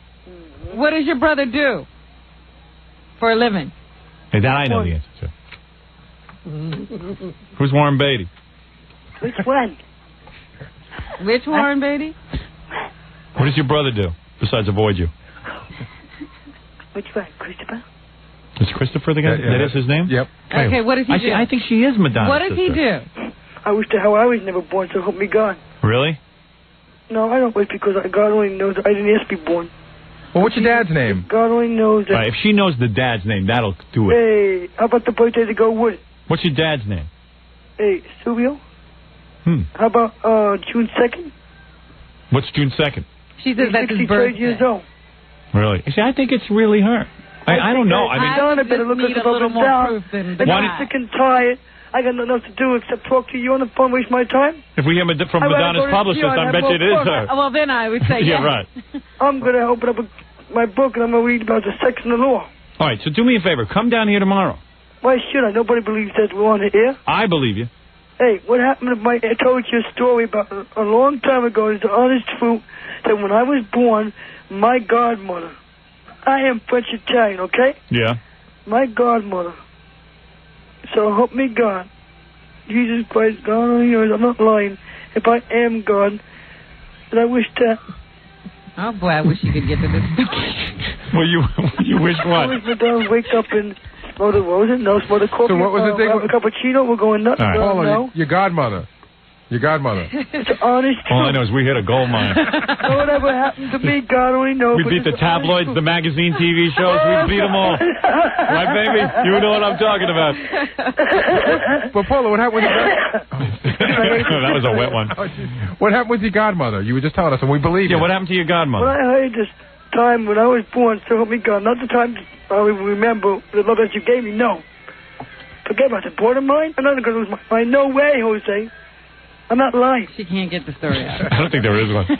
I'll tell you a story. I hope she lasts until tomorrow. If you're a psychiatrist and you take notes, what do you write down? You don't. You throw your book What's out. the important stuff? What is it, Stuttering I John? don't want the proof. You can have Verify everything. if it's her yet? I don't need none of this stuff. I don't need money. Wait, we're going to ask you a question. We have to verify. Go ahead, John. Ask her. Your other sister's married to a recording artist. What's his name? Huh? Who's your other sister? Who's she married to? Jennifer, which one? Half sister? Well, she's married to a recording artist.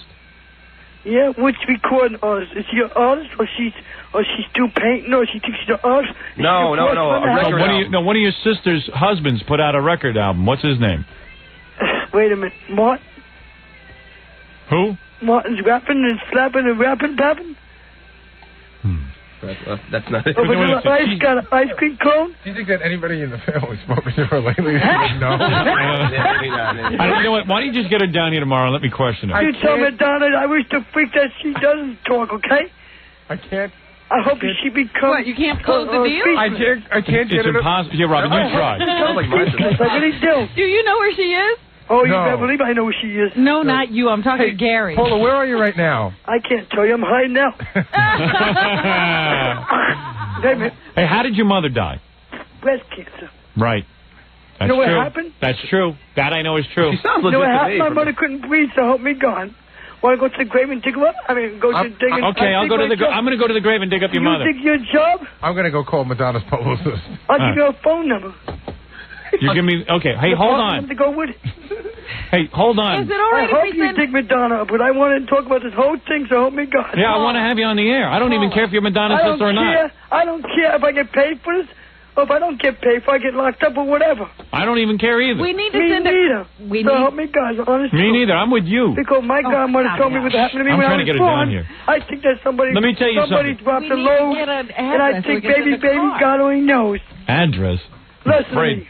What? I don't care if Sandra Bernhardt comes on. I don't care about nothing else.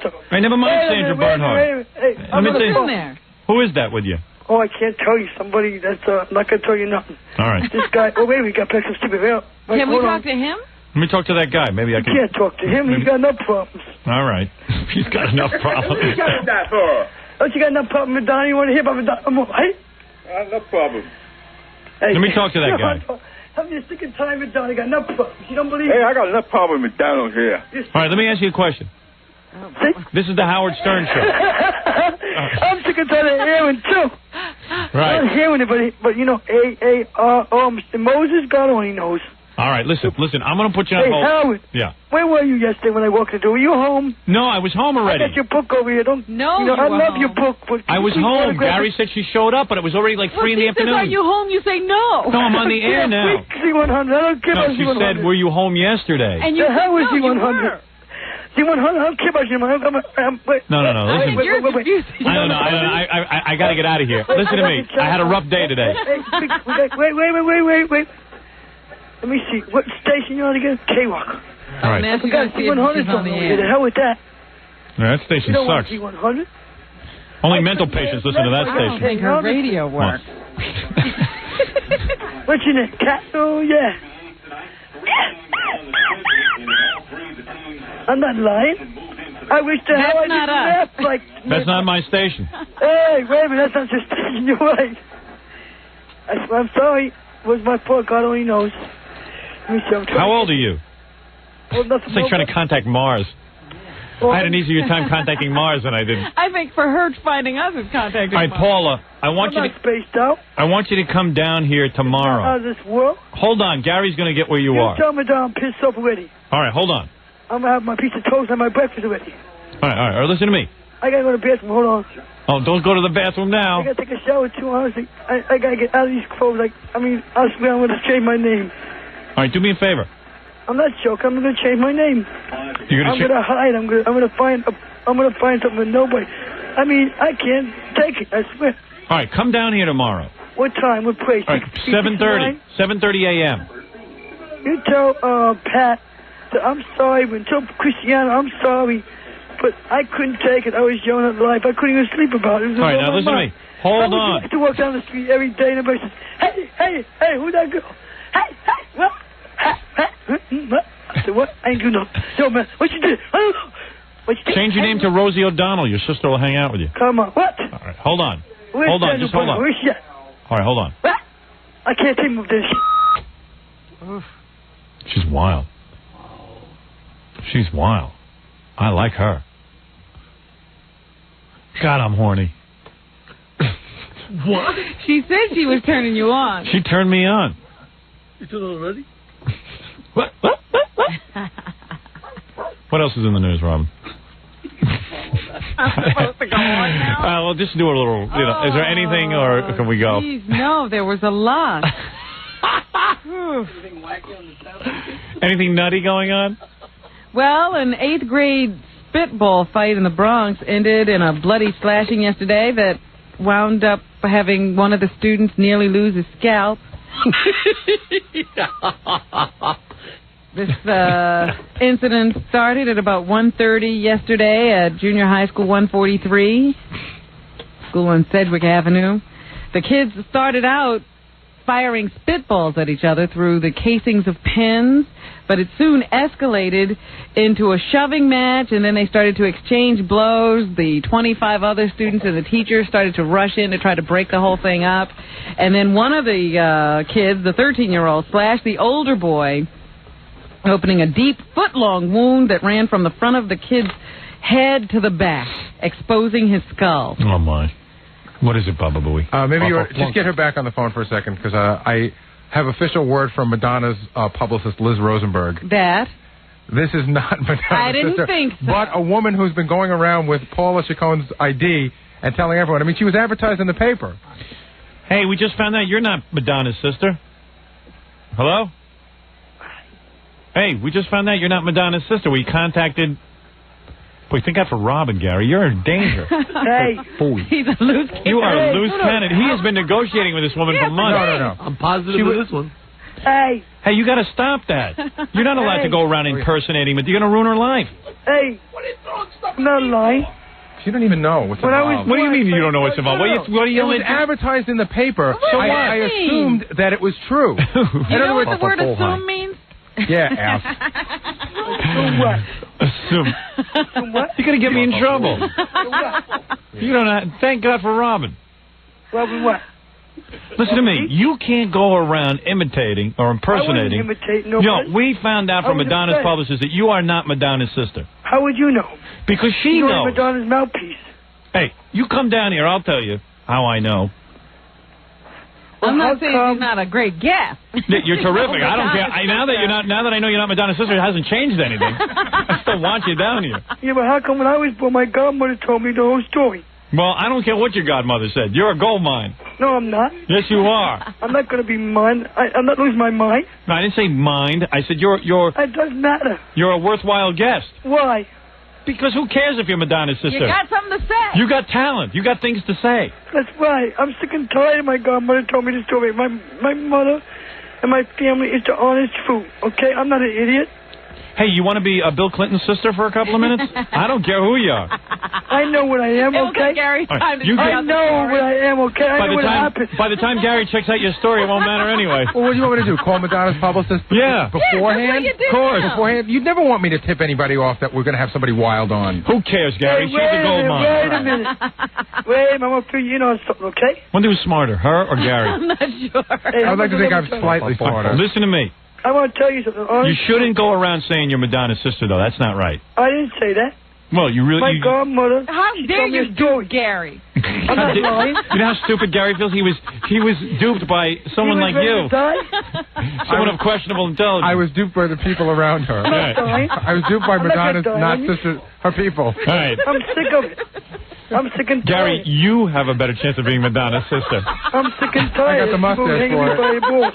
I know you want to. I know you badly want to be someone, but no way. I want to be nobody. But Madonna's sister I wasn't born. is someone who probably has children and a life and wants to protect her name. I don't got no children. No, not you. I'm saying the real Madonna sister, the real Paula Chacon, probably has a life out there. You have to be somewhat sensitive to that. Oh, how? You're going to be rational. She can understand Why don't me. we take a look at the videotape? She understands more. Why don't we take a look at the videotape and compare faces? All right, very good. And left to go with and beauty marks. Fine. You come down here. And how about if I get my godmother, and God only knows I'm not lying. All right, listen. I didn't know what happened when I was born. I said, Robin, has there ever been anything funnier on this show than Gary buying this story? No, Baba Booey This is going to be legend. But this is the best. This is legend, Gary. This woman duped you. Mark the date. Mark the date. What is it? Everyone's calling asking for Gary, saying they're Kurt Cobain. Wait a minute. I am a Madonna. You know what, Gary? Hey, wait a minute. I'm not crazy. You duped Gary. It proves what I've been saying. Hey, this is a day in history. We can never fire you now. Hey, you know who's stupider than Gary and her? Me. I hired Gary. No, you didn't. We can never fire you now. Never going to fire you. No one will hire you. Who made you boss? This is it. Who made you boss? I'm not the boss. You have to see Gary's face now as we goof on him. He's devastated. He's picking his nose. I don't know what to do. I did everything that you told me to do. And I'm thinking to myself, he's going to be a father. Yeah. Wait till this kid hears about it. I'm going to tell this story to his kid as soon as the kid Why can't I be a father, Robin? You're a mother. I'm not getting screwed here. All right, listen. We have not a mother. All right, you come down here tomorrow. Why should I? All right, I don't know how you convinced Gary, but you did. You come down here tomorrow. I'm going to give you a medal. We want a medal for what? A medal for duping. I want to meet the woman that duped Gary. Well, I'm not the only one she duped. Oh, okay. She duped the owner of Scores. They happen all the time. Why me, God? Right. Why me, God? Okay. That's what I've been saying. I didn't do nothing. Orlando, welcome to the show. What happened? You were living This is the kind of treat you're in for. Ain't no joking matter. It only gets stupider from here. Ain't no joking matter. All right, listen to me. I have to go be locked up. As you know, I'm institutionalized. After I do the show, I'm institutionalized. Here comes my other boss. Here comes General Manager Tom Chiasano to compliment Gary on him. Commercials. Can I just say one thing? Yes, go ahead. If this is Madonna's sister. Well, we've determined it's not. Well, wait a minute. Don't you think? Tom's still not convinced. He's going with Gary. Yes. If it is, yes. would like you to believe it's not? Oh, you're saying you think Madonna's publicist would lie? I don't think. No, publicists never lie. No, I do not believe that this is Madonna's sister, but I believe this is an excellent guest for future shows. If I could somehow corral her. I'll pay for the car to have it. Absolutely. Tom will pay for an address. You can't even get an address. Listen to me. If you give us your address, Tom will send a car for you so you can come down tomorrow morning. I'm not coming down. You got to come down and get me. We will, but you got to give us the address. I'm not coming to get you. You got to tell us where to pick you up. Even if you want us to pick you up at a different location, you got to tell us where to pick you up. On the David Letterman show. On the David Letterman show? No, the David Letterman show. Oh, the David Letterman show. And even if we get a location, you can't even. She doesn't wear a watch. She doesn't know how to tell time. I can tell what time it is. What time is it right now? Right now it's 11 minutes. Actually, it's going 15 minutes after 11. Right. She can tell time. She can tell time. How dare you insult her? 11 times 11. Another dumb thing you just did. Right. Please tell us where to pick you up at 7:30 tomorrow morning. I'm going to put you on hold and tell Gary so you can come down here. I know it's going to be tough working with Gary. All right, now hold on. Yeah, I know Gary's stupid, well, but she's got a superiority complex when it comes to me. A superiority what? Compost. I got so Jackie Martin, you get off the floor, you bastard. It's the honest truth to help me God. I didn't have to be born. Gary, listen now and realize you were duped by this woman. Listen now. What's that? Beep, beep. Well, then you were duped by me, her, and me. Hold on, mate. I never met her. All right, listen, do me a favor. Do me a favor. Stay on hold, okay? Wait a minute. Stay on hold, please. 1 second. Oh, I'll never be able to straighten up. I trusted you, Gary. You told me you checked this out. This is really hard. All right, go ahead. Gary, get me JFK and Amelia Earhart for tomorrow's show. All right, listen. I'd be glad to come on the show, Gary. This is a classic. It's really hard. Both. It's her. When he started the verification with the guy. She sabotaged our strip club. I knew we were in trouble. Robin, either we break now or we just leave. We have to go. We have to go. We have to go. All right, you're having way too much fun. Just give me the plugs. I got to get out of here, and I got to go yell at Gary. All right. I'll do this newscast tomorrow. It's good. People of Orlando, people of Earth, order 1-800-52-STERN, S-T-E-R-N. Yeah, see Gary for yourself all over our tape. And if you think he's stupid here, wait till you see our new videotape. Also, order, it comes with a giant poster of a painting that Leroy Neiman did of me before I had my mental breakdown.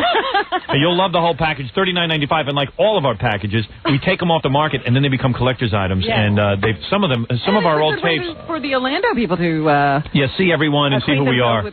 Yeah, just dial 1-800-52-STERN, S-T-E-R-N. Take it on faith that this is a really funny tape. You'll have a real good time with it, and you get to hang with us as we watch a backstage tape of our New Year's event. It's a wild, and for those of you who saw the New Year's event, there's all new material on here. There's tons of new material. It's all backstage stuff with us sitting around. So it's 1-800-52-STERN, $39.95. And we should tape today after the show meeting. It's going to be brutal. Yeah, it's going to be brutal in there. Poor Gary. He should go home now. He should get out before we leave. Yeah. 1-800-52-STERN, S-T-E-R-N. Dial right now. I promise you a real good time. We'll get you the tape real quick. $39.95, $4.50 shipping and handling, but you must be 18 or older to watch it. There's a lot of nudity and stuff. And it's brought to you by Infinity Ventures and me. Another good thing going on, Jackie the Joke Man's Wild Comedy CD. Get into the humor of Jackie. $10 plus free shipping and handling. The price includes full-color Jokeland catalog. Call 1-800-323-5464. All new Jackie material. Saturday night. If you want to see him live, you go to the Starlight Theater June 4th in Albany for our friends in Albany. Could you explain to Gary, we like to be surprised on the air. He shouldn't be surprised. One big show in Albany. For dirty jokes and info, call 516-922-WINE. Boy Gary this Saturday night at the Club Chit Chat in Buffalo, New York, and this Sunday at the Go Goof on Gary at the new Hanna-Barbera store in FAO Schwartz.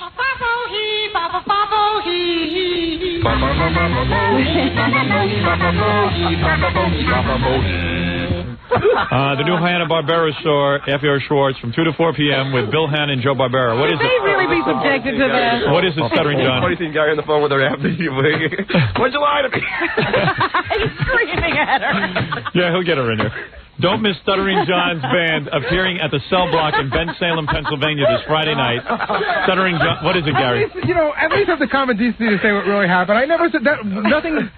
No words to that effect. Girl pointed it out to me. Girl said, listen to I never said, why did you lie to me? I never Stuttering said John will be signing CDs at Tower Records on Roosevelt Boulevard in Northeast Philadelphia at 5:30. Stuttering John will be appearing at Saratoga Winners in Albany this Saturday night. For tickets, call 518-783-1010. Also, Stuttering John on Conan tonight and pick up his new CD. I'm an idiot. I'm a friggin' idiot. Steve Gorilla, Gary, no need to say that. Steve the Gorilla will be hosting the grand opening of Club New York in Elizabeth, Roselle Park, New Jersey this Friday, May 20th at 9 p.m. I can't wait till my daughters are like 2 more years older so that I can hire them to be my producer. I'm an idiot. Fire Gary. This Friday, 8 p.m., Rocket 95's first anniversary Howard Stern party at Harrow's East Theater in downtown Rochester. Listen to the lineup there. Boy Gary, Jackie the Joke Man, Miss Howard Stern. I'm an idiot. Fred the Elephant Boy and Jolene. Captain Jenks, Melrose Larry Green, John Wayne Bobbitt, Kenneth Keith Callenbach, King of All Messengers. Everybody. Smarter than Gary. Yeah. I'm an idiot. All their IQs combined. If you're planning a wedding or party and need a great DJ, call Scott the Engineer's Rocket Entertainment toll-free from any city, 1-800-PARTY-MC. If you'd like to hire Scott in the New York area, call 718-BAG-5040. Robin, I'll see you tomorrow. 97.1 The Eagle.